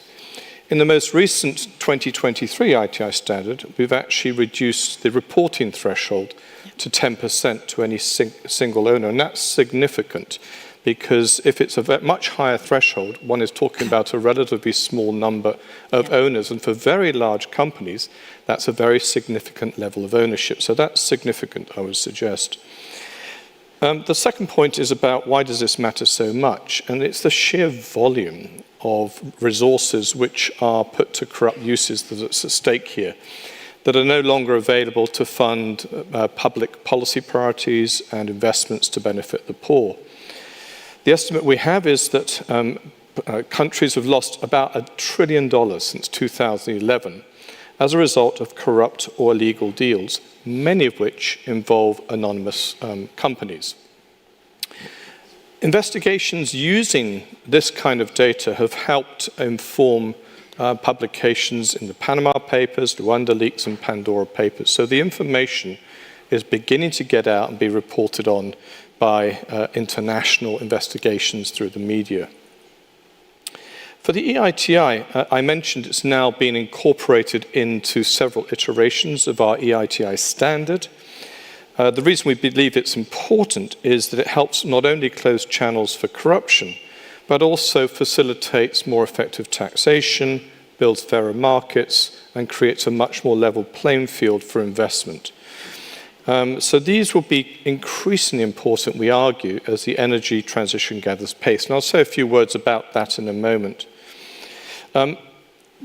The 70 companies involved in the EITI, including all the oil, gas, and mining majors around the world, have themselves also signed up to this agenda through what we call the EITI company expectations. We evaluated the progress of our company members against those expectations, one of which is on beneficial ownership transparency. The really positive finding is all but 2% of those companies actually do report such data. That's not a surprise. Most of the companies are listed on public stock exchanges. The interesting finding is that only 1/3 of them actively promoted their public commitment to beneficial ownership transparency, which points to the opportunity to work with companies as better advocates for this agenda, and not just governments and civil society calling for it. This should be something that companies step up much more actively to identify the real value of knowing who they're dealing with in complex transactions in the extractive space and further afield. So we already had, about 3 years ago, 6 of our leading companies coming together and issuing a statement on the importance of this agenda. Over the next 3 years, we hope many more will continue to do so and be those very strong advocates to inform other companies, including those not listed on stock exchanges and some state-owned enterprises who don't provide that information in the public domain. For the past 2 years, we've been working very closely with our partner, Open Ownership Favours Organisation. Many of them work here in the room with us today on a really important program called Opening Extractives, thanks to support from the BHP Foundation and now USAID. That's essentially about deep technical support to help create public registers. So we take succor and motivation from the very initiatives you heard about from our colleagues from Ukraine and Nigeria. 10 countries around the world are now working with us to do that. These are countries where there's already a level of political commitment to say this is something we want to do. We believe it's part of our transparency and anti-corruption agenda. It's already there in the public domain as a clear commitment. But not all those 10 countries are necessarily yet creating public registers. And I'm sure in some of our discussion today, we'll have a discussion about even if an open register is the holy grail, so to speak, quite a few countries are committed to BOT reforms, but are not yet there with legislation that enshrines an open register. Much of the information is collected by government agencies and remains with government agencies. So there is still a problem of how does that information get out, how is it shared, and what lessons can we learn from countries like Nigeria, Ukraine, and the UK. So that's now going ahead with a much deeper level of work in 6 of those 10 countries, which have already demonstrated progress on some of these reforms. We've been gathering lessons at EITI from what have we learnt over the last nearly 10 years. And we don't have really durable stories of impact and how the data has been used so far. We're still at that stage of supporting the gathering and the communication of the data and making sure that the media and civil society are using it to actually call for much greater disclosure. But one of the things we've found is that having central BO registries is absolutely key to reducing the risk of money laundering and facilitates analysis of illicit financial flows. Secondly, we see it's most valuable when BO data is provided by companies that are not listed and their owners are already known because of public listing. I mentioned earlier the need for us to actually get much more information about state-owned enterprises, not least because it's the SOEs who still are, certainly in the oil and gas sector, the predominant actors where you don't always find such a level of transparency. The third thing is about politically exposed persons. And of course, this is the most sensitive part of this entire agenda, where individuals with close connections in political realm have direct interests as beneficial owners of companies. And that's not always information that those concerned want in the public domain. But we have done some work now in Nigeria and in Colombia to start using data around the interests of politically exposed persons and access to procurement contracts. So using the data in intelligent ways to identify how politically exposed persons can actually be right at the center of some of these complex webs of transactions. Let me, Favor, just say a few words about the energy transition, unless you want me to stop there and come in for another round. No, you can carry on. Good. So we at the ITI are now putting the energy transition right at the heart of our work. It's now there in a number of different dimensions in our reporting framework, the EITI standard approved by our board this June. With open ownership, we've been developing some guidance materials around what are the specific issues and risks around the energy transition in which beneficial ownership transparency can help. We believe firmly that this is a tool to help us address and mitigate corruption risk in the energy transition. Not least because there's lots of new actors coming in and seeing fresh opportunities to invest, not always with the right motives, often seeking special or favorable access, using shortcuts to gain access to licenses. And so the risk of many new unscrupulous actors coming into this sector is high. We're beginning to see that already in the renewable energy sector, which is why we've come together with a number of associations representing wind, solar, green, hydrogen, eventually hydropower, to come together to elevate the significance of this set of issues, of which one important one is BOT in terms of the centrality of governance and corruption risks. There are many ways in which the BOT agenda can help mitigate those risks. I'm not going to elaborate them all at length here, but some of them are around ensuring that ownership, once it's clear and revealed through public registers, can identify actors who play a significant role in critical mineral supply chains. There are many actors involved in those supply chains whose dealings are not always public and whose ownership structures are not widely known. Big problems around companies working with subcontractors, and the ownership structures in which those subcontractors are involved is another feature of this sector that's going to become more and more important with the energy transition, which is not always dominated by the big players who are on publicly listed stock exchanges. I could go on, but I'll stop there for now in view of time, but to give you a flavor of some of the real applications of value of having this particular lens as we move deeper into the energy transition. Fantastic, thank you very much. There's a point that you made that I wanted the RG to actually speak on, and it was about the engagement of private sector, because really you're building a system that companies need to respond to by providing BO information. So I'm very keen to hear from you, sir. What steps have you taken so far to engage private sector? Is there any pushback from them? How are you navigating that space? Because when you have something new, you would usually have, resistance. So. Okay, thank you for that question.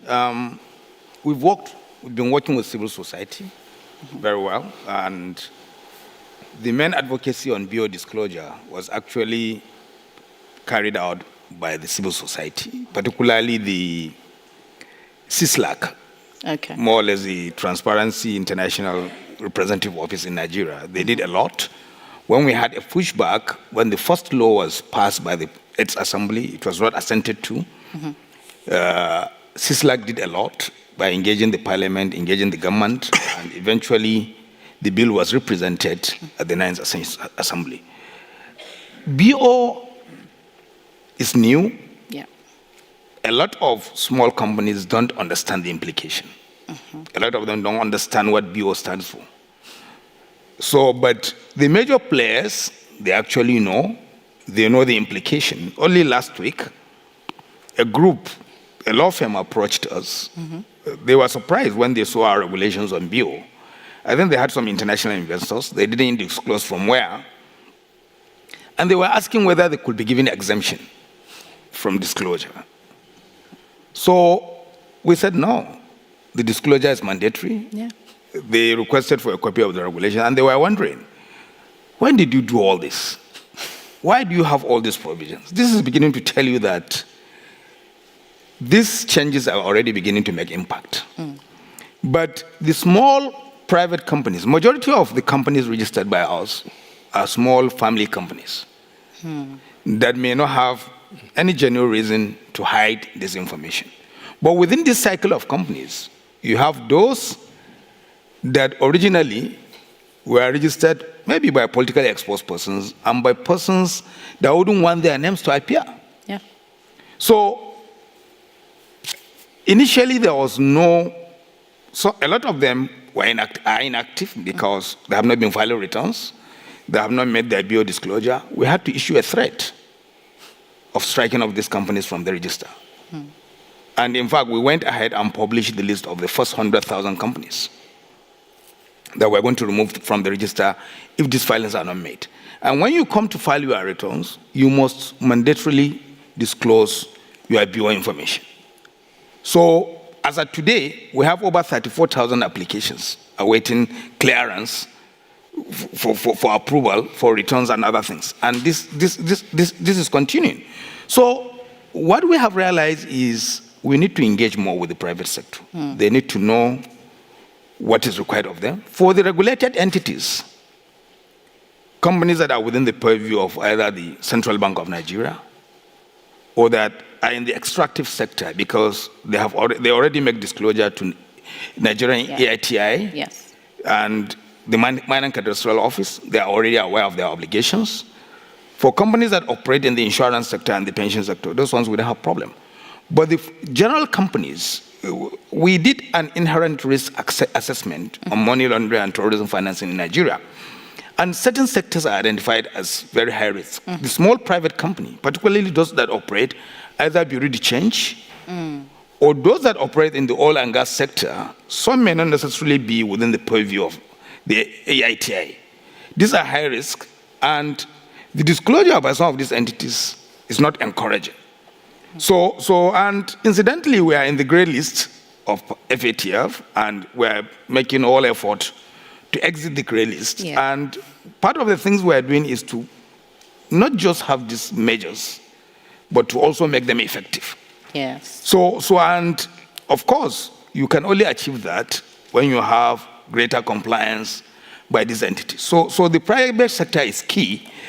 In the last quarter of this year, we plan to carry out inspection of some of these registers in some of the companies. So we've already scheduled. We'll start with first 100 companies that are high risk, that have been classified as high risk, as part of making this measure effective. It's not just enough for you to file in the register. We have to confirm whether you actually maintain registered beneficial owners. And the law requires you to have that register and also to inscribe the name of the beneficial owner against the name in the register of members. And the law requires you to file to receive this information. The beneficial owner must disclose to the company within 30 days, and the company has 7 days to file the information with the registry. And failure to do any of this attracts penalty. So we want to check from the register whether the disclosures made are within these timelines and whether these names disclosed are actually correct. It's not possible to visit all the 2 million companies that are registered in Nigeria, but we'll do sample of particularly the sectors that are classified as high risk. So these are some of the things we're doing, but one major thing is understanding what beneficial ownership is. Yeah. We're issuing guidelines, at least to aid them in identifying their beneficial owners. Yeah. Because this is a new concept. Some have come, sometimes the company registration professionals don't even understand what the concept is. Some will tell them, no, you just need a representative. A representative is not a beneficial owner. So we're issuing guidance notes. Yeah. We have higher level guidance notes, but that is not enough. I think we need to drill down on how they will identify their beneficial owners. So these are the engagements we are planning to have between now and the end of the year. Thank you for having me. Fantastic. Thank you very much. I have some thoughts, but I'm going to keep my thoughts for now because we need to engage the audience. There are a few colleagues that I'll be inviting to take the blue seat to share some of their thoughts around this. And the first person will be Arianto from Publish What You Pay. Fantastic. Please feel free to join. I know this is unconventional, but please feel free to walk up the stage and just join us. Yes. Thank you. Yes, we can. Round of applause. Thank you very much. Thank you, Arianto. So you're a civil society voice here. So what is your take? You've heard Nigeria, you've heard Ukraine, you've heard EITI, that is a global standard setting body. So what is your take on the importance of this topic and the implementation of it across the world? Thank you very much for the opportunity. I think I have several things. The first one, if we talk about the BO implementations in Indonesia, in maybe 5 years ago, we try to make the BO transparency using any platform. Okay. We join in EITI to discuss the beneficial ownership. We put the beneficial ownership transparency in our action plan in OGP. We put beneficial ownership transparency in the National Strategy of Prevention of Corruption. And then in the 2018, the presidential degrees of Indonesians disclose the beneficial ownership, but have several challenges. The implementation. Until now, maybe only 40 until 50% all of the companies in Indonesia disclose the beneficial ownership with the limitations, because sometimes the companies submit their beneficial, also disclose their beneficial ownership, but the problem is the verifications. Is that BO is real? So this is our challenge. But we use this process from the civil society to advocate, to campaigns that 60% until 70% companies didn't disclose the beneficial ownership, their BO. This is still our program. Also, in the other side, BO transparency maybe in the 2014, began in the 2014 and 2015 in Indonesia. After we know about the BO, most of the CSO or journalists try to using how to analyze, how to develop the case study using the BO or the analyze the ownership of companies. So sometimes, if we know that sometimes journalists, when they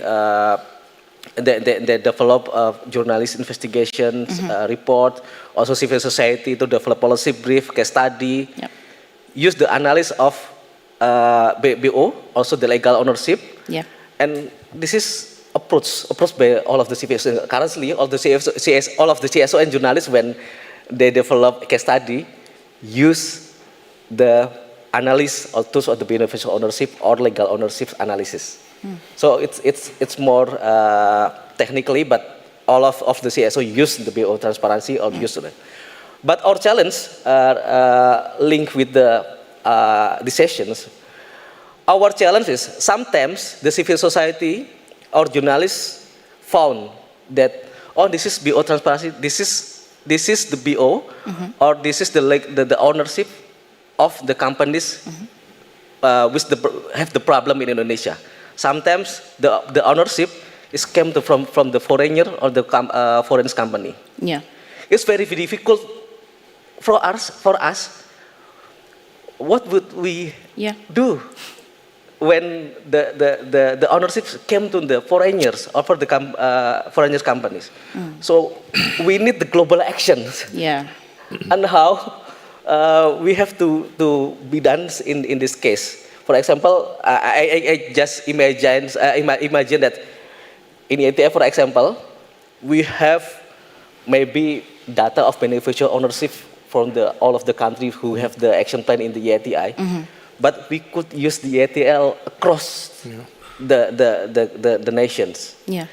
or of course, in the G20 or in the OECD, we have the policy of the automatic of exchange information regarding the tax. But how could the civil society monitor the AI automatic information of automatic exchange of information as tax? Yeah. How could the civil society involve in the process? We didn't have any information. How many governments use this initiative to tackling their problem regarding the beneficiary of the tax. So this is still a challenge. With another challenge for the technical, how to verify the beneficial ownership. Yeah. This is still a challenge for us. Thank you very much. I think those are live challenges in pretty much every country that is implementing this. Verification is a big one. And of course, the challenge that Katarina highlighted, when you have foreign ownership, how then do you identify, especially even those countries, they don't actually accept BO declaration. So that's a really good point. So thank you very much for that perspective, Arianto. I want to call on Chris to come on the stage, but as he's coming up, I want to throw open to the floor if we have any questions for the panelists on this particular topic. Yes, I think we have a question over there. If we can get the microphone, thank you very much, to the front.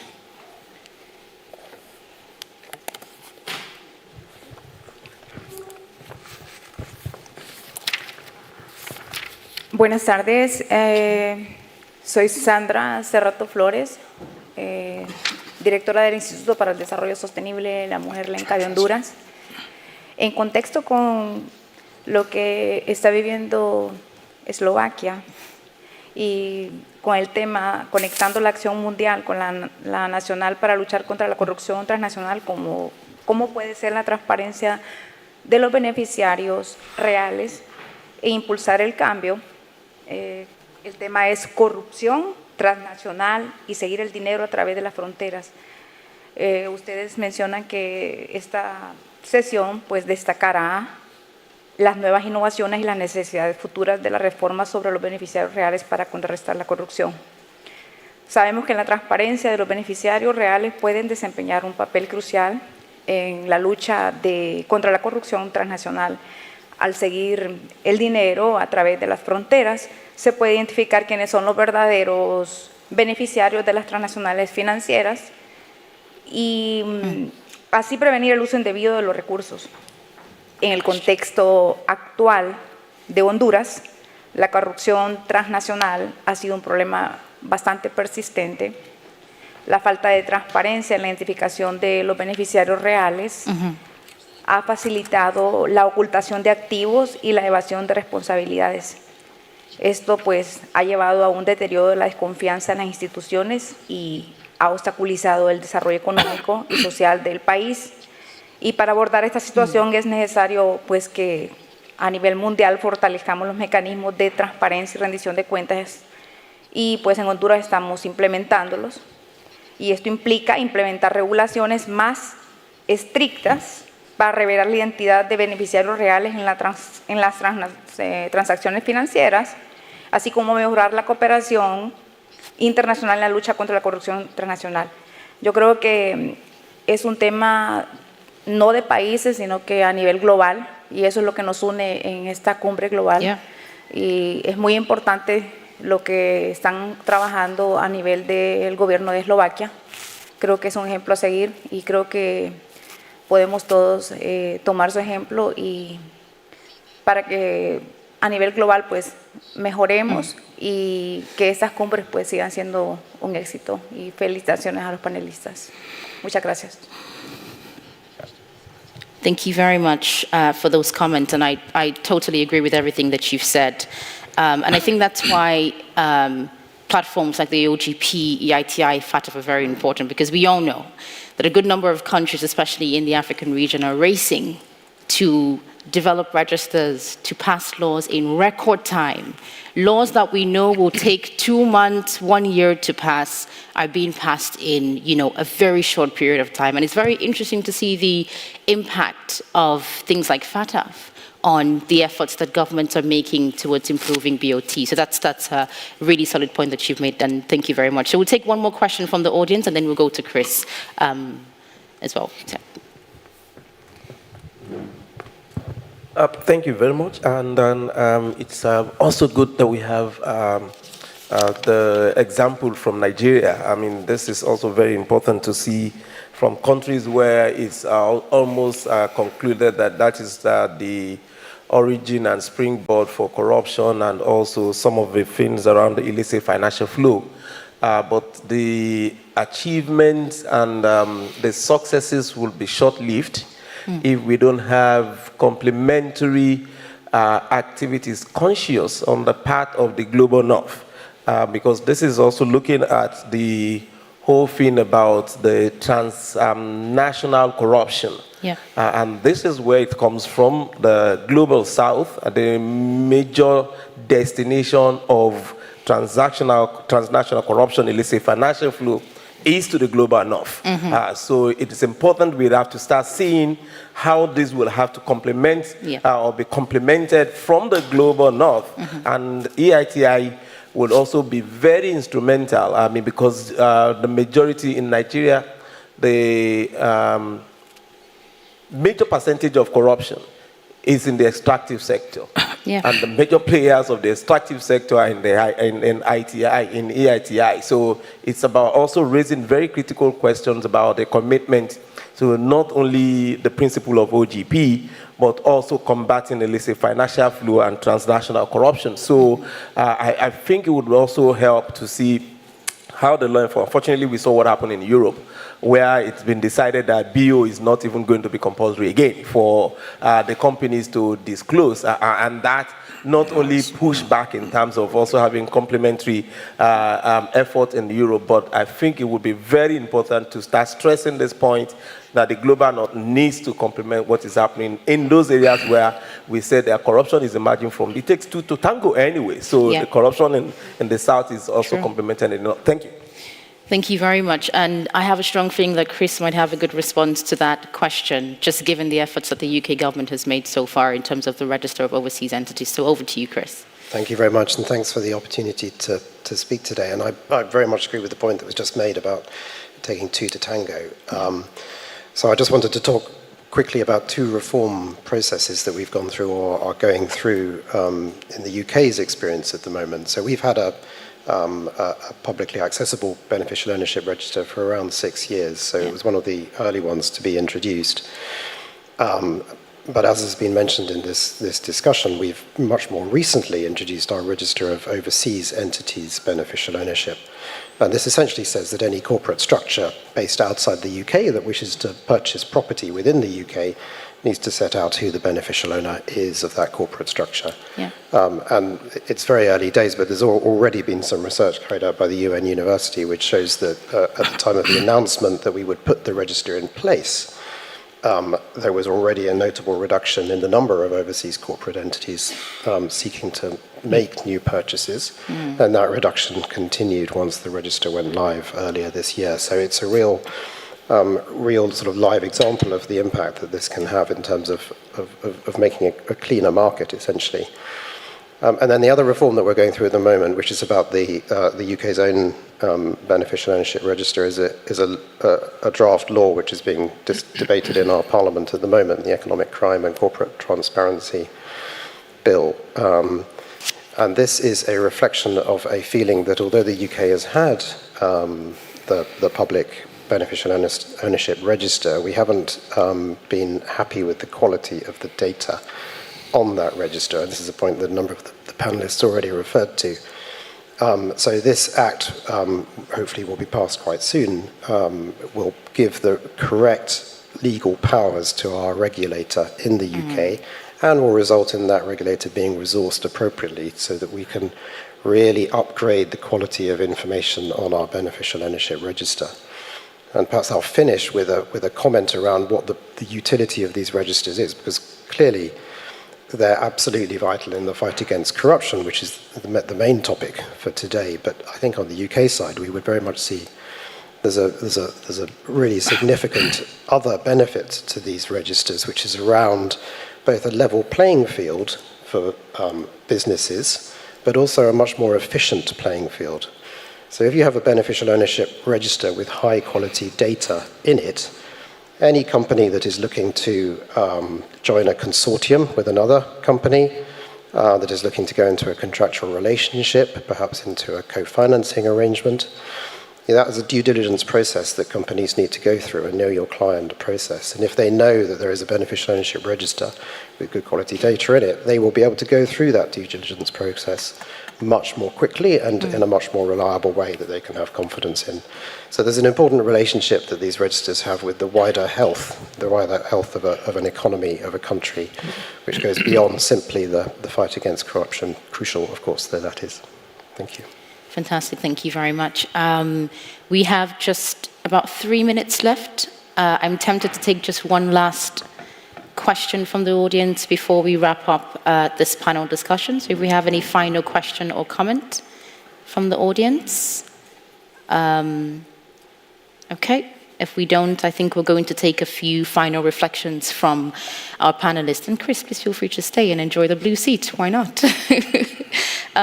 So Katerina, any final reflections? I mean, we're talking about a transnational problem here, and the more we talk about it, the more it occurs to me that the only way we can really solve this is if every country does what they need to do in terms of implementing whatever commitments they've made to BOT. So yes, it is a transnational problem, but it can only be solved when everyone does their own bit, and then we pull that data together. So what are your final reflections about the discussion so far? It's very difficult not to agree with you in the sense that we have to move forward in some sort of unified front here. But also I would like to mention that today already was brought up the question of cooperation, coordination, and it's not only about on the level of the states and the governments, but also involving the businesses and I would say civil society and the state. It's one level, and I think it's very important. In the example of my country, Ukraine, we have a very successful cases when those three cooperate effectively with a common goal in front of us. And I think the beneficial ownership transparency is easily one of those topics where the great results can be achieved with cooperation. But I also want to add here that there should be also cooperation on the level of the state, of different branches of the state, of institutions that can benefit from the BOT and that should be involved in order to make BOT basically happen, which it is a challenge to some degree for Ukraine, and I would assume that some other countries too. And the last point that I would like to make is that we here all agree for the benefits of beneficial ownership transparency. But it seems like even though there are specific questions like verification of data or how to unify data, which has been around for ages, at least as long as I remember talking about beneficial ownership transparency, but there are no technical solutions for them, even for those countries that are willing to implement them. I think we should put more effort in the sense of developing those issues and those small steps that we already can take while we wait for the political will or cooperation to happen on a bigger, more strategic questions. Fantastic, thank you very much. So 30 seconds from you, sir. Your final reflections. Okay, thank you. My own idea is we need to build a lot of synergy, both internationally or regionally. Initiatives like the Beneficial Ownership Leadership Group, the African Beneficial Ownership Network, such kind of initiatives will go a long way in promoting the disclosure, and it's an avenue for capacity development and peer learning. So this kind of initiatives should be, more of such initiatives should be promoted. Well said, thank you very much. And Mark, your final reflections? First point is we should not see beneficial ownership transparency as a silver bullet. It's one weapon in the arsenal for tackling corruption. There are many others. So, as we heard from one of the contributors from the audience, there are still many other channels for corruption to take place. This can close off some of the opportunities, but not all. So it has to be one of a complementary set of measures, which also relate to open contracts, open procurement, and a very active role for anti-corruption agencies as very active users of beneficial data coming from public registers. The second point is that we need to widen the range of companies that are actively involved in both producing and using this data. two sets in particular. One are the investors, and how can BOT information be actively reported on in a way that is part of ESG reporting for investors? So there's investor pressure as well to make this a required set of information that is used for informing investor decisions. The second set of actors are the professional services companies that often in the past have been advising companies on how to do the opposite to what beneficial ownership transparency does, namely to keep that information out of the public light. So we need to bring in these other actors when thinking about how to create real momentum in the corporate world about beneficial ownership transparency. Fantastic, very excellent point. So I think now is a good time to draw the curtain for today's panel. Thank you all very much for listening. I know that this is a very complex topic. It will take us a while, but we will get there. So we wish you all the best with the rest of your day. And thank you. A round of applause for the panelists, please. Thank you very much.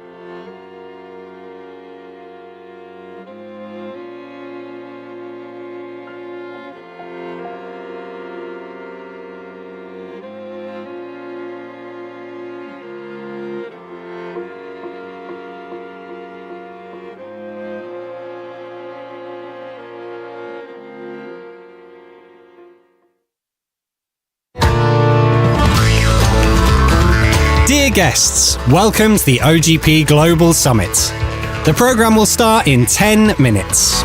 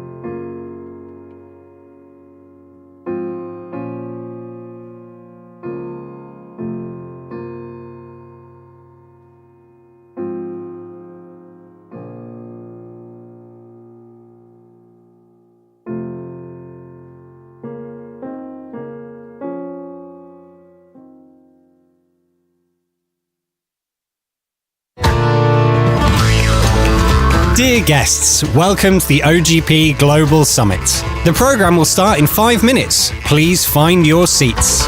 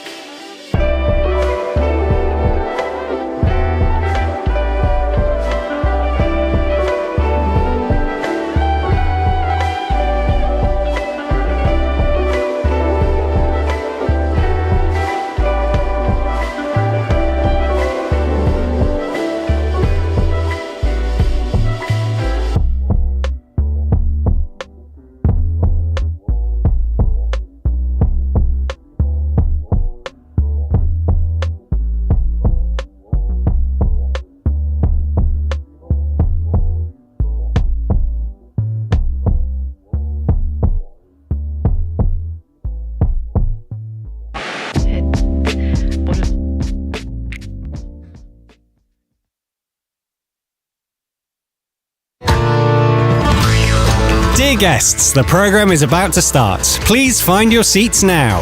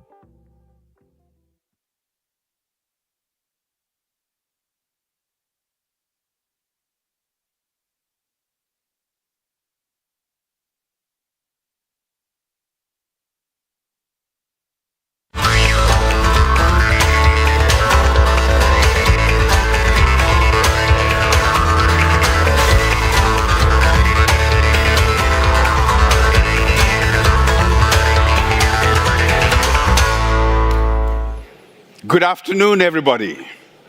Are you all excited? Do you know what this is? Do you know what this is?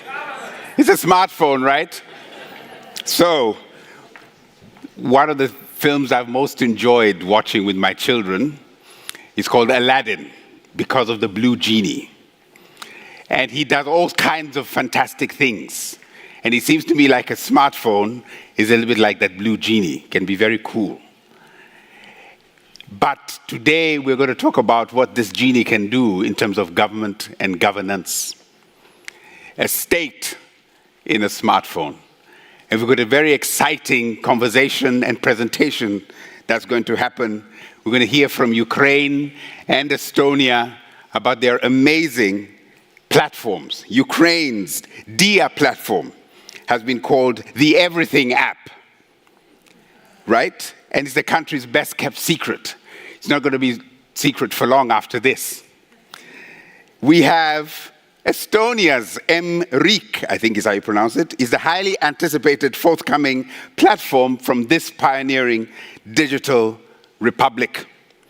These systems will help accelerate ambitious digitalization agendas and are aimed at driving at greater transparency, reducing corruption, and boosting citizen engagement with government. If you can achieve that, those are your 3 wishes of the genie, right? You get that, you can go to sleep.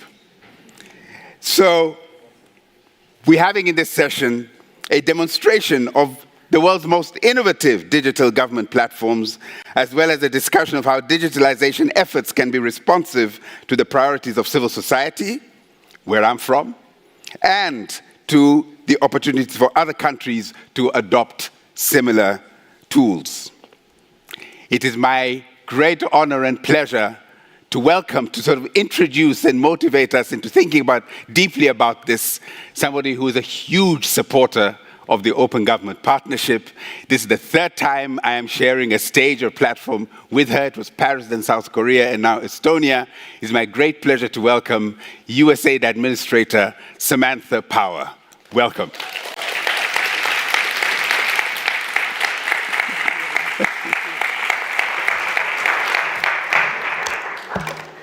Hello, everyone. It is great to be here, just off a plane.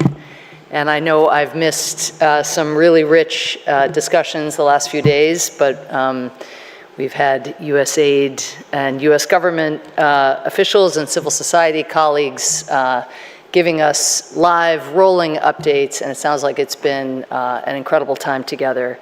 Aidan, thank you for everything you do. As events come and go, as progress ebbs and flows in Tanzania, in sub-Saharan Africa, and beyond, your leadership has been absolutely indispensable on the ground.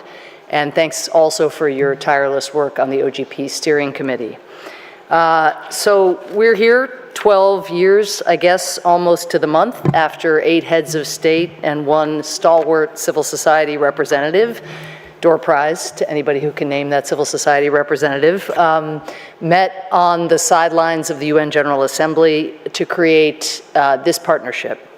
Those of us who were there at the time remember the enormous hope we felt back then for cutting-edge technologies that would help advance open government and open society, that would give people unprecedented access to their government, platforms to raise their voices, and new tools to affect change. Of course, that hope for this era of technological progress turned, for many, into fear, as autocrats in the intervening years have used technology to spread disinformation, invade citizens' privacy, and attack other countries without even having to use conventional arms. But every now and then, you come across people who have not only held on to that early hope, but who have turned hope into extraordinary action. Many of you in this room saw new technologies right from the start for what they were, not inherent boons or banes for democracy, but tools that could be used to empower citizens just as they could be used to repress them. So many of you have found ways to fight the misuse of technology and expand its use for goods, to demand better social services, to keep an eye on government expenditures, to organize civic action. Some of the leading visionaries in this effort are our hosts today. The Estonian government has given citizens the power to access public services and communicate with their government digitally, showing the world, quite long ago now actually, how citizens can do everything from renewing IDs and passports to suggesting parliamentary bills completely online. And doing this has contributed to Estonia's rapid economic growth, as well as its global standing as a country. In the last 10 years alone, Estonia jumped 18 spots in Transparency International's Corruption Perception Index, from 32nd to 14th, higher than the United States. Estonia's progress inspired e-governance innovation across the world, including in Ukraine. In 2016, well before my time at USAID, Ukraine approached our agency and asked if we could help utilize digital tools to support its anti-corruption efforts. We began by working with the Eurasia Foundation and other partners to help Ukraine's government build e-procurement services and, at the very same time, and this is important, establish cybersecurity protections. But by 2019, President Zelensky and Minister Fedorov were laying out a vision to do something far more ambitious, to create, yes, a state in a smartphone, a platform that would allow citizens to interact with their government completely online, to do everything from start a new business to register a new baby. That vision became DIA, a platform that has had a stunning impact on the lives of Ukrainians. When DIA launched in February of 2020, offering digitized identity cards, the ability to sign official documents, to register a new car with one click, the app quickly became the most downloaded in Ukraine. And since Putin's full-scale invasion in 2022, DIA has become a critical part of the war effort. It has enabled Ukrainians across the country to report war crimes, track enemy troop movements, and get compensated for damaged property, all through their smartphones. But as I wind down here, I want to come back to the founding purpose of OGP. The idea was not only to improve citizens' social and economic well-being, it was to enhance their ability to hold their governments accountable and to fight corruption. And this is where DIA has been truly transformative. By digitizing construction permits, tax payments, and fee collections, DIA prevents corrupt officials from skimming funds or soliciting bribes in person. Now, every process that goes through DIA has an auditable trail of every transaction, steps that helped prevent an estimated $441 million of leakage in Ukraine's economy in 2020. These are absolutely critical protections. It is also essential that the Ukrainian government has prioritized, and we'll hear more from our Ukrainian colleagues about this, cybersecurity and privacy protection right alongside citizen convenience and simplification. Ukraine has withstood over 2,700 Kremlin cyber attacks aimed at state information sources and critical infrastructure. Earlier this year, I had the privilege of announcing that USAID will support Colombia, Kosovo, and Zambia to pursue their own similar e-government capabilities. Today, I'm excited to announce that Estonia will be supporting this effort, partnering with USAID and Ukraine's Ministry of Digital Transformation. With Estonia's expertise in making new technologies adaptable to a range of different systems, so-called interoperability, we will work together to model DIA and the underlying digital public infrastructure in more countries.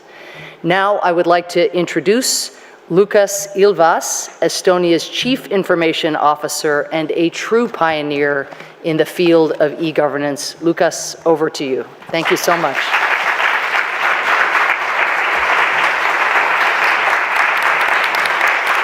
Thank you. Well, I feel like everything's already been said with that very kind introduction. Look, what I want to touch on briefly is what we've been talking about this whole week, which is how we build across the world more responsive, more open, more resilient digital societies. And I think the theme of this week has been that while there's a lot of anguish in the free and open world about whether the technological developments, especially AI in the last year, are on the pro or the con side of openness and freedom, I think we're confident that they really are assets and that the best thing to do is to use technology courageously. And I hope that's your one overall takeaway from our conversation today. So to recap, Estonia up to now, I think Administrator Power has kind of talked on the sort of the story, and we've been up to this for the last 21, 22 years. But just a couple really quick takeaways. Identity really matters, and the whole point of identity, it's a core function of what a state does. It's something that you have to bring into the digital world. That's one of the things we did early on. It's something that Ukraine has done very well, and it opens up everything else. And the other is getting everyone talking to each other on the machine level, exchanging data. And that's what we've used to build 3,000 digital services here that, of course, we make available to Estonians. And that's everything from the mundane, declaring your taxes, to the most important critical democratic service, which is voting, but also thinking about how we open that up. So we now have about 100,000 e-residents. Those are people from across the world who also take advantage of that platform. The question then is, where do you go next? Once you've digitized everything, are you done? Have you reached nirvana? Do you just kind of rest on your laurels? Well, no. So what we're working on now is building what we call personalized government. And the idea really is if we look at how digital disruption and transformation has sort of progressed in the private sector, once things are digitized, you start changing how your basic business functions work. And the way I look at it from the perspective of the challenges that all governments have is it's going to be a very challenging 21st century. Climate change, technological disruption, geopolitical uncertainty, aging populations, the list goes on. If we want to maintain everything that our free societies, but also our social democratic states have built in the last century, and to improve on that, we're going to have to start doing things differently. And one of the ways to do that is to take the resources we have, the 30–40% of GDP that we spend on public services, and reimagine how we allocate that, how we spend that, really to think like tech companies. So to be data first, to look at each individual user and ask, given the resources we have available, how can we provide them exactly what they need? And some of that's just about convenience. It's taking the user experience you have when you're using a Google service or when you're using your, some really convenient digital assistant and bringing that to your public service so that the government comes to you when they know that you need a benefit. If you see that we see in our records that you've become unemployed, we're not going to wait till you come and ask for unemployment benefits. We'll come and digitally knock on your shoulder and say, hey, sucks that you're unemployed. We've got this bank account. Can we send you some benefits? And here are some recommendations we've got for further training. And while we're at it, here are a couple of job offers. But it also gets more into the sort of the DNA of how government works and some of the way the services are built. Something like personalized medicine. We have digital health records in Estonia and many other countries. We're now starting to have genetic data.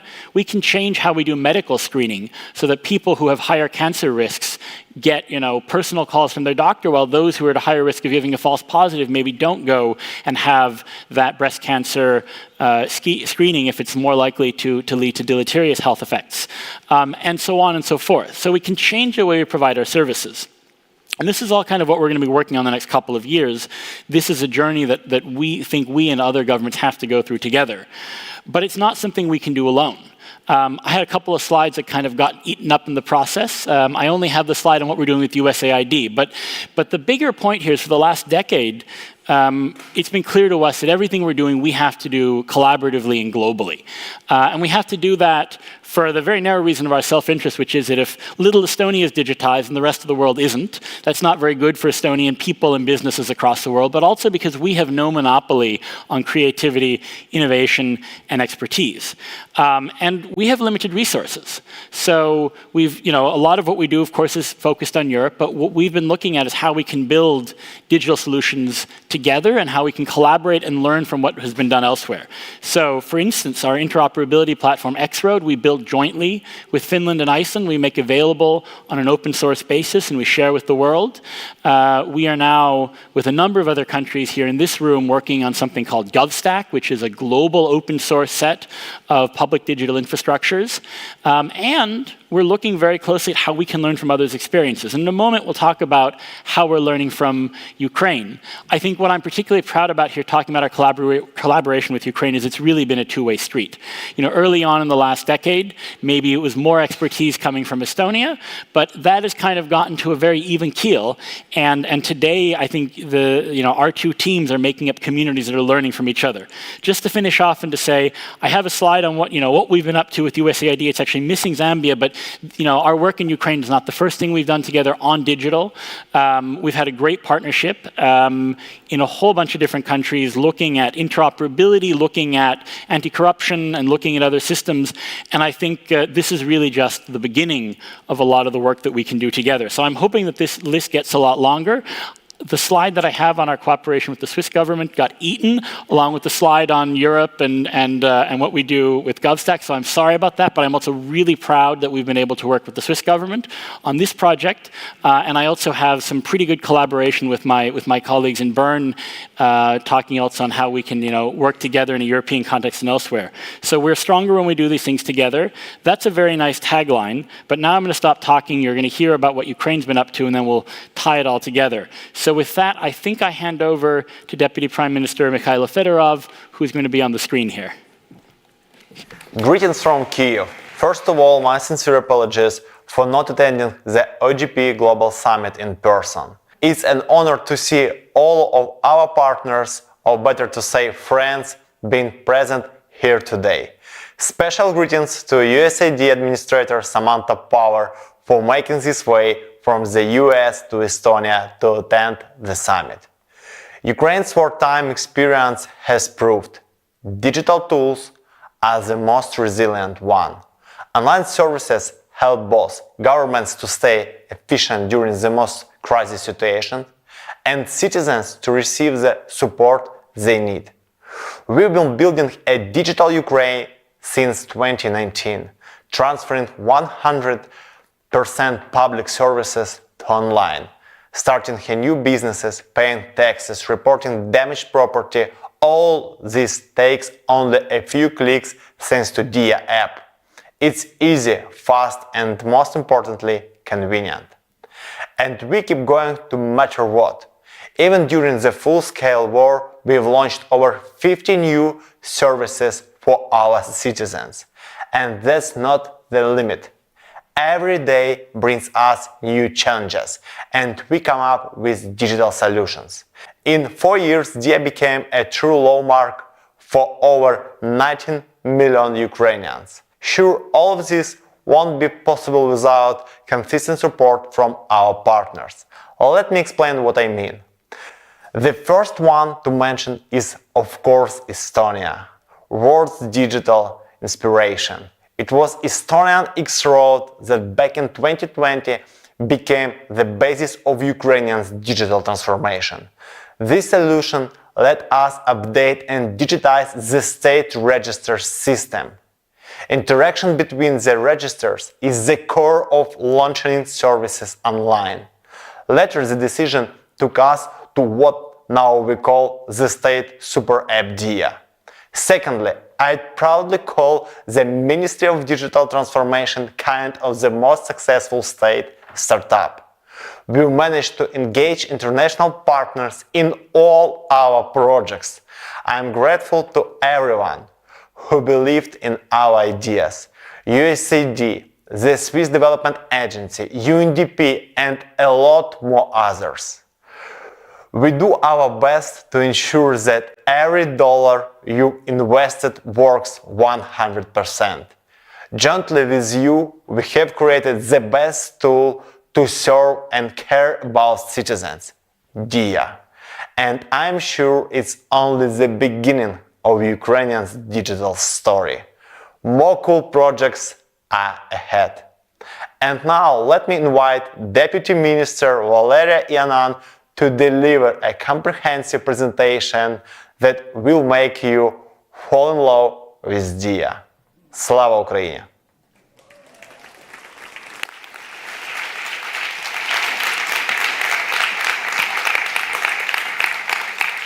Good afternoon, dear ladies and gentlemen. It's a big honor for me to be on this stage today.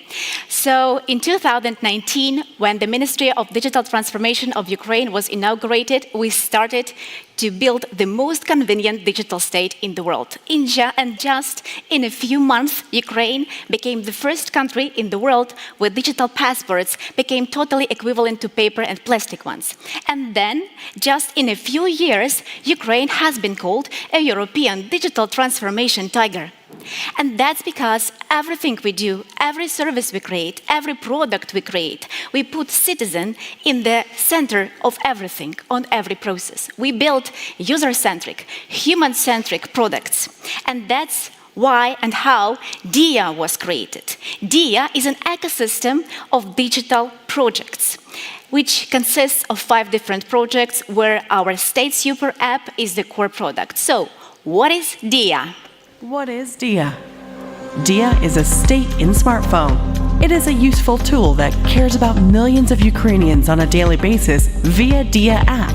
Ukraine is the first country in the world that allows its citizens to use digital passports as an alternative to physical ones, using which you can open a bank account in one click and travel around the country without originals. Your digital documents and variety of public services are available in one application, from driver's license to birth certificate, from paying taxes to sharing your car. Even nationwide polls are a direct expression of e-democracy, anytime, any place. No paperwork, no stress, no lines, no bureaucracy. This is what DIA truly is. So DIA is used by 19.5 million of users. There are 14 digital documents in DIA app and more than 27 services available in the app, while 90 services available on the state portal DIA. So Ukrainians were able to pay taxes, to pay fines through DIA, even before the full-scale Russian invasion to Ukraine. And also they have been able to use a lot of other services. For example, one of the most revolutionary services which is available in DIA app is digital signature, which enables a user to open bank accounts, to sign contracts and documents just in a few clicks. So DIA basically completely changed the way how government communicates with citizens. And to be honest, we believe the less government people have in their lives, the better. We believe that communication should be very easy, just in 2 clicks. Like you have with different startups and companies like Bolt, Uber, Booking, and others. But of course, the world is very turbulent and there are a lot of challenges. And probably the biggest challenge in Ukraine is the full-scale Russian invasion that happened last year. So we had to rethink and change our strategy, and we had to react fast on those challenges that we've seen in Ukraine. And I will give you a couple of examples. When Russian missiles started to hit the residential areas, people went to the shelters. And we understood that we have to give them access to the news. And that's why we embedded TV and radio into DIA app. Later, when people started to relocate from one region to another, we created a new service, the possibility to obtain an IDP status, internally displaced person status, which later enabled IDPs to receive direct social financial assistance through DIA app. We also launched a new service which enabled users to buy war bonds directly from the state. So basically make direct investment to the state just in a few clicks during the wartime. We also have created a chatbot, e-enemy, with authorization through DIA, which helped Ukrainian citizens to help our armed forces by informing about Russian troops and Russian equipment dislocation. And also, we have launched a lot of other services in DIA during the past year. And we were able to do that just from 3 days to 3 weeks. And that's how DIA was and is crucially important. We have a lot of other examples of different services like e-recovery. This is the service which helps people to receive compensation from the state for destroyed or damaged property because of the full-scale Russian aggression. Digitalization is also a great tool for transparency and anti-corruption. And for decades, Ukrainians had to deal with corruption that permeated state institutions. DIA set out to fix that. In 2 first years, DIA saved 16.3 billion of state budget and 20.5 thousand man-hours of time. In social and business spheres, we synchronized different systems and automated their work, thus making corrupt practices impossible. Introduce the Unified Information System for the social sphere, which is expected to save more than 30 billion of Ukrainian hryvnias. We digitized e-sick leave to lower doctors' workload and prevent forging this kind of documents. Construction used to be one of the most corrupt areas. We reformed it by building new construction register, which allows to keep track of all the actions and makes every move transparent. Can we do more? We are already doing.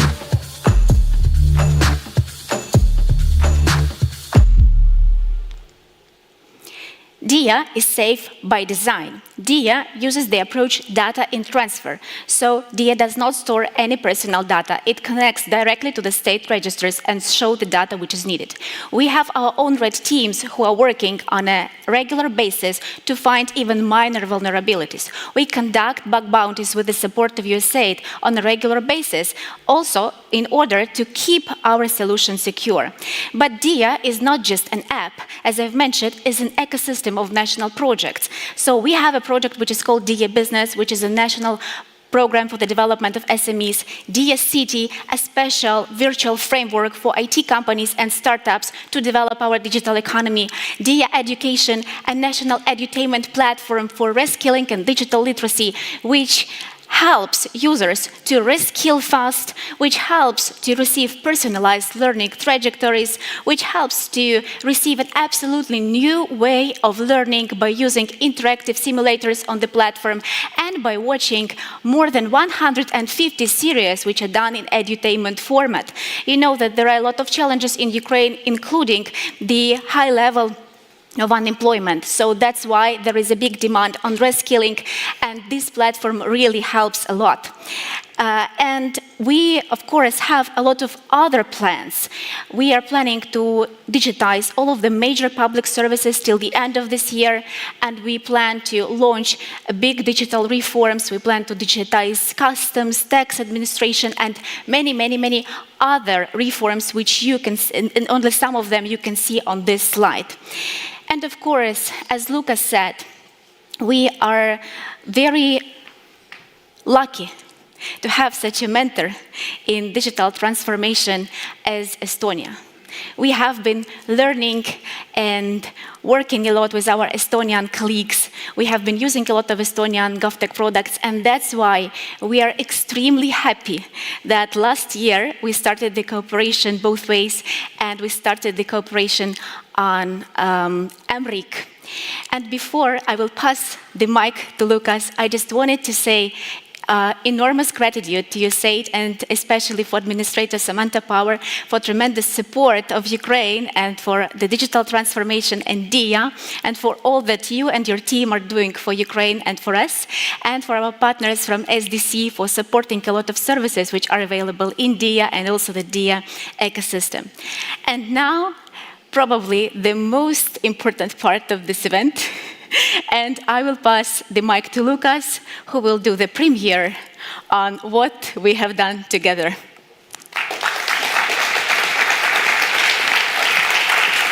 High five. Thank you. So, I talked a little bit before about the personalized state. This is, I have 3 minutes.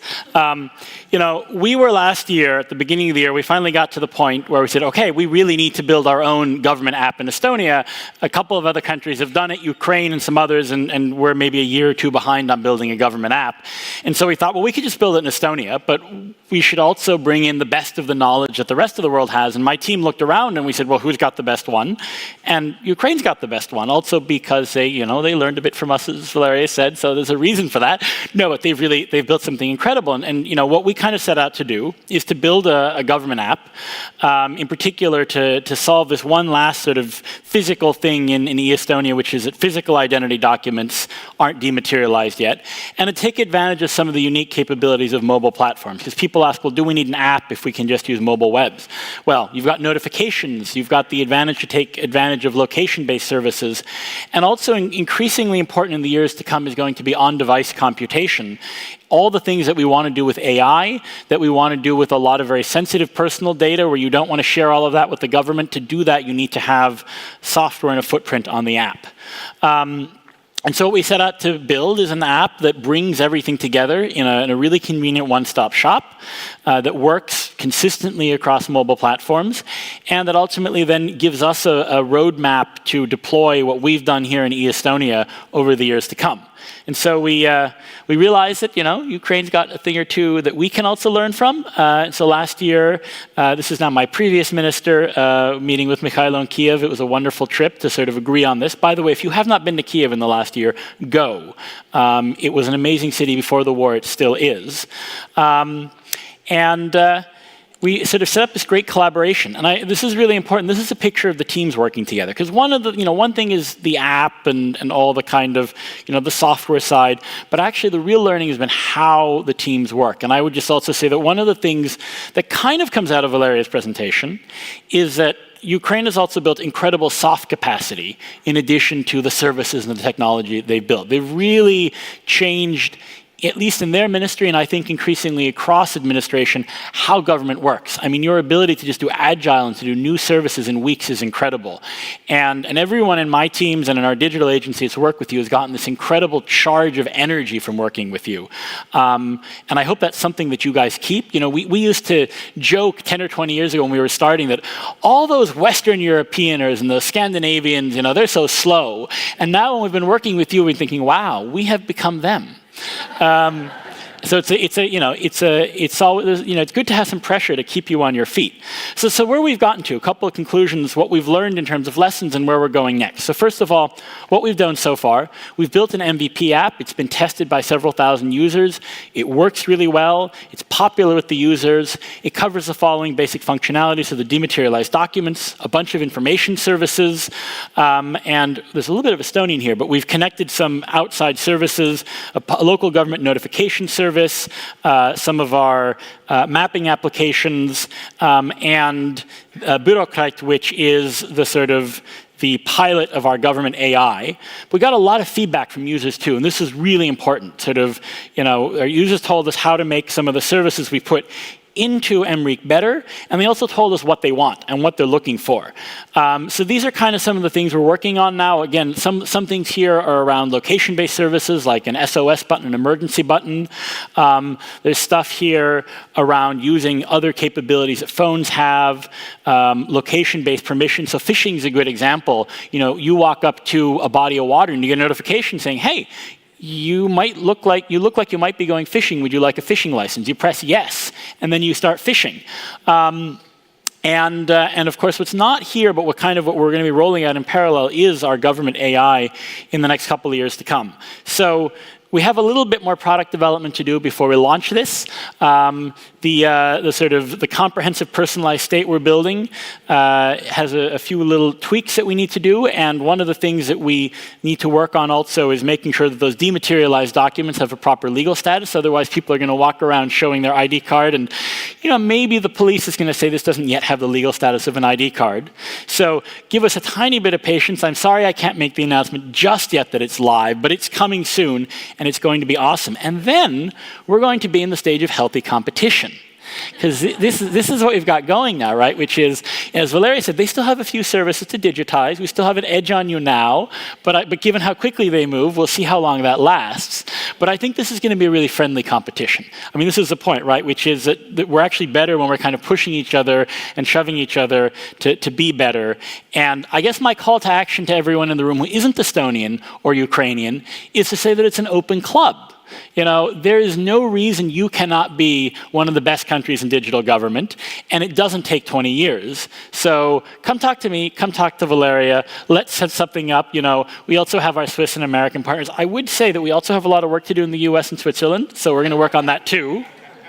And Rob here from the GSA is doing an amazing job in the US, so I know you're going to catch up pretty soon.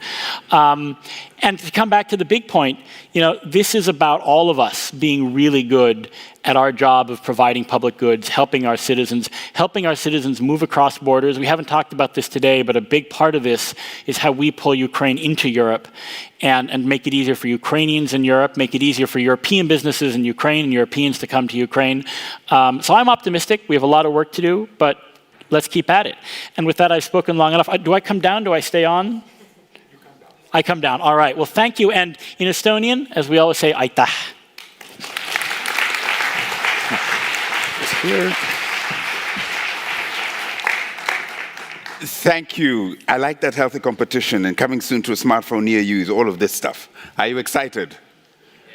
You don't? You sound unsure. We'll have a chat about that in a moment. But right now, I'd like to invite somebody who's been praised for their support of SDC, Andreas Studer, please. Welcome.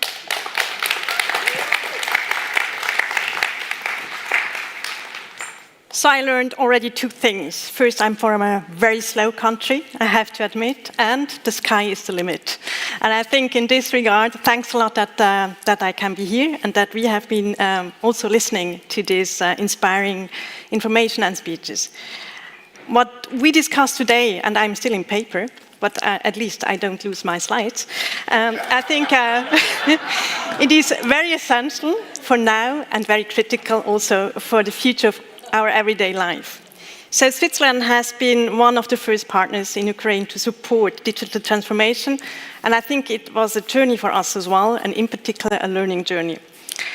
In 2015, the Swiss-Ukrainian program EGAP was promoting governance and e-democracy, important and very critical enablers for decentralization, which is really on the core of our support and democratic governance reforms. And in our joint interventions, we were always looking for experiences from other countries, from the world, where can we connect, where we find solution, and actually we always fall into Estonia. So it is the most digital state in Europe, and so I think we are very happy that we are here now in Tallinn. With the establishment of the Ministry of Digital Transformation in Ukraine, an incredible journey actually started, and we have heard it. There's all in DIA, and I think I would be very happy to have that also back home, which I don't. So I think for us, one of the most important things was the decentralized services and also the e-democracy tools and engage citizens into decision-making. Since the full-scale invasion, aggression of Russia, what we have seen, and I think what for us is very important, is that we work on the resilience of Ukraine and the citizens of Ukraine. They can still maintain the relationship to their government. They receive services, they are provided, they are in contact. We have new services, as Valeria told us as well, that are very important. And I think in this, we have a functioning government, but also citizens that are interacting and also are accountable what is going on. So we are happy and we are very proud to contribute to the country's resilience. We continue our work on a number of very ambitious projects and reforms in Ukraine to ensure a sustainable and efficient recovery of the country. All this fast-track digital transformation becomes possible due to one secret, and I think it is partnership, and we have heard it today. Partnership between the governments, private sector, between us, and also the civil society. And we are very happy also to partner and to collaborate with USAID and other partners in supporting Ukraine, Estonia, and other countries. So in this ultimate spirit of partnership, such innovative and cutting-edge solutions like DIA and ORIG were born. So let's continue. I'm happy to collaborate further on and bring all these joint initiatives and solutions to our partners globally. Thank you very much.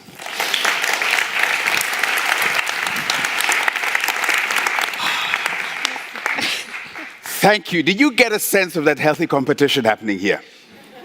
Lucas, you should not have fed your gremlins those slides. You need to feed them something else. Can I welcome on the stage, please, Lucas Valeria and Administrator Samantha Power for 22 minutes and 41 seconds of discussion with the rest of you. I'm being transparent. Welcome.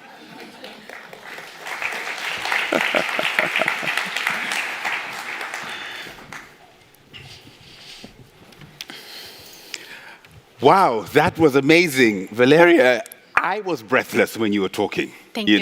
That was absolutely amazing. So I'm going to start with a bit of a one question to any of you respond to this. Some people might wake up in the morning and think I've got a spy in my pocket instead of a state in a smartphone. How do you assure people about their digital safety? How do you ensure governments respect the rights of privacy and freedom of expression, all these things, even when you're building this amazing set of tools to make government more efficient? Maybe we'll start with you, Valeria. How do you? With me? Okay. So first of all, it's important to understand that governments already have a lot of data and know a lot of data about the citizens. And it's important that governments should explain the citizens how their data is used. But I'll give you just one example. We are right now working in Ukraine to make notifications for users of a DIA application. So whenever everyone is looking or checking for some reason for their data, they can get this notification. We already have this for the credit history. But we plan to, wider this function for all other services. But overall, I think the problem is also in the perception on what digital transformation is for.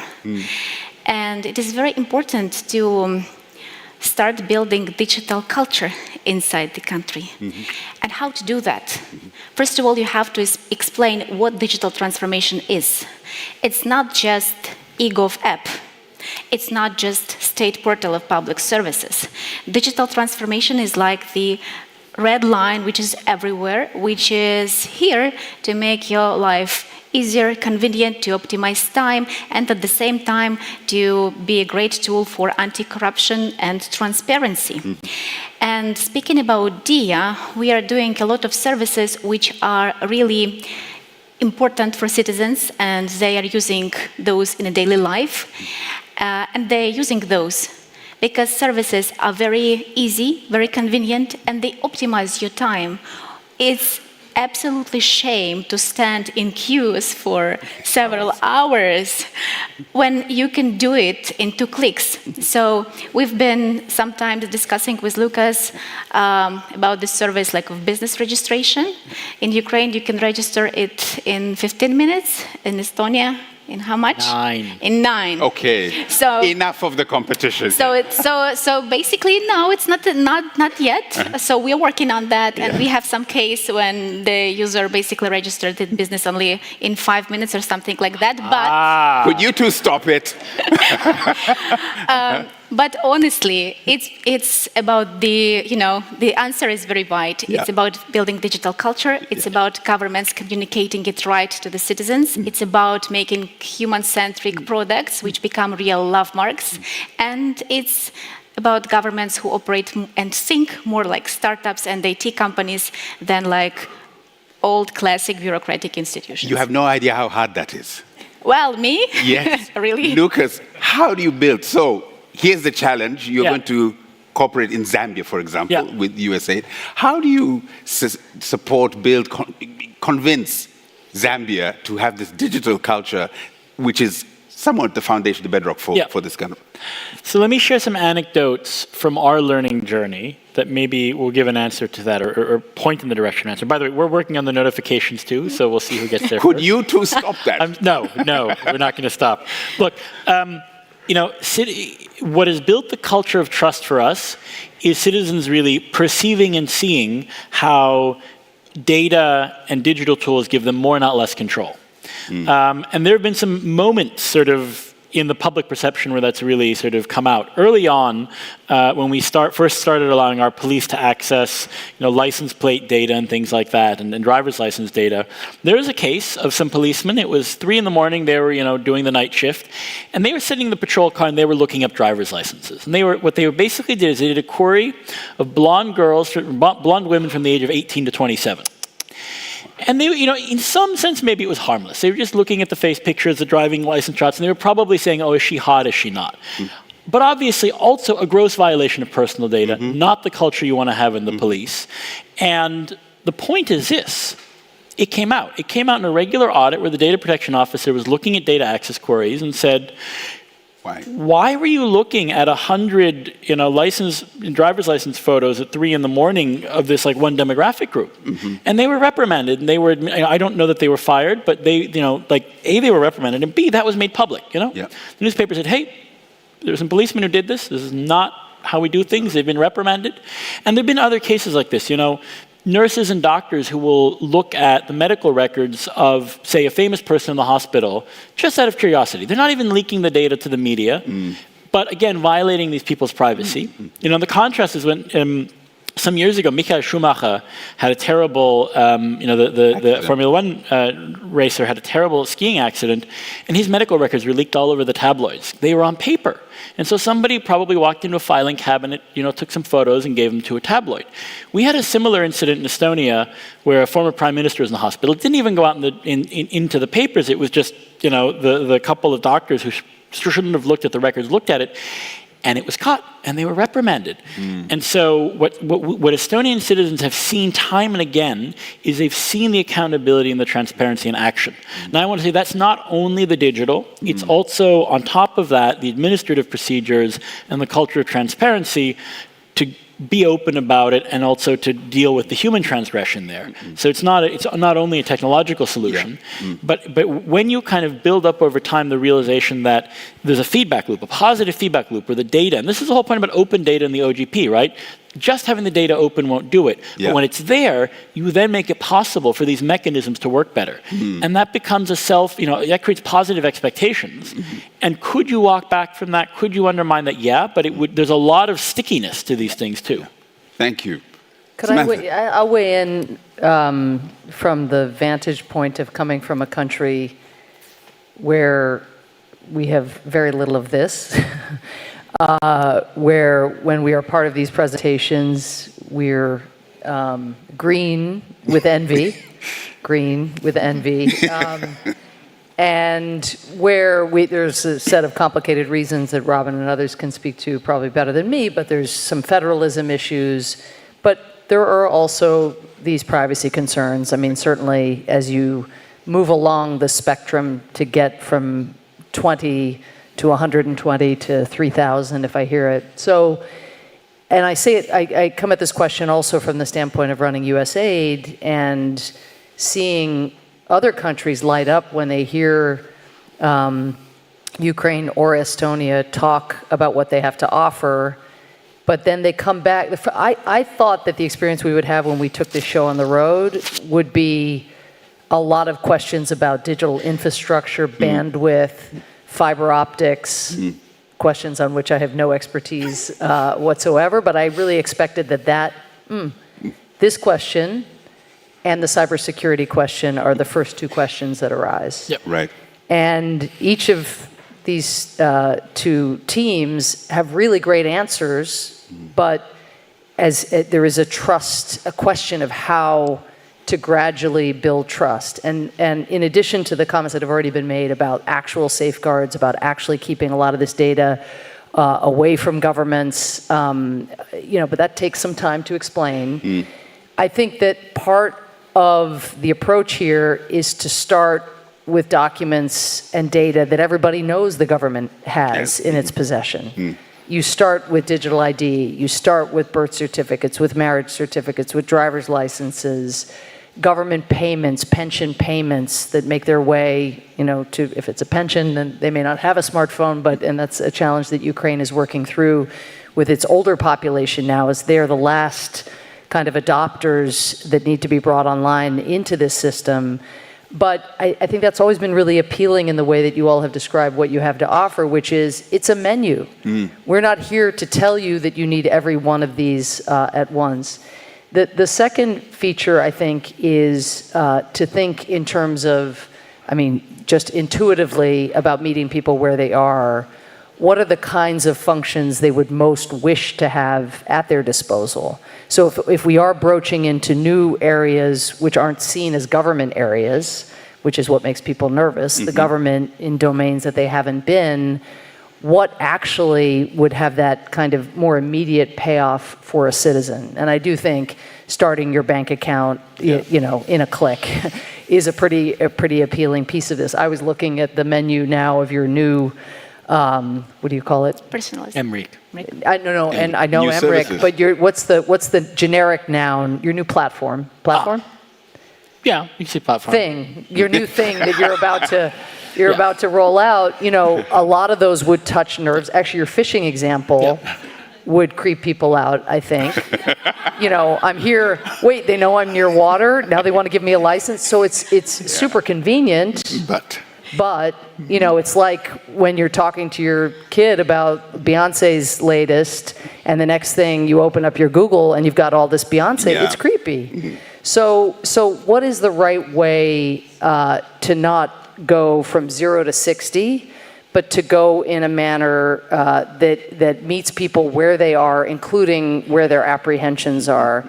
Last thing I'll say is just, while what I'm saying sounds so sensible, it's actually kind of challenging, because what these countries have achieved is a tipping point of adoption in terms of numbers of citizens who use it, and in terms of numbers of features that are available on the app.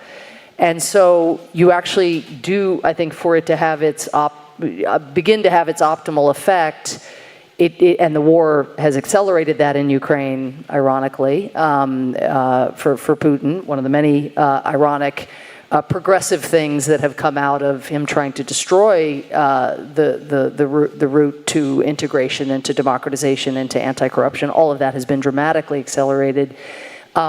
But how to get a critical mass early enough where the payoff of these features become evident in a way where then you get a virtuous kind of snowball effect. Thank you. Your turn. And we're going to keep this very Estonian, 23 seconds each, please. So there'll be microphones coming. Can I prioritize you, ma'am, over here? I don't see anybody on that side yet. Somebody next to you. So the first two questions. One more. Going. Oh, there's one at the back over here. There's a lady in a mask over there. You be number 3. Please go ahead. If you could be quite fast. Thank you very much. It's Zeynep Engin, Data for Policy UK. Great presentations. Thank you for them. 2 questions. Are these 2 applications primarily government innovation, or what is the interaction with the private sector in these development processes? And the second question is, how far AI is interacting with these systems, and what is your vision basically around AI and incorporating that into these systems? Thanks. Thank you. The gentleman next to you. Hi, I'm from Azerbaijan, exile-based activist Emin Huseynov. My question is regarding illegal spyware. You asked about security, but our state, Azerbaijan, is massively using Pegasus software, and in other states using Predator software. Right. How this kind of smartphone environment defend from this kind of threats? And for example, in Ukraine, you have a war with Russia. How your own citizen safe? Because Russia have a quite strong capacity to make illegal surveillance.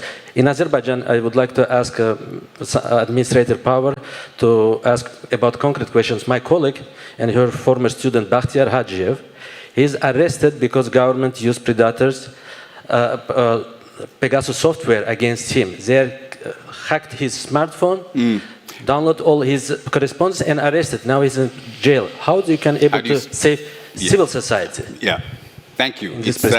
It's a very important question about spyware. One third one back. The lady with the microphone. There you are. Please go ahead.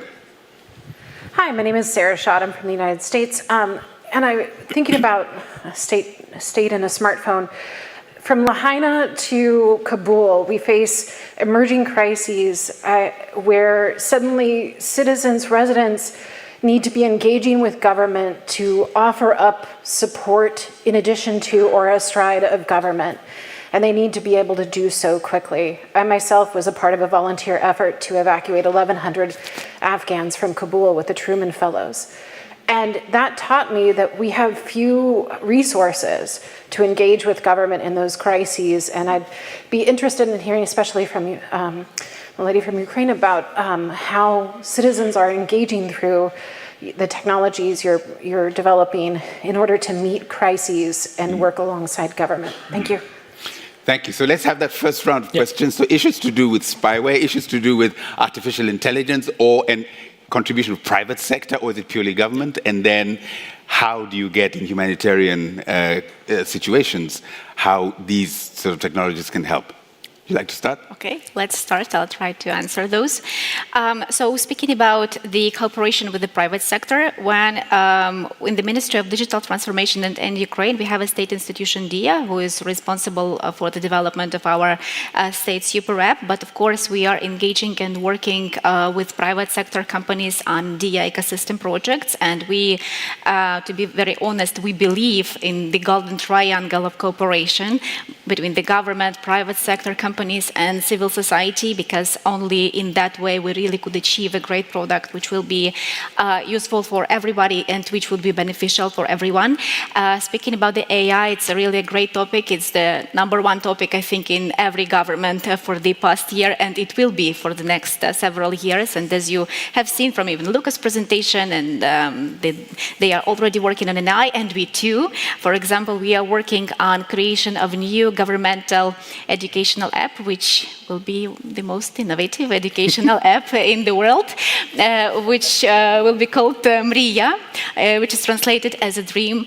And the idea of this educational application would be to give the opportunity for every Ukrainian citizen to become who he wants to become, from preschool education to the first job and lifelong learning process.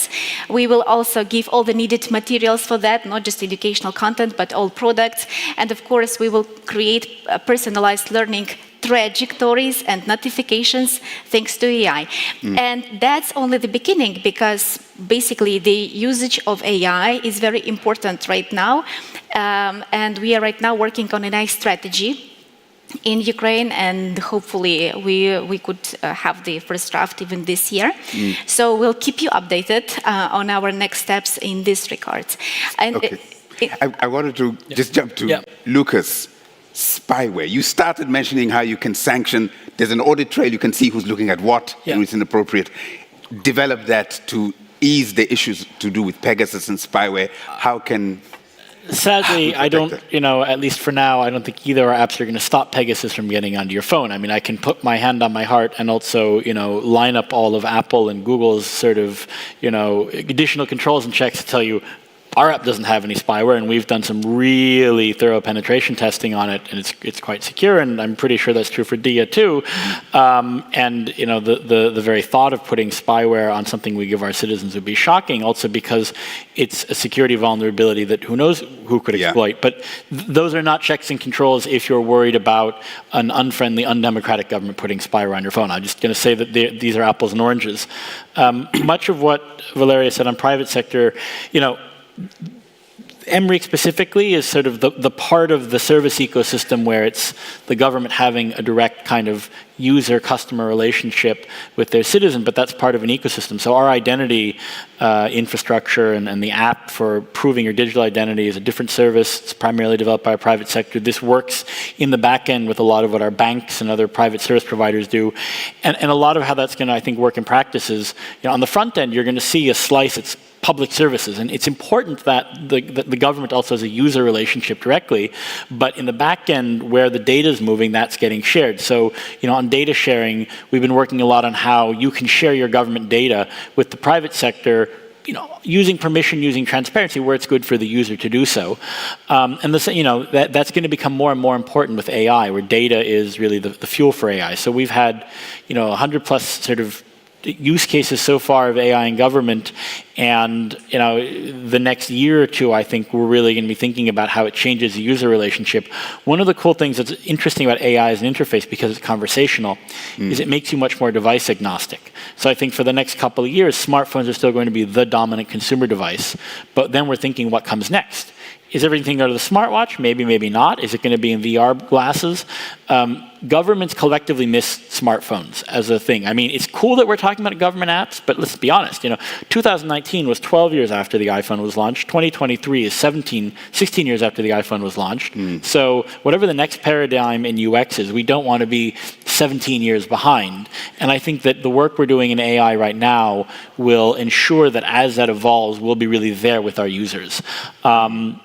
But the spyware thing, I'll be blunt. If you're a free, open, democratic country, you've got checks in place. If you're not, a lot of it really depends on the politics, and there isn't this clear technological slam dunk. Some battles have to be fought in the analog world, right? Not in the digital one. Samantha. Yeah, I was where Lucas ended was where I was going to start, which is one can't look at this in isolation. At the same time, USAID is, with our Swiss colleagues and our British colleagues, funding the Ministry of Digital Transformation. We're also funding independent media. We're funding a set of regulatory reform pushes. We're funding judicial integrity efforts to screen judges, anti-corruption bodies. This in isolation without those checks and balances, that could be very, very dangerous. On the last question, I would just even use Ukraine. I feel like I just have the examples just abound of how this tool has been used in the most dire humanitarian circumstances imaginable. So, and I'll get corrected because I'm no expert, I'm an outsider, but an outsider kind of in awe of the rapidity with which the technology keeps up with the needs of real humans. IDPs, and again, here privacy concerns, but geolocating an internally displaced person, knowing that they are not in their home area as they apply for displacement benefits or some kind of stipend to get them through the day having been displaced by war, that's a verification tool. Then they actually get the money. It's one of several verification tools, but they get their money on their phone. So it actually enables them more quickly to get access to cash. Cash, in turn, is a much better friend of dignity, individual dignity, than being handed some sack of wheat when you're living in a major European city or any place else for that matter. Another example, because you mentioned education, the fact that education is increasingly available through DIA really matters for all of the refugees who are not internally displaced but who have gone further afield into Europe but who would like to maintain education through the Ukrainian curriculum.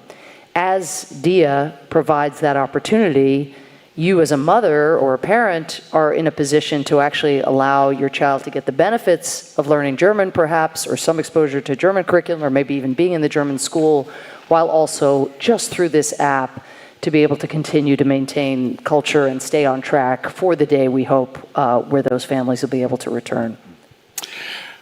We could go on, but there's a big fat zero over here. So time is up, unfortunately.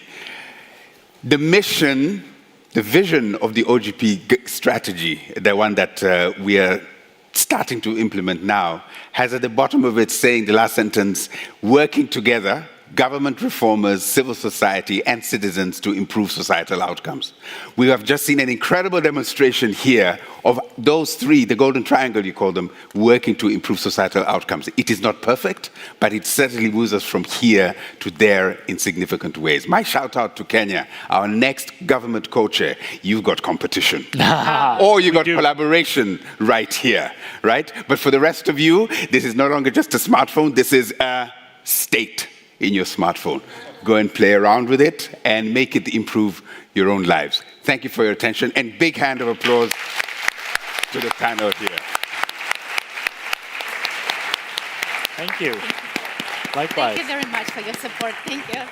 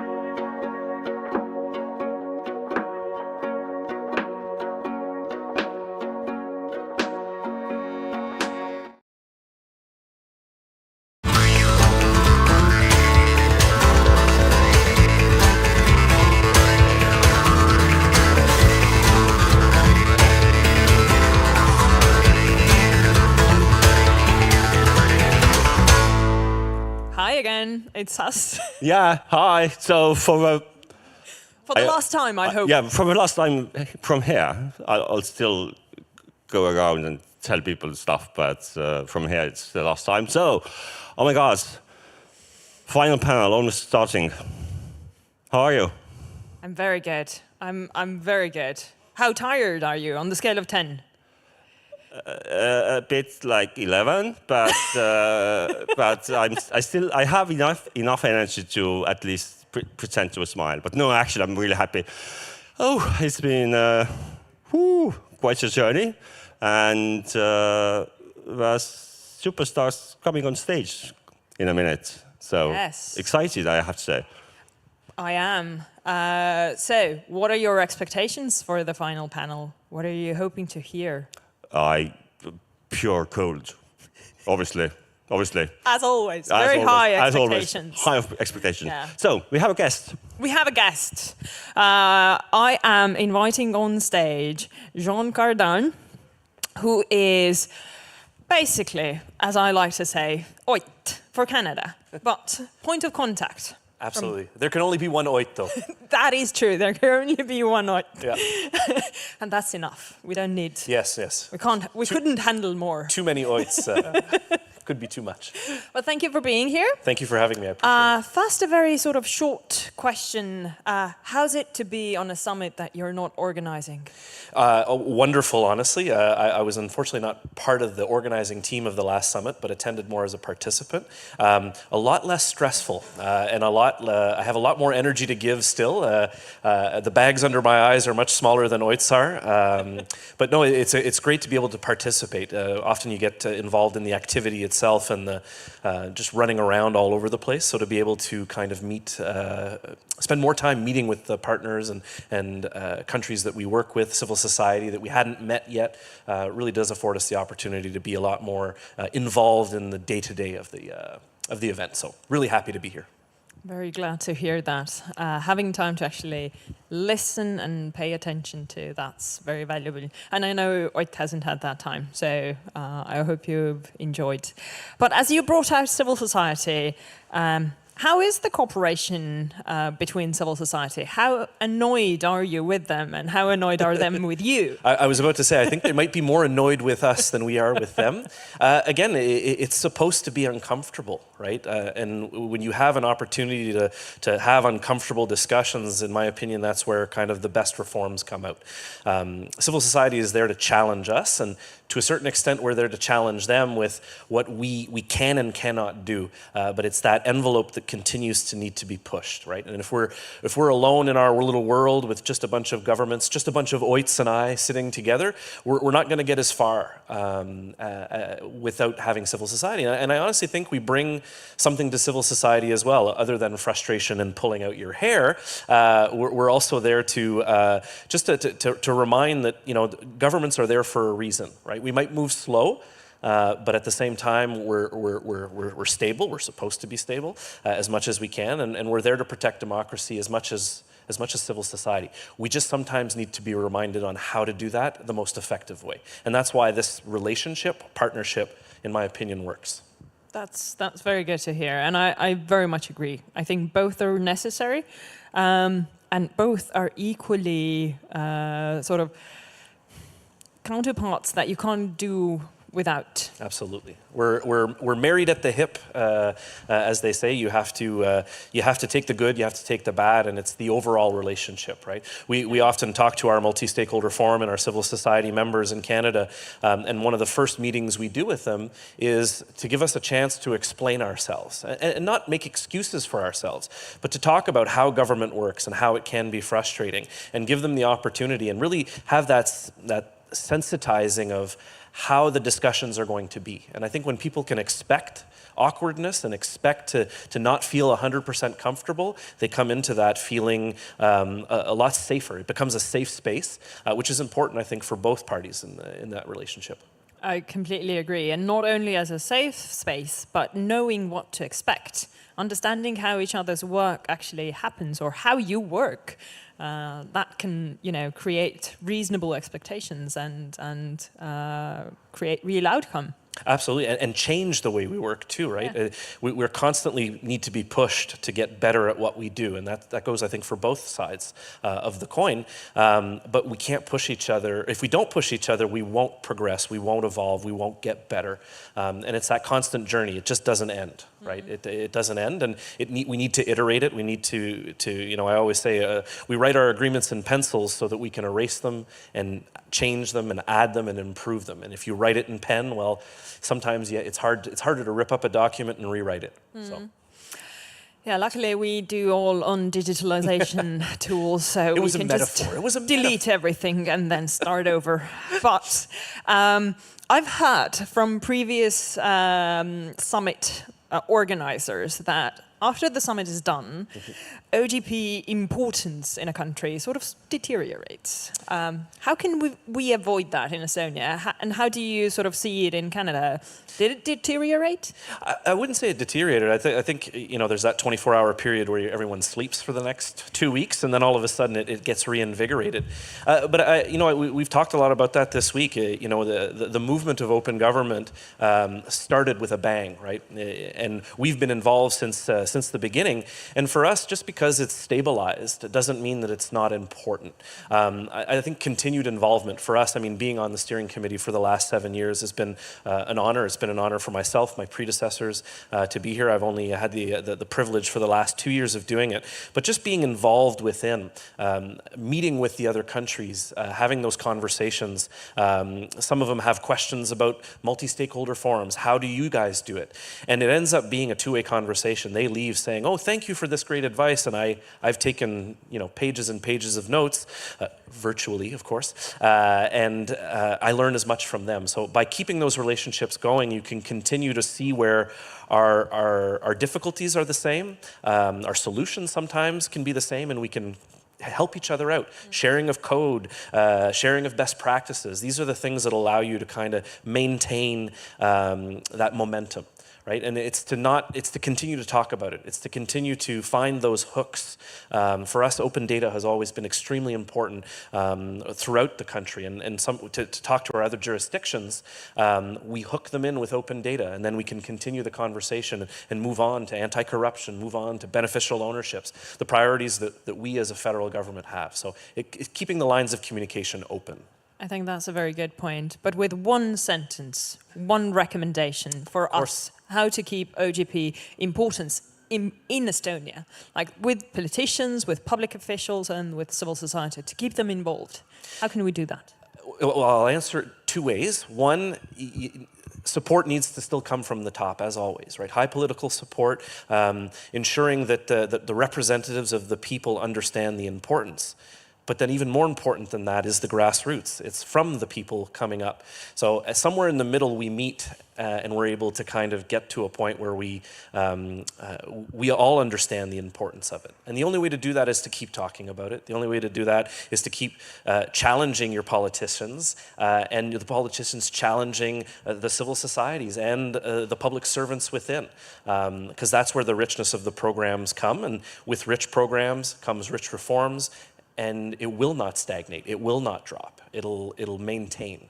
But again, the next time that there's a global summit, you will be called upon even more because of your experience here, right? So it keeps you involved. So I don't think you're going to have any problems with any drop. I know in Canada we didn't really feel a drop. Yeah. That's good to hear. Thank you, Jean. Thank you. And I will call Oit back on stage. To sort of sum up. A big thank you to Oit so the organizing committee. Actually, so we are about to start the closing plenary. Just a reminder, after the plenary at 6, everybody please go to the center square next to the information Photo time! Yes, we are going to do a group photo. And then after that, the green hall is turned into a party space. So there's a party at the green room. And party does, yes, it does involve food and drinks. But mainly it involves saying goodbye. So, networking. And then, yes, use the time very efficiently. It's not buys yet. So use your time and enjoy the last panel. Have fun. Thank you.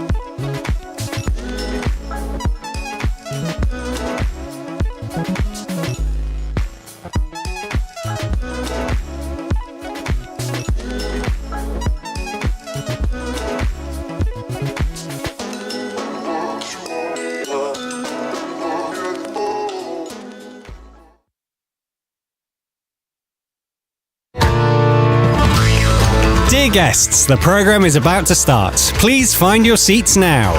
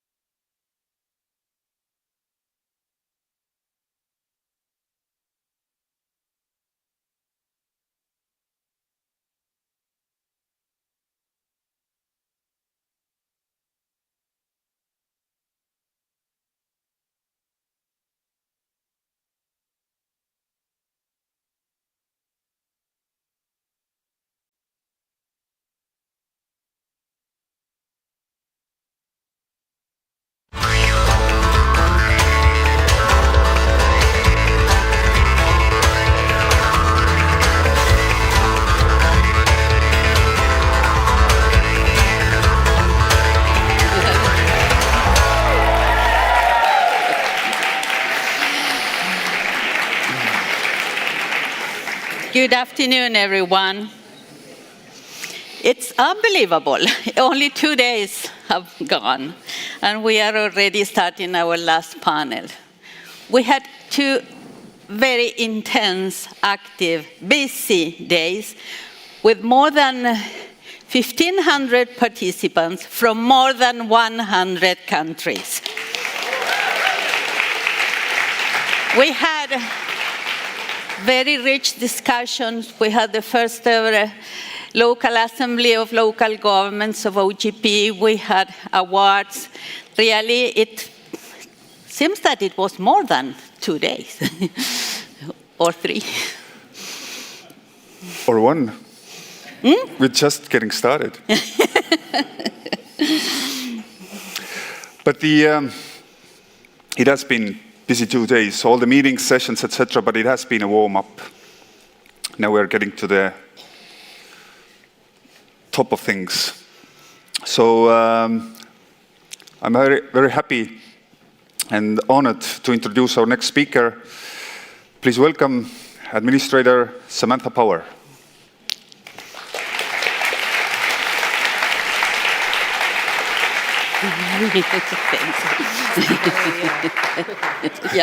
Yeah, so Estonia.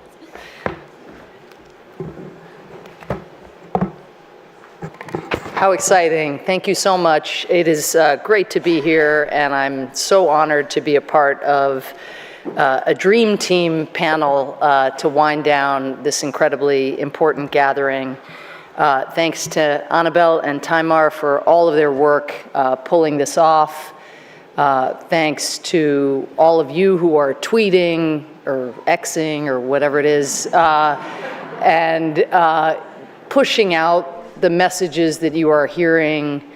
Thanks to you for learning from one another, for being so open to one another these last couple days. And thanks to Sanjay Pradhan and the entire Open Government Partnership team. It's really energizing to see everybody here gathering in person for the first time since 2019. The government representatives here with their notebooks out and their pens, taking notes on what they're seeing. I just urge you to be strong. It all sounds so compelling here, and then you come back to Capitol, and all the things that stand in the way are there to greet you right when you get off the plane. Fight on. You can overcome the bureaucratic impediments. Your best means of doing that is to find your civil society partners. And then together, that is how progress will come. Thank you to Prime Minister Kallas. So thrilled that you could make it here today, and thank you and your countrymen and women for the incredible hospitality that you all have shown. Estonia has long been the model for how technology can be harnessed for civic progress. One of the ideas upon which the Open Government Partnership was founded more than a decade ago. No country, it's safe to say, has all the answers, but Estonia really offers powerful inspiration, showing not only how technology can improve the performance of government, but also how it can dramatically expand the involvement of citizens in governance. That is what has been so radical about what Estonia has shown. And let us not also forget what Estonia has shown in a slightly different way. They have shown, you have shown, how smaller countries can successfully reject bullying by larger countries, all the while building stronger institutions and stronger economies. But let's be real, there's also a sobering lesson that we can take from Estonia's journey. I think it's fair to say, and the Prime Minister will correct me if she disagrees, but this country's experience also shows how profoundly threatening the work that you all are doing is to those who profit from the centralization of power and the shield of darkness. all of this, all of you, the work you do back in your countries, you are seen as a threat. And thus, the road ahead is, of course, more than the road behind. The road ahead is not going to be easy. The friends of backroom deals, digital repression, and electoral manipulation and theft are incredibly well-resourced. And they are learning from and being emboldened by one another. They hate and they fear open government and those of you who insist upon it. That is a fact. I believe that we underestimated them once. My first trip to Estonia came in 1992, and the exuberance here and across the region made me feel, my younger self, that gravity itself was pulling the world toward openness. Well, as we all know, there is no such thing as gravity in human affairs and human history. There is only individual will and public mobilization. We will never again, I hope, underestimate the repressive and corrupt forces and all that they will do to preserve power again.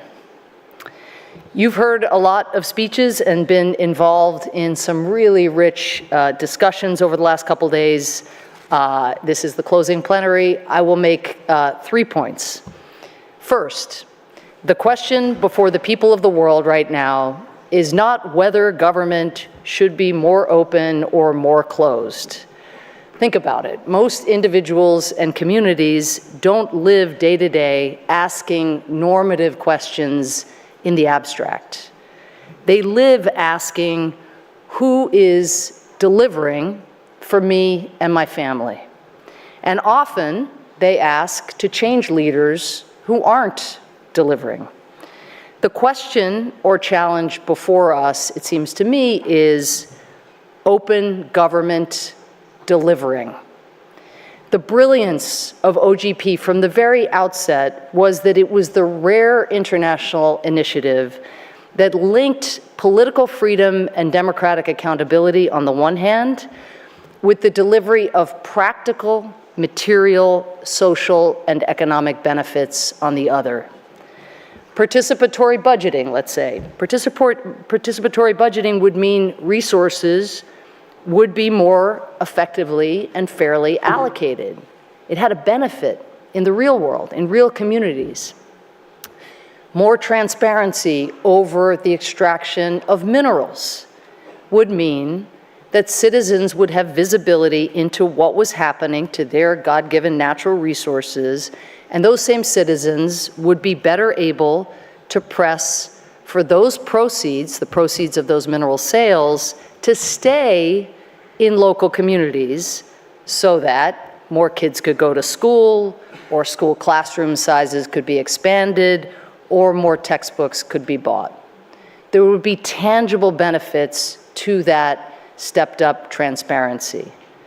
Right to information laws would give citizens a vehicle to get their governments to disclose what had been large, secret infrastructure contracts that perhaps that government had signed with a foreign power.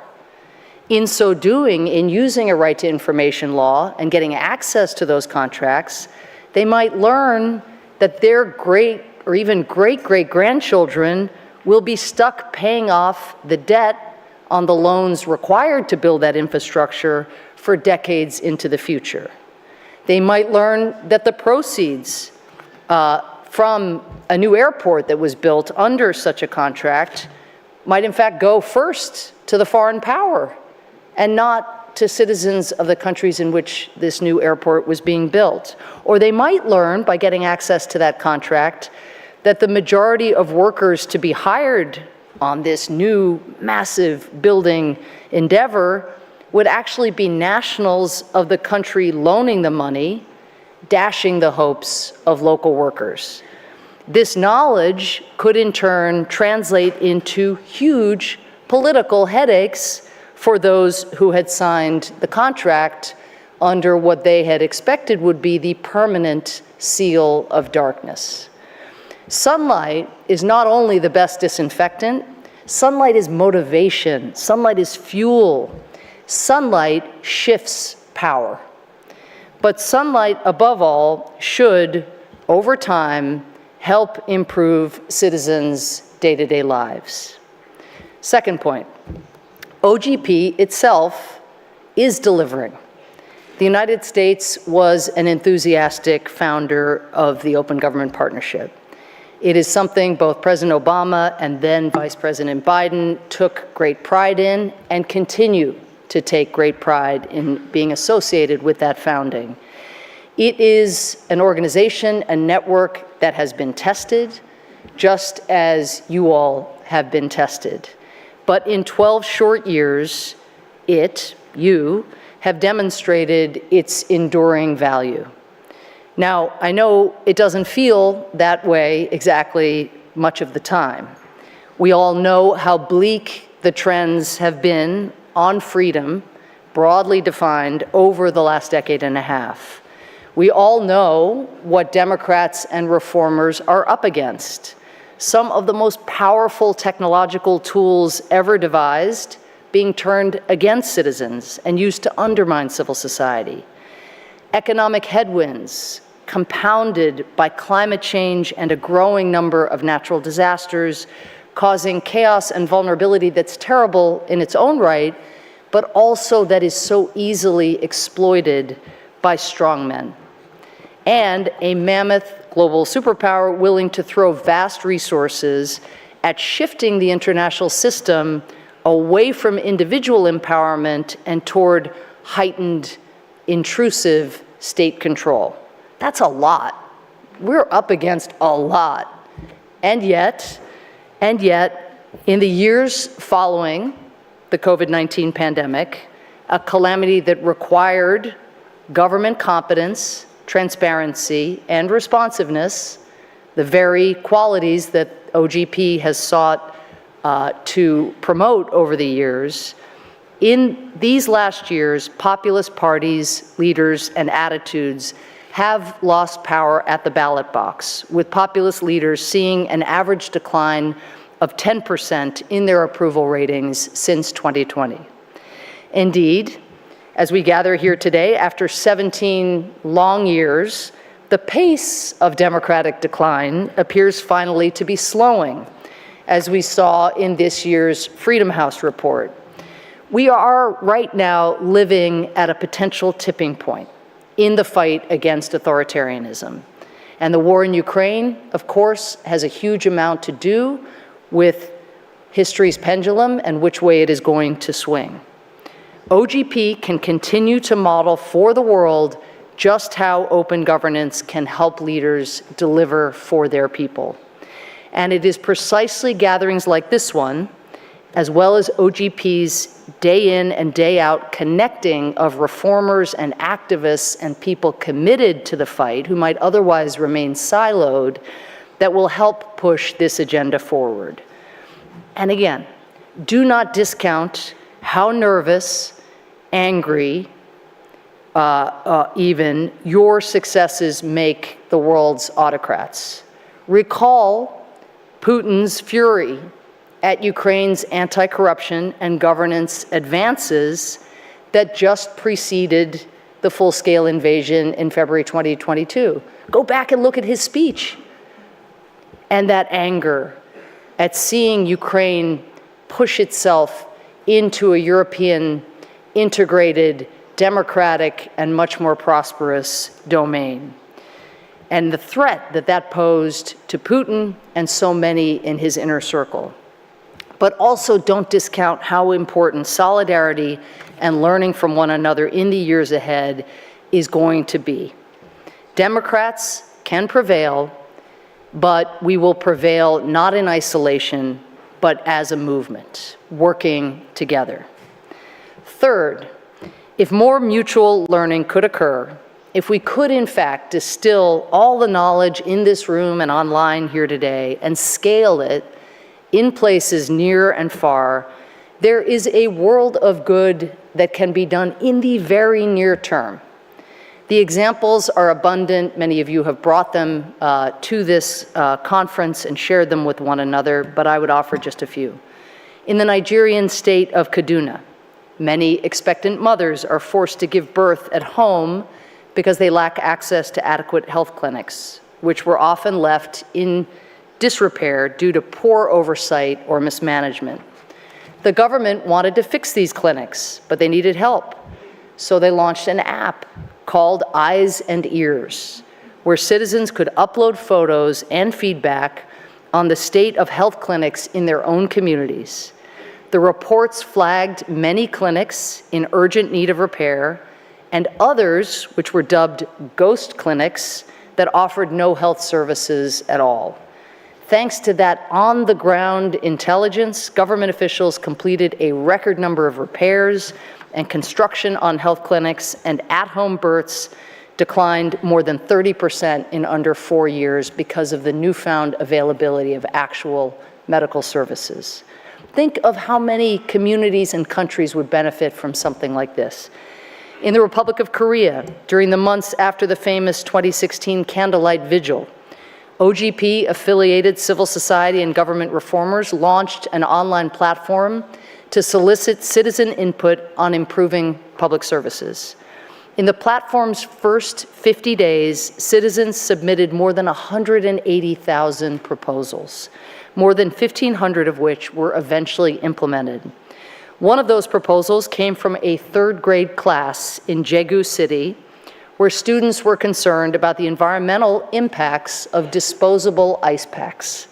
In response, government officials implemented a recycling program that has helped reuse more than 1.5 million ice packs in 2022 alone.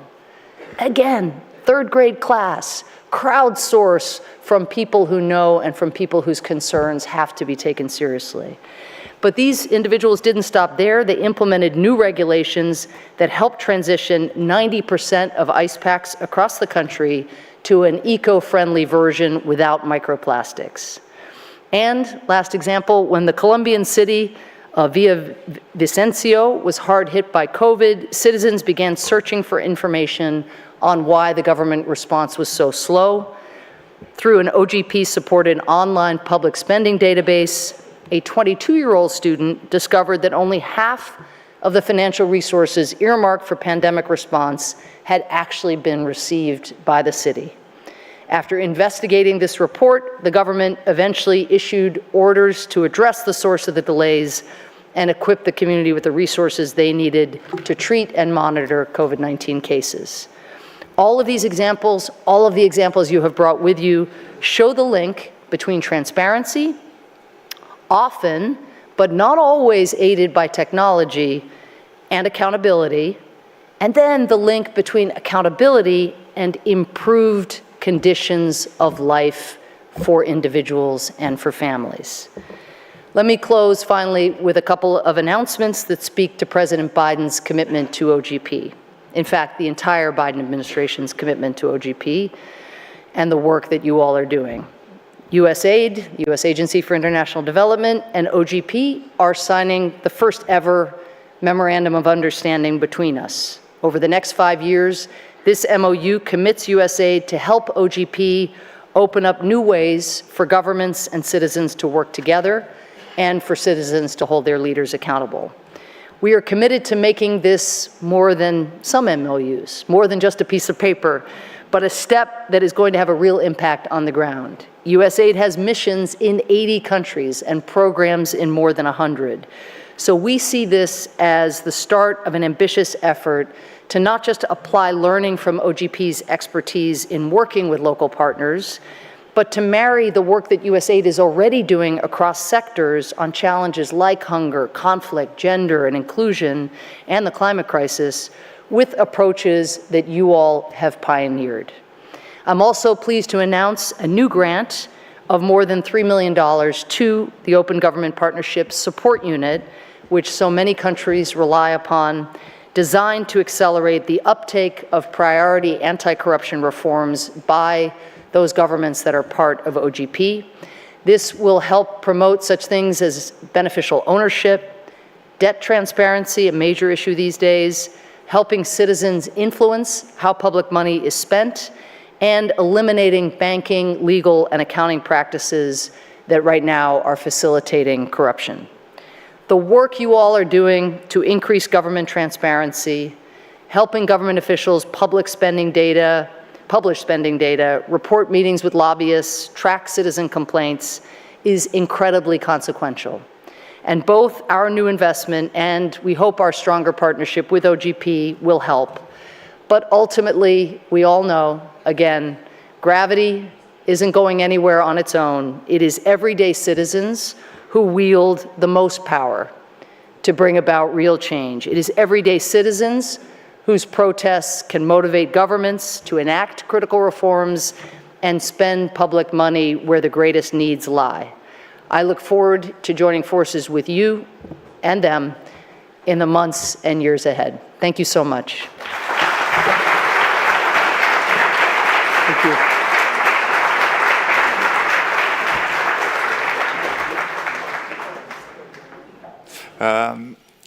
Well, thank you, Administrator Power, for a positive message that the future is not that bleak, and we still have hope.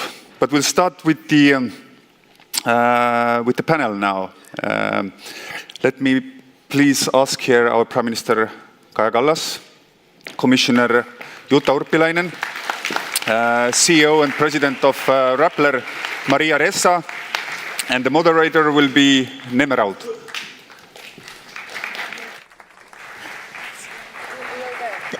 Oh. I'll be here. Okay. The red seat. Thank you. Welcome to our panel. Very honored to talk to you. And the last question is the big question. Where are we as democracy, the forces of democracy in the world? You, Administrator Power, mentioned Freedom Forum, Freedom House. Summaries, this is one of my place to go to kind of get the assessment. And their last assessment was still pretty bleak, that the forces of authoritarianism, it's hard to even say this word, are on some way moving up and the winning course in many ways. Democracy is still declining in the world. So let's map the world. Are we in the tipping point? Where we are with democracy in the world? And we just heard from Administrative Power, so maybe we can start from our Prime Minister Kaja Kallas, our host. Estonian view, democracy in the world. Yes, thank you, and thank you for the powerful speech. I would say so that democracy is not in decline, but we are actually under attack. I mean, the threats and the worries out there, we have to know them. And in 2007, we were under a cyber attack, first ever cyber attack by Russia at that time. And it was a start of actually different steps on the road. Cyber attacks, information war, everything that is undermining our democracies, trying to create chaos like also Samantha Power was describing. And now that we know those threats, we know that we are under attack, we can be more resilient if we build on this and we share information with the like-minded partners. Because the bad guys share information, the good guys should share as well. We have a number of elections coming in a number of important countries, and when you know what kind of attacks have been on elections, you can also better prepare for that. And if we share the information of other countries who have lived through that, then the others can be more resilient as well, and therefore democracy has more chances to survive. So as a small nation, we remain optimistic.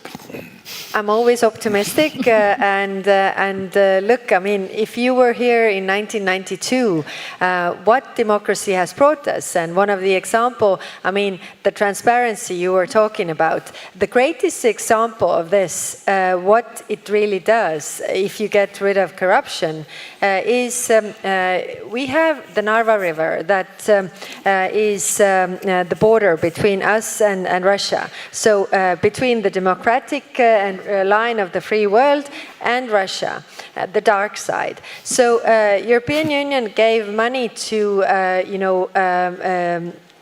build the promenade, and the same amount of money, but on the Russian side there's only 200 meters built, whereas on the Estonian side it's over 2 kilometers, and it shows not that the prices on the Russian side are somehow higher. No, they're not, but the corruption takes it away. So this is a clear example that the life on the democratic side, where there's transparency and less corruption, is so much better for the people, like Samantha Power was also pointing out, because the money goes where it should go.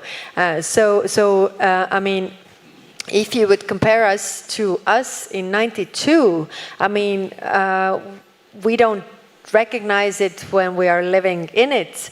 But if somebody comes and you remember how it was, then we have come a long way. And I certainly am very optimistic. There is a lot of hope. Commissioner Urpilainen, our dream was to join European Union, the European family of democratic and free nations. We are there now as one of the members.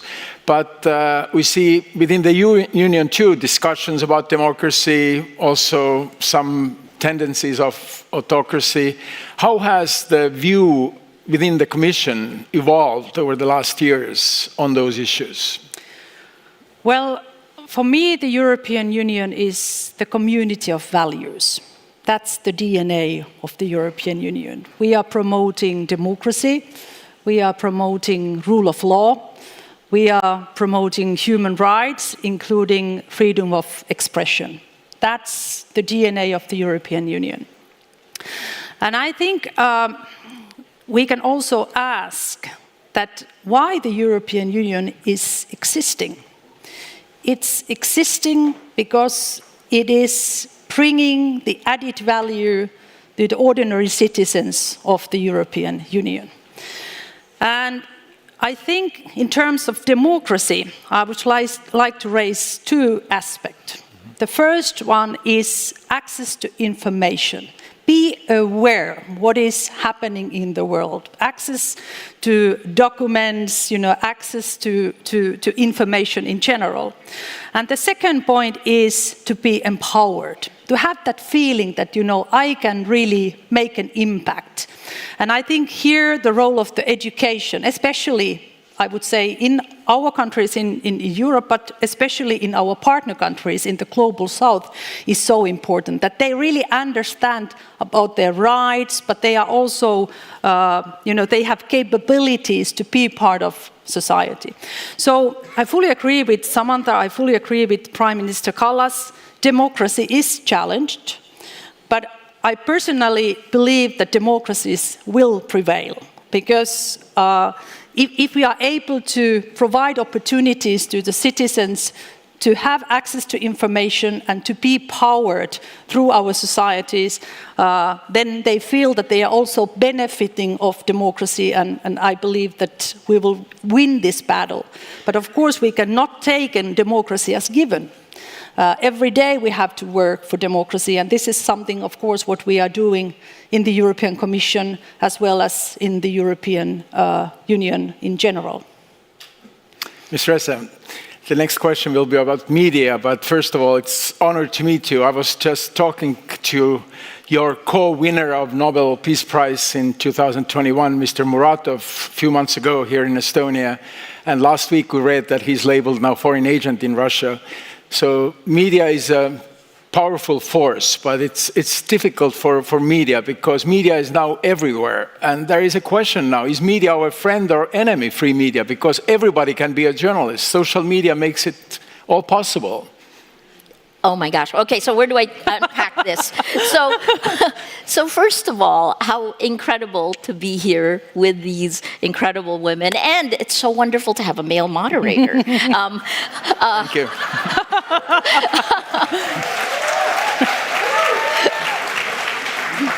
So you won my heart, but media, I'm a journalist myself. Sometimes I feel like, do people trust me? Do they feel me as a spokesperson for governments? Are I'm friend or enemy? Well, it's not within our control. is what I'm saying, right? So you heard from the three powerful women.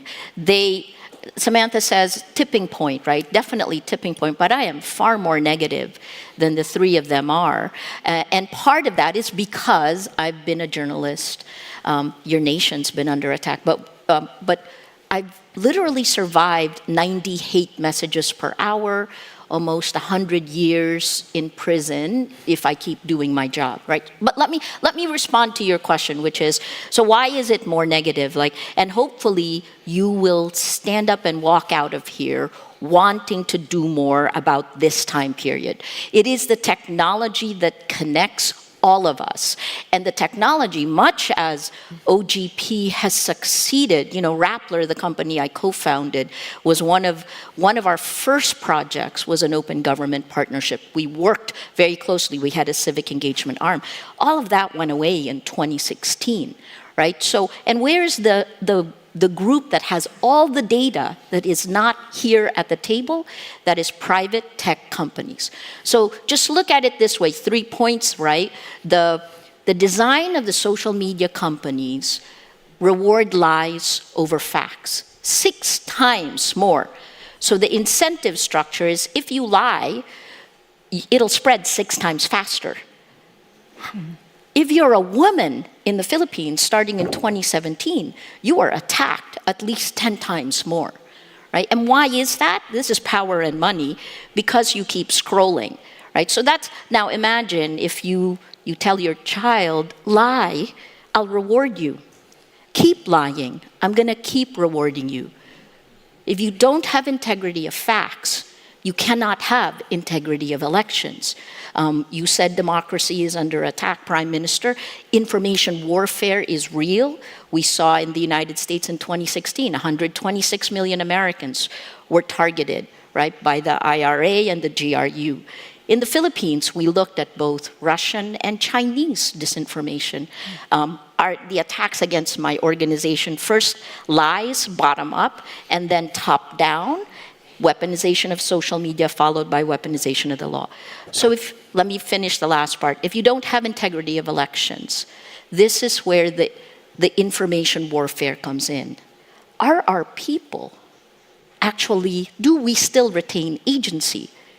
If you look at the data, that is now debatable, right? And so in an earlier panel, we talked about polarization. Well, that's just one algorithm in every social media platform that we have, which is, everyone A/B tested how they can grow their platform the best. So the algorithm they use is friends of friends. If they recommend to each of us friends of our friends, we click more, and then that grows our social networks, and it grows the platform. What does friends of friends do as an algorithm? Well, it not only brings money to the platform, but in the Philippines, and this is documented in data, when President Duterte won in 2016, we did not debate the facts. But if you were pro-Duterte, you moved further right. If you're anti-Duterte, you moved further left. Friends of Friends algorithm that grew the networks of these tech platforms also divided us, right? So the 3 sentences I said over and over, if you don't have facts, you can't have truth. Without truth, you can't have trust. Without these 3, we have no shared reality. We have no democracy. Let me go back to the hope that the 3 women leaders in front of us had, right?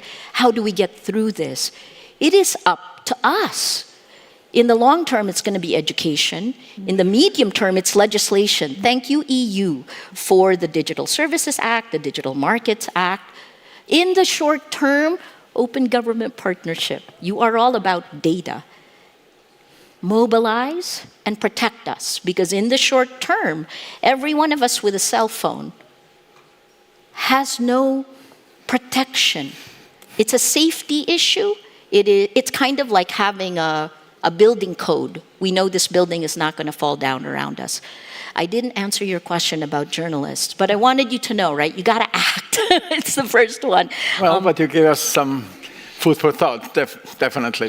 But here is our call now for all participants to participate in a little survey. We would like to create, during the time when we talk here, a little cloud of words behind us here. Here is information how you can log into Slido and put your word, how you describe today's forum. What is the precise word in your mind?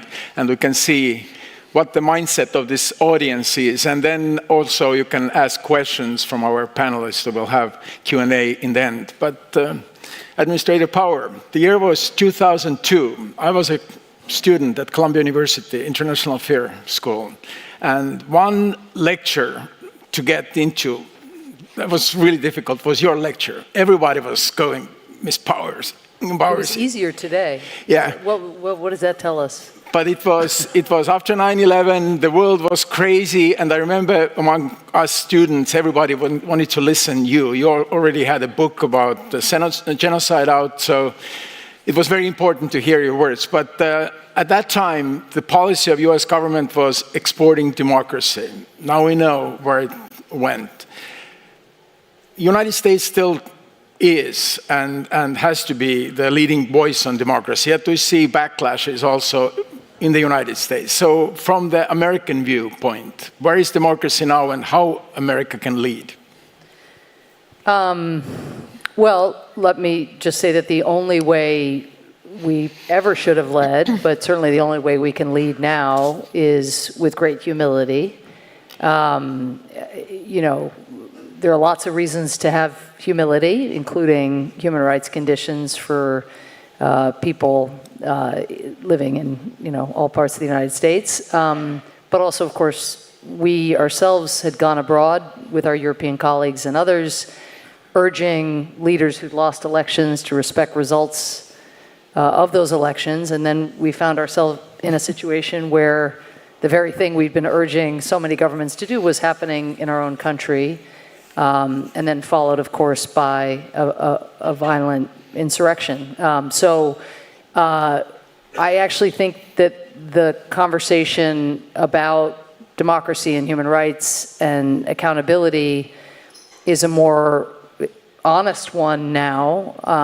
And it's what Estonia and Ukraine were talking about on the previous panel. It's mutual learning. And it's a recognition or it's a reminder of the absolute indispensability, not of individuals of any particular stripe, but of institutions. And America's institutions have arguably stood up. They have bent and been bent, but it is incredibly important that they be fortified. And that is what President Biden has been intent on doing. We're almost at the 3-year mark. 3 years is not a long time in light of some of the erosion that had occurred over time.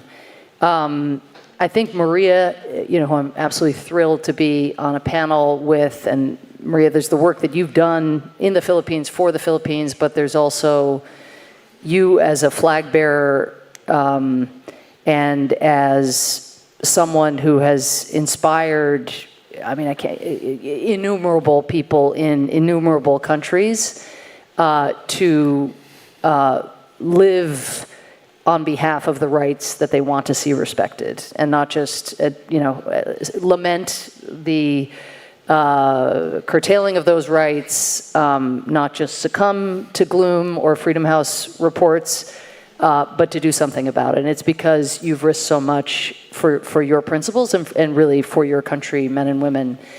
But I think, part of what we do have to grapple with is there's tech companies and the algorithms, as Maria has described them, which the effects of which we see in the United States, we see in places like Sri Lanka, Myanmar.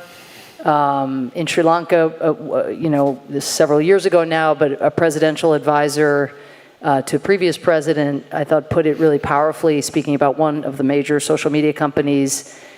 He said, the germs are ours, but this company, Facebook, Facebook is the wind.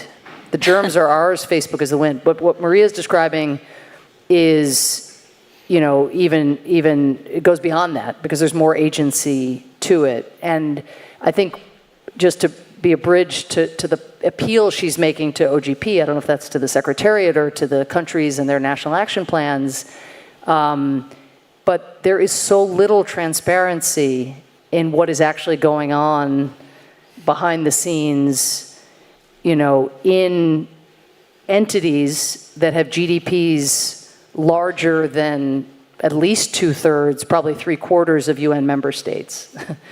So the kinds of checks and balances that we worry are getting battered a little bit in democracies or need to be shored up, those checks and balances, other than now increasingly in the European Union, are really few and far between.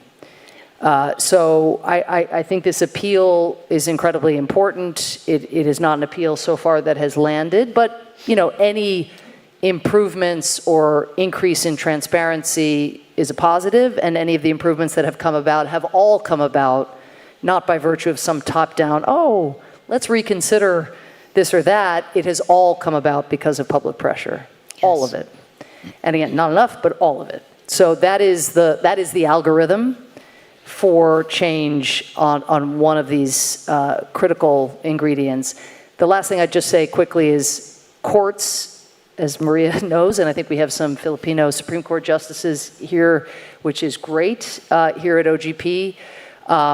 Dialogues among democratic judicial officials. We, USAID, have made huge investments along with Ukrainian civil society in the Ukrainian judiciary and the strengthening of the integrity of that as well. In the United States, there have been a couple encouraging decisions as it relates to polarization after years of erosion on voting rights and on gerrymandering. Just a couple glimmers of hope of late.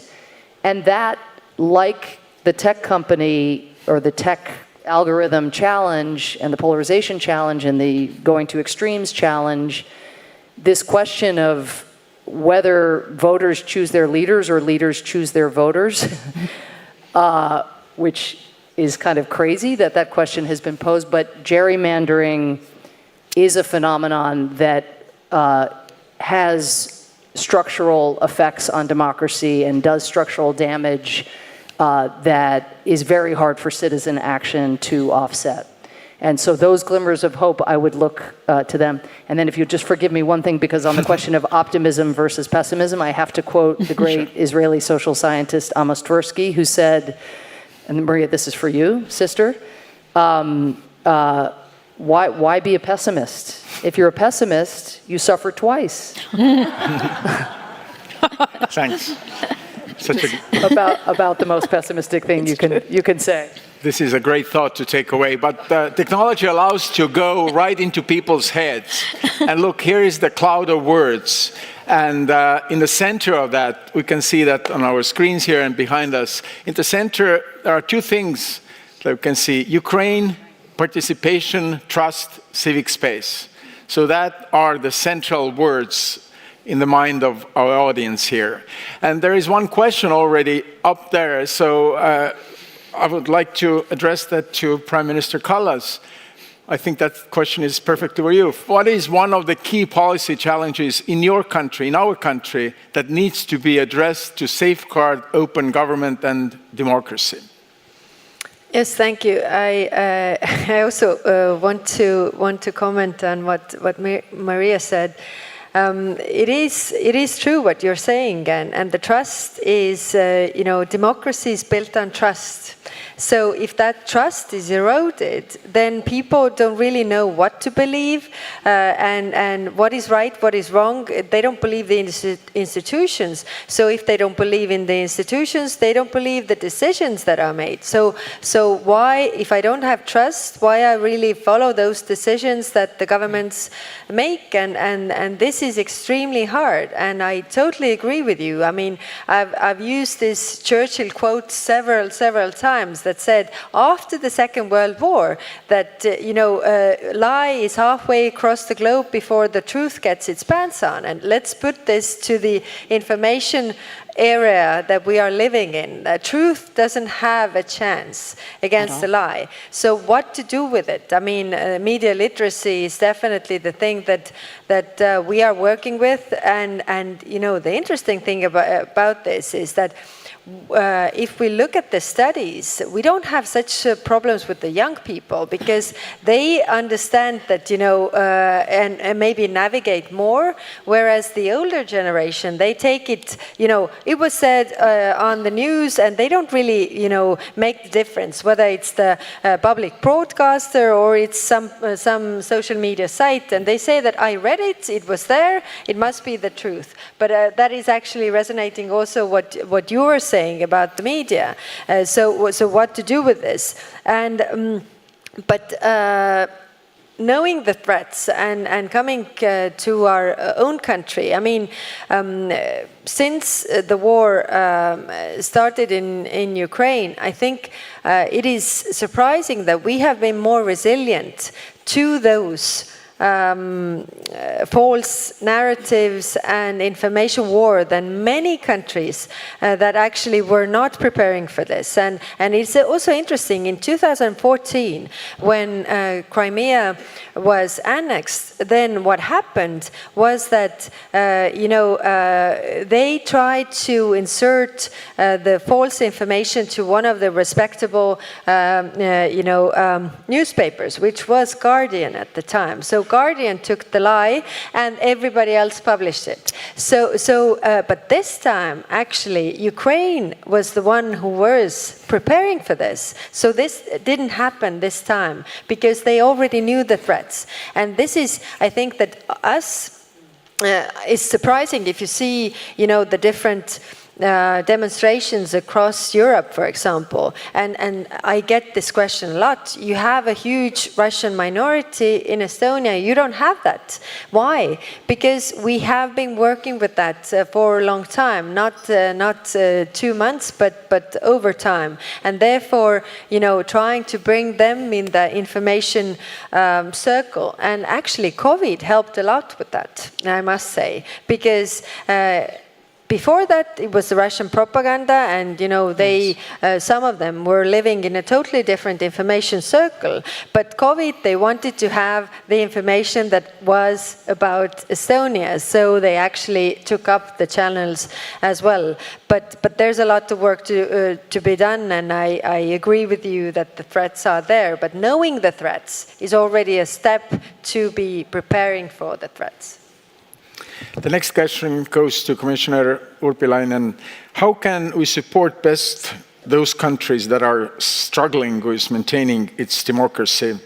What are the responsibilities of democratic countries in supporting? Well, I think democracy needs allies. And actually, the strategic choice the European Union has made, and I also made as a commissioner, was really to invest in young people. Because from my perspective, young people and youth are best allies to democracies. Whenever you travel, I mean, wherever in Africa, for instance, Africa, which is the continent of youth and young generation.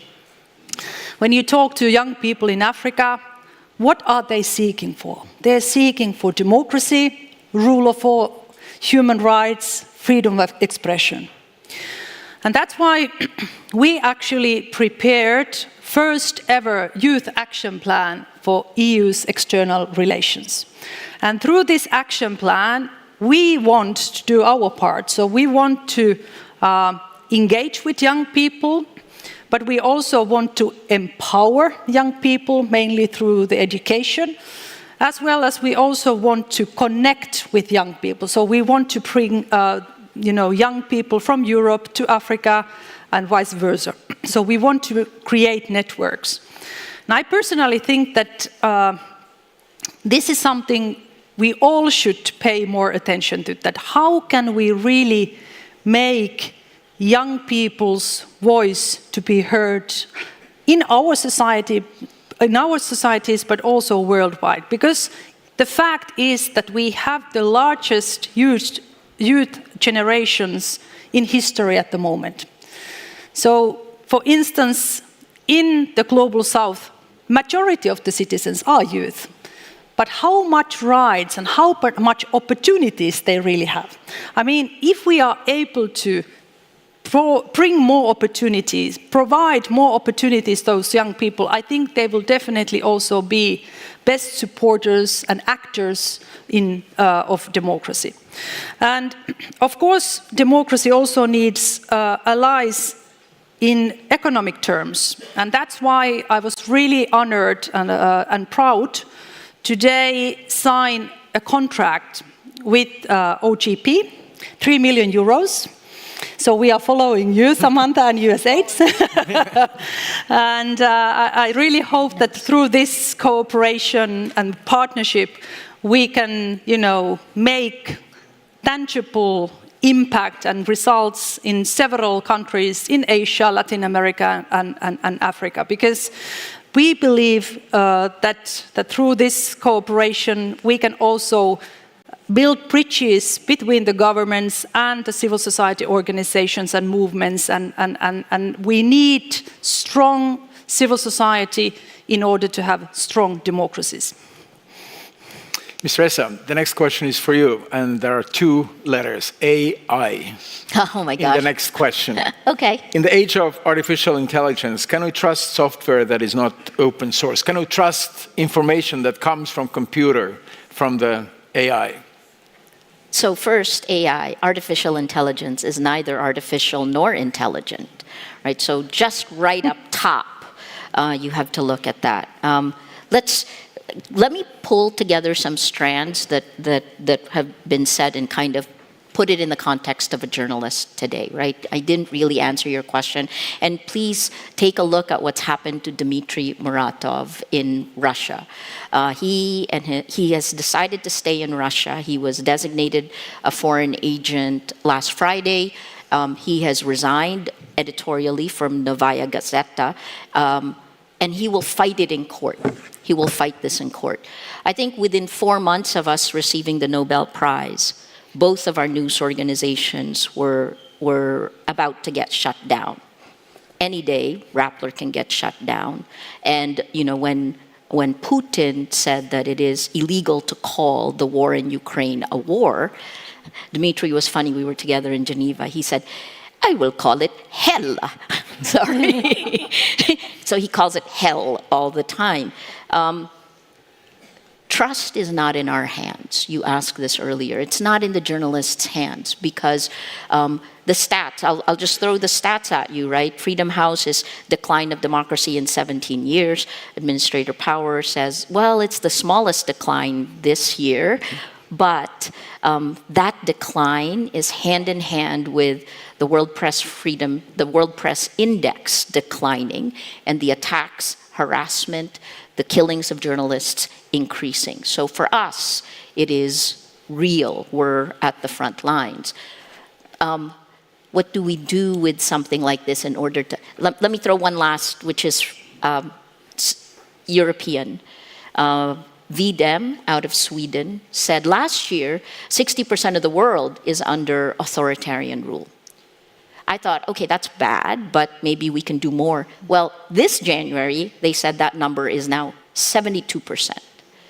And I think, you have to pull it back to, again, what we've said is agency.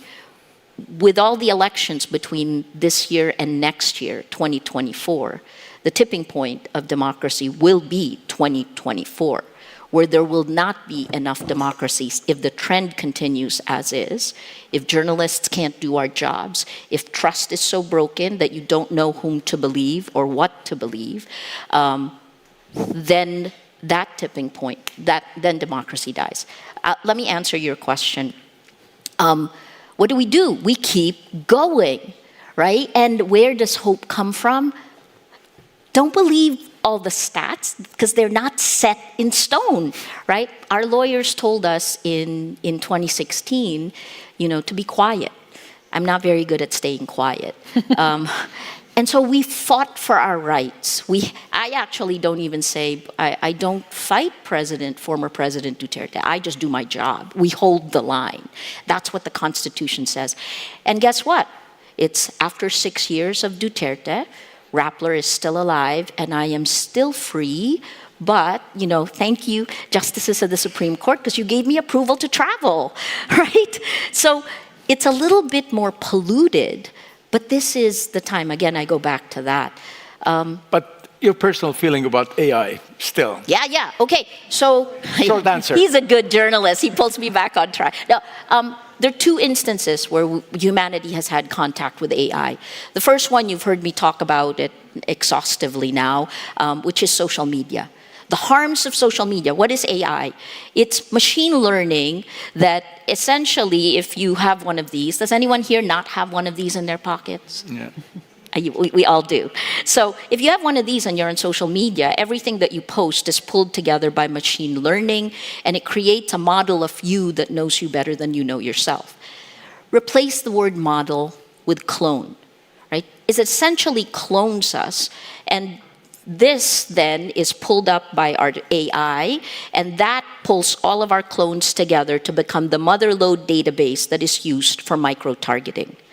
Micro-targeting, this type of advertising, which is far more efficient and brings higher ROI returns to the companies, is not the old media advertising, which is part of the reason the tech growth in advertising is killing the media advertising. And that's the first contact with AI.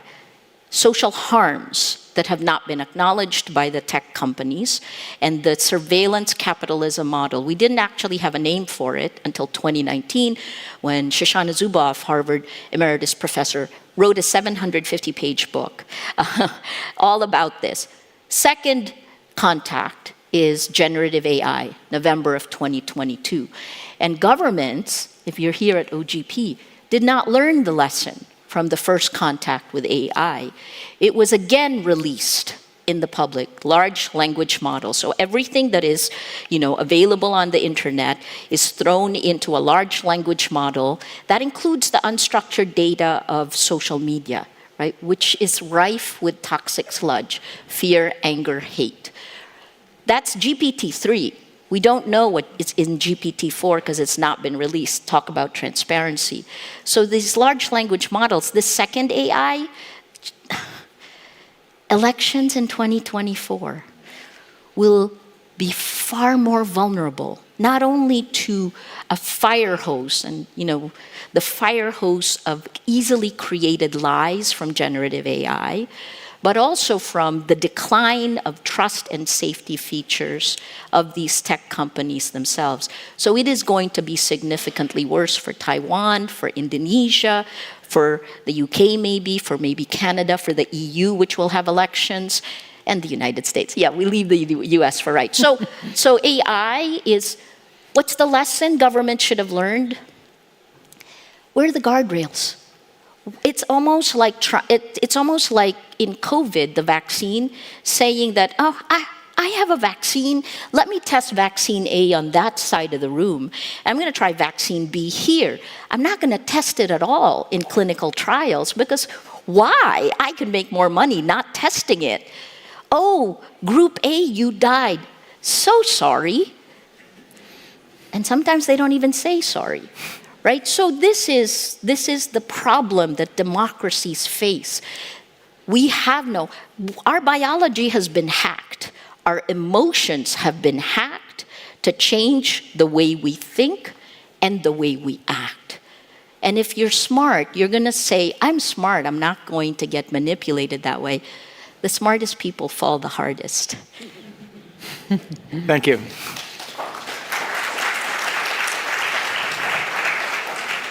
And the final question to administrative power, how can international cooperation and diplomacy be leveraged to strengthen democracy on a global scale in the 21st century? That is not that new anymore. We're in the third decade already.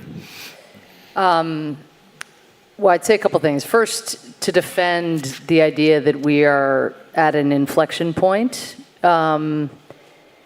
If you had asked any of us, even maybe Putin's neighbors here in Estonia, how the Russian Federation, a major global force, I know firsthand from having been UN ambassador and trying to get things through the UN Security Council and having to go through Russia with such a formidable military, with such impunity domestically because of the silencing of journalists, among other things, how such a country would fare against its smaller neighbor, what the effects of a full-scale invasion would be in light of, let's say, the response to the annexation of Crimea. Nobody would have guessed that Ukraine would be where it is today or that the Russian Federation would be where it is today. And, you know, Putin's objectives, right? Weaken the democratic, or divide the democratic world. Not. Here we are, far too deep into the war from a human standpoint.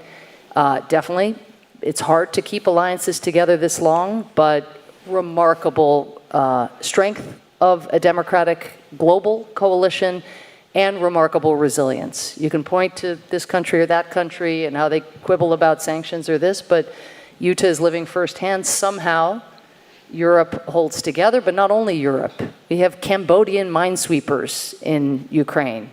We have the Republic of Korea investing in Ukrainian agriculture. I mean, the list goes on, not to say that Cambodia is a democracy.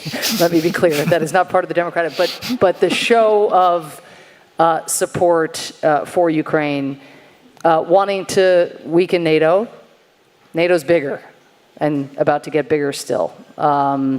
Wanting to impede Ukraine's integration in the European world and its democratic progress, absolutely accelerated. USAID works on, as does Estonia and as does Utah's counterparts at the Commission, increasing rail, land, customs, access, simplification, even pulling out of the Black Sea Grain Initiative, as devastating as that is to Ukrainian farmers and to people in poor countries who rely on Ukrainian grain.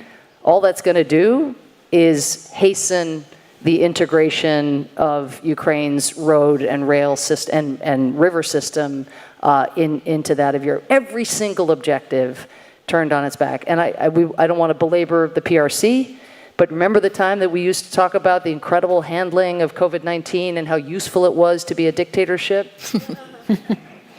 So this is a contested, and it's not only that, the Belt and Road Initiative and the debt, and the buyer's remorse that exists in so many parts of the world has countries not doing those deals anymore, but also real pressure for renegotiation and restructuring, which causes knock-on effects in the country that has extended those loans because they want repayment. Private creditors, semi-private, state-owned debt, you name it.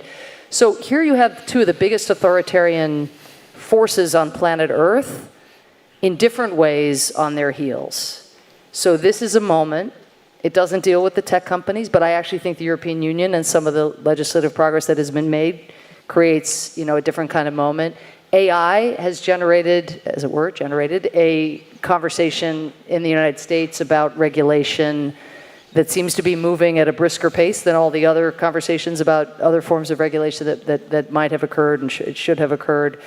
So I think things are happening. Briefly, to answer your question, I would encourage not only attention to places where there is democratic backsliding.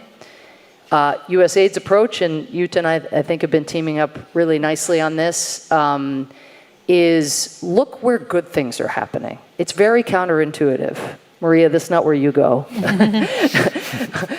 But, if there is a desire, as I just heard in Armenia, to do sludge audits on public management, about all the paperwork that's getting in the way of the citizen experience of government, let's together swoop in and be there to offer that technical assistance or that helping hand. When the country of Zambia, an opposition leader who was arrested more than a dozen times over the years, becomes president, wants to liberalize, wants to create space for independent media, has done so, let's make sure that if there is a fertilizer package that small farmers in that country need, that we look to Zambia, that we look to support a leader who needs to show that political reform yields economic progress. So we have developed a kind of quasi bright spots list where we want to help countries that are trying to buck the trends, deliver. And OGP, the Secretariat, has been super helpful because as soon as somebody gets elected, I think Guatemala, there's a chance now for something like that to happen as a reformer will soon be coming into office. But all of the entrenched interests that want to impede reform, that's a lot on the other side of the ledger. That is the opposite of gravity on his side. And that is so often the case. So where are the rest of us? Can we build the kind of democratic coalition we have managed, or some cousin of it at least, that we have managed for Ukraine? Can we do something analogous when when citizens raise their hands and say, we're going to do hard things, we're going to trust, in the absence of a world of trust, we're going to trust that if we vote, we can bring change. If we bring change, a difference can be made. Do we spend so much time focusing on problem areas that we, the democratic world, miss the opportunity to offer support when it matters, to validate that trust, which is a fleeting commodity these days? Thank you. And that's the final thought in our panel. Thank you all, and thank you for listening, and that concludes our panel here. Thank you.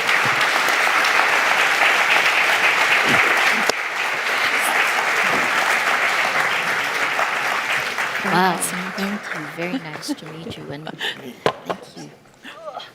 Dropping everything here today.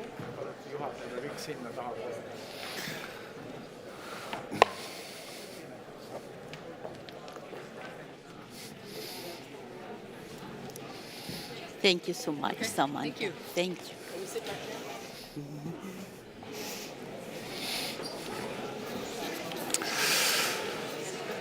Well, thank you, panelists. I'm very happy that the last panel we had in this summit was as excellent as all the other panels that I had the opportunity to listen or take part in. But Annabelle, I have some sad news. Our job here is almost done. Is that a sad news? And it's time to hand over our roles as a Yeah, co-lead. we have been co-chairs of OGP for 2 years. It has been a wonderful ride. I have only words of really thank you. Thank you, Aidan and Italy, for having been the best support ever as co-chairs.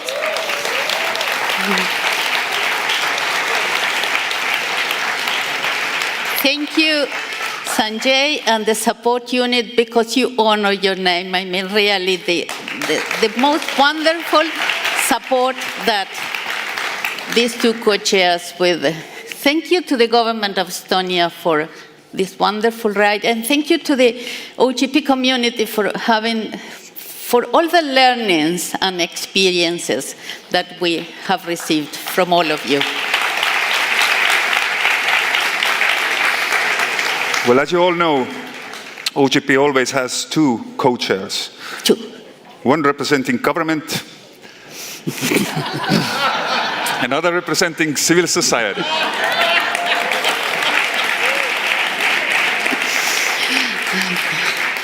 And we are really very glad to announce that Kenya is going to be our next government co-chair.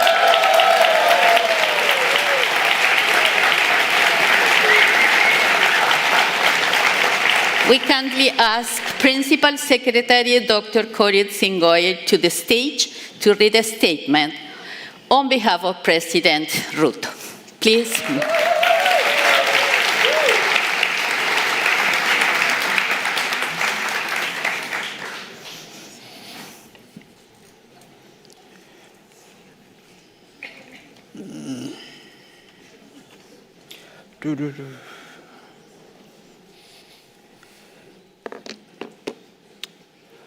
Prime Minister Carlos,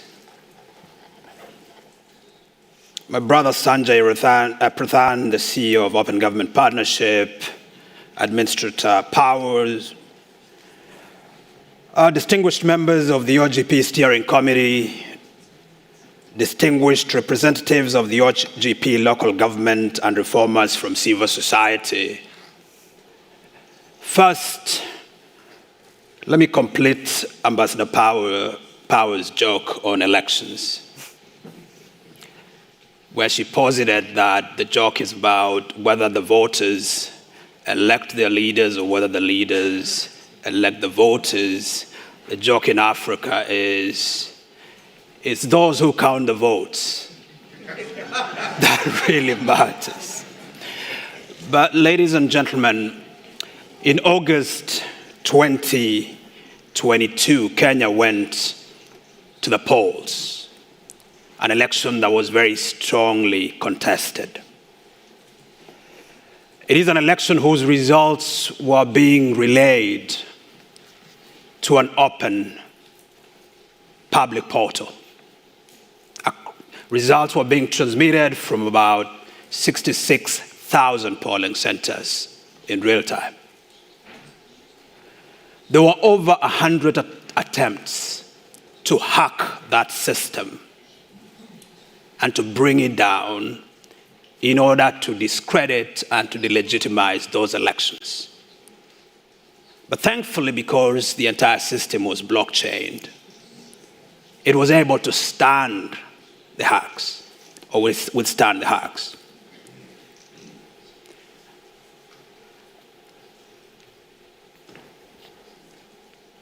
A month ago, on 1st of August, there was another major hack on a critical infrastructure in Kenya, the e-citizen platform. That is a platform by which the Kenyan government offers its public numerous services. This hacking attempt happened against the backdrop of President Ruto's efforts to digitize over 1,000 more public services and make it easier for the public to access those services, improve efficiency, reduce corruption, and increase revenue collection. That hack was not successful because the system was equally resilient and no data was lost. All that to say, ladies and gentlemen, that the digital sphere that we rely upon quite a great deal is not just inhabited by those democracy-loving persons, but it's also inhabited by nefarious actors who are committed to ensuring that that system serves either nefarious ends or completely fails to serve the public. And so it's a true pleasure to speak with this vibrant community of reformers from governments and civil society from 79 countries and 120 subnational governments worldwide. I congratulate you, Your Excellency, Prime Minister Carlos, for organizing such a successful and impactful high-level gathering to make firm commitments and unify in purpose all of us in the face of the most pressing challenges of our time with shared determination. Today I speak before you both, honored and energized to accept with humility the leadership of this transformative network. I thank you all for re-electing us into the steering committee, while congratulating the governments of Spain and the United States of America for stepping up in joining the leadership of OGP.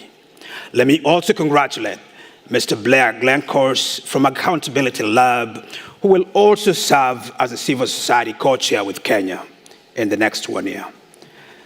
Ladies and gentlemen, while we celebrate and recognize this momentous occasion, we know that democracy has never been in such great peril since the Second World War. OGP, we believe as Kenya, is the catalyst for culture change within the public sector. It is an anchor for forging governance reforms and redounds with potential for innovative service delivery to citizens. Consequently, it's our belief that the value proposition of open governance, namely the effective tool for building trust and revitalizing democracy's flagging fortunes, is not to be taken for granted. We approach our call to leadership with humility and as a demonstration that the least among us can lead. For to us, leadership, as we understand it, requires the capacity to coordinate the forging of shared vision the implementation of which impairs collaboration and shared responsibility, and the results that flow from it are equally shared. This collective action and mindset is crucial in our search for solutions to the complex governance, economic, and ecological challenges that we face. Some of those challenges are apparent right across the border where we sit today, where a war of aggression rages with adverse effects on our world. Indeed, it has precipitated unimaginable food and human security crisis and instability, even reducing the pace of global recovery from the COVID-19 pandemic. We're witnessing the rise of authoritarianism, particularly on the continent of Africa, where military coups, a thing that had become a thing of the past, is back. We're also experiencing new threats to the tenets of free expression, and we are experiencing the weaponization of protests and demonstrations in equal measure. And yes, we've had very eminently presented by Maria the unprecedented challenges arising from generative artificial intelligence, deep fakes, disinformation, and other such challenges. And so as we embark on this new role, we also know that we must deepen democracy in our region, as these global gatherings must be nuanced by regional and local contexts. In this regard, Kenya will be hosting an OGP regional meeting and ministerial retreat at the same time next year. I want to encourage other countries to do the same in their regions and send the highest level of participation in their delegation. Lastly, ladies and gentlemen, thank you. Thank you very much for entrusting Kenya with the leadership of this movement. We can promise you that we will do our very best and that we will lead from the front. We ask for your unwavering support as we embark on this journey in these very difficult times. Finally, once again, allow me to thank, on behalf of the President of Kenya, the government of Estonia and its people for your leadership, and we look forward very much to your support and counsel during our term as co-chair. Thank you very, very much. Thank you.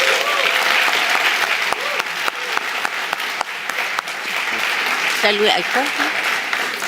Dr. Korir, please join us here. We don't let you go so easily. Thank you. Congratulations. Thank you. Appreciate it. A couple of questions. Your vision for OGP now that you start your co-chair year. Well, that's a big question. Yeah, but our vision really is a vision that elevates OGP. We want to see a more visible open government partnership. We believe very much that that visibility encompasses greater ownership of the ethos and the principles and the values of OGP at the subnational level on the one hand, but we also really want to see a gathering of momentum and a gathering of visibility of OGP and its way of transformative governance at the regional level. And so we will do a lot of work, both in deepening OGP within the subnational units, strengthening that work within the national level. But more fundamentally, for Kenya's leadership, we'd really like to ensure that there is greater ownership of OGP within Africa. Wonderful. Thank you.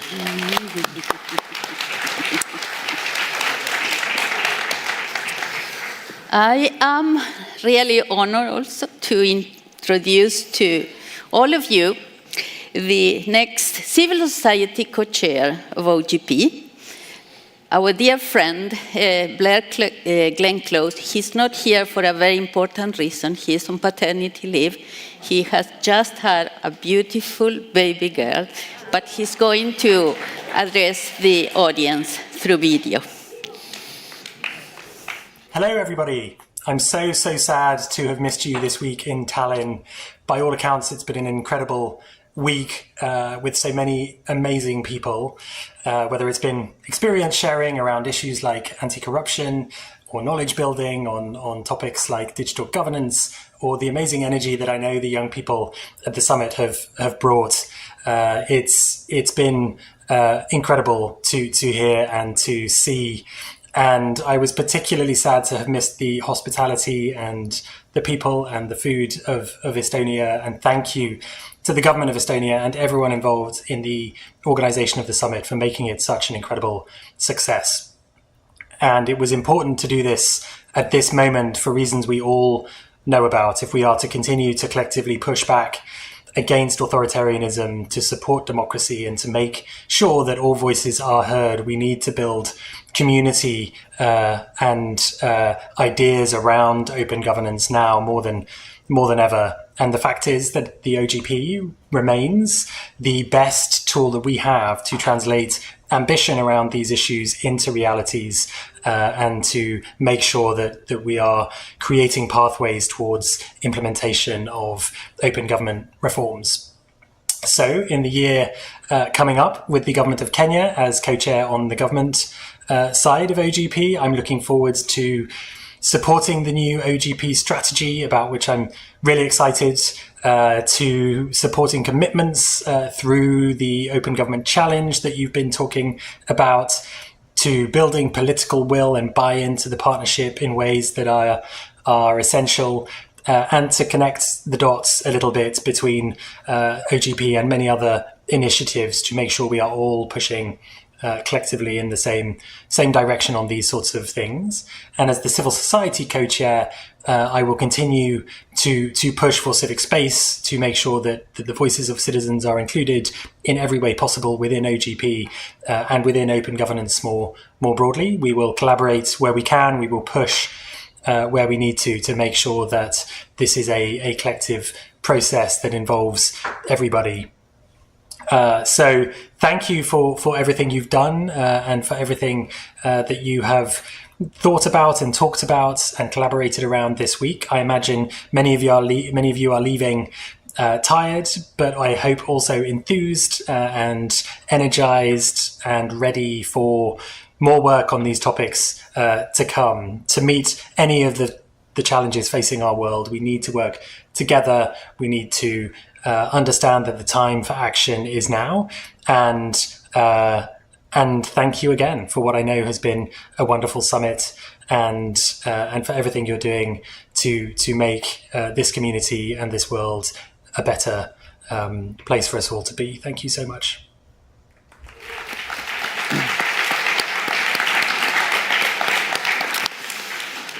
Well, thank you all for coming. It has been a fantastic 2 days. I enjoyed, as I already mentioned, the discussions. Usually we are in the format of NATO, EU, OECD. For me, it was a first time to have a real global experience in discussing open government, and then how much we share and how similar are the challenges that we are facing. Thank you, Annabelle. Thank you for the...